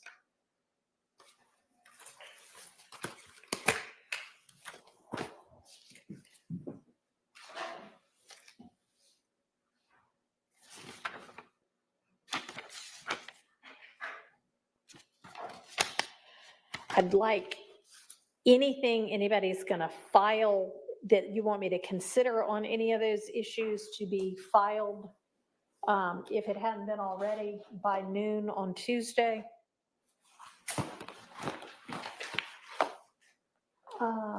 And I would like for us to get a better handle on our remaining witnesses, how long they're going to take and if they're actually necessary. And I think that is going to carry us all the way through till we see the jury again. Yes, Your Honor. And I just feel I need to repeat this so no one says that I didn't say anything. I filed a notice a while ago about the contents of my client's phone. It's not going to come. It was seized pursuant to the Shamal Drinks incident. I don't believe that that's going to be coming. That's at the end of the trial if they go in sequential order. But I just wanted to, I put a notice in that asks the state to identify because it's full of bad character, irrelevant matters, etc. So I just wanted to flag that and just make sure that I reminded the court about that. Thank you. I actually did have that note as well.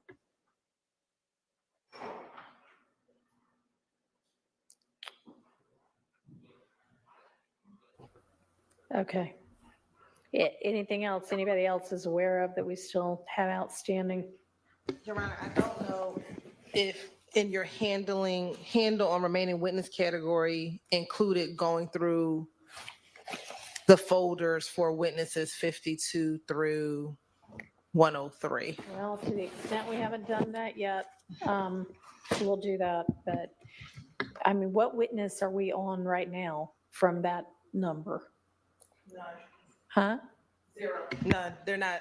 No, I mean, like, where are we now on the? Which number witness we're on from that list? Approximately. No, we're in the. Well, Sergeant Bernie was 8 or 9 on that list. But did she just say, "Oh my God"? 9 witnesses. You've been maybe a bit out of order, but yes, I mean, if we get to that during these days, then yes, we definitely need to do that as well. I mean, we need to do all of this, but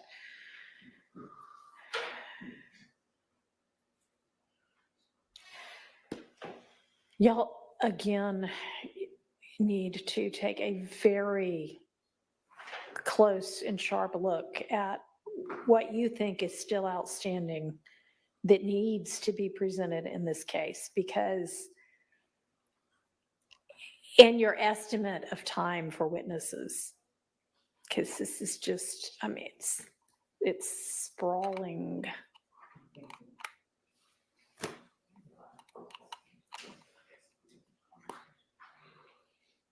And it needs not to be. All right, so anybody, any other topics we're going to need to hit? Yes. Your Honor, when did the jurors return? I've told y'all all when the jurors return. Okay, thank you. I'm sorry. Y'all, they're saying And that the also for jurors are Mr. not. Ryan, we need a ruling on the autopsy motion. Y'all, we're supposed to get together and figure out what you could decide upon on your own. And that's what I'm waiting to hear back from y'all. We're not going to agree on that. You're not going to agree on anything? Not on the autopsy. Okay, well, I need to know, I guess, then what there is agreement on and what we need to litigate still. Okay. What else? Okay, that's it. All right. Please make good use of the time, enjoy the holidays, those of you who celebrate those holidays, and then get back to work. Let's try to be as productive as we possibly can with our few non-jury days that we're going to have. And anything that you all might be able to accomplish amongst yourselves in the meantime, I strongly encourage you to do that. All right, we're adjourned. So is she saying that there's no court tomorrow?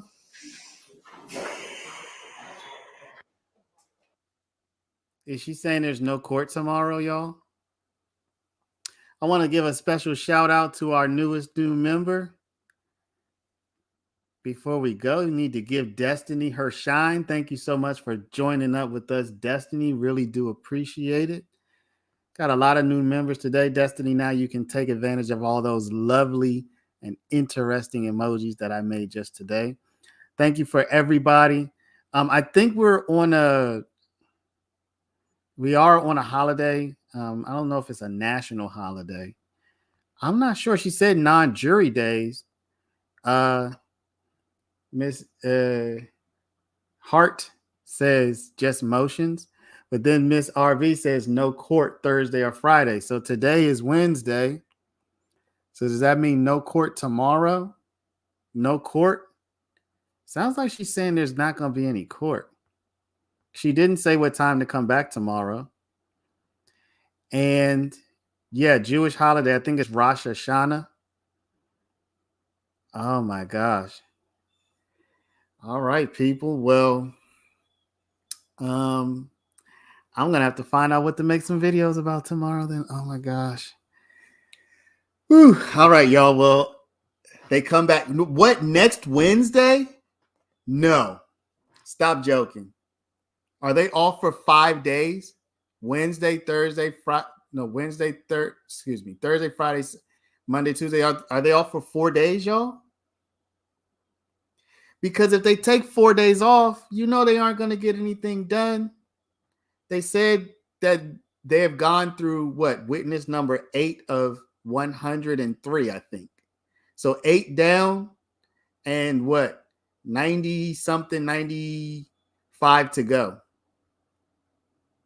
So is that true? There's no court until next Wednesday?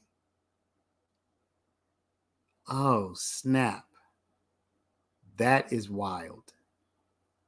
Really see their name tag. All right, y'all. Well, thank y'all. 95 something, 90 some witnesses to go. You stated that I died through a cubbyhole and hit my all right, y'all. face. Well, we'll figure it out. I might do some lives anyway. Definitely not going to be doing a 9-hour live. But check us out tomorrow. We'll see what we do. Different. Have a good evening, everybody. Check out our video. Give us a like. If you haven't dropped a like, consider becoming a member. Have a good night.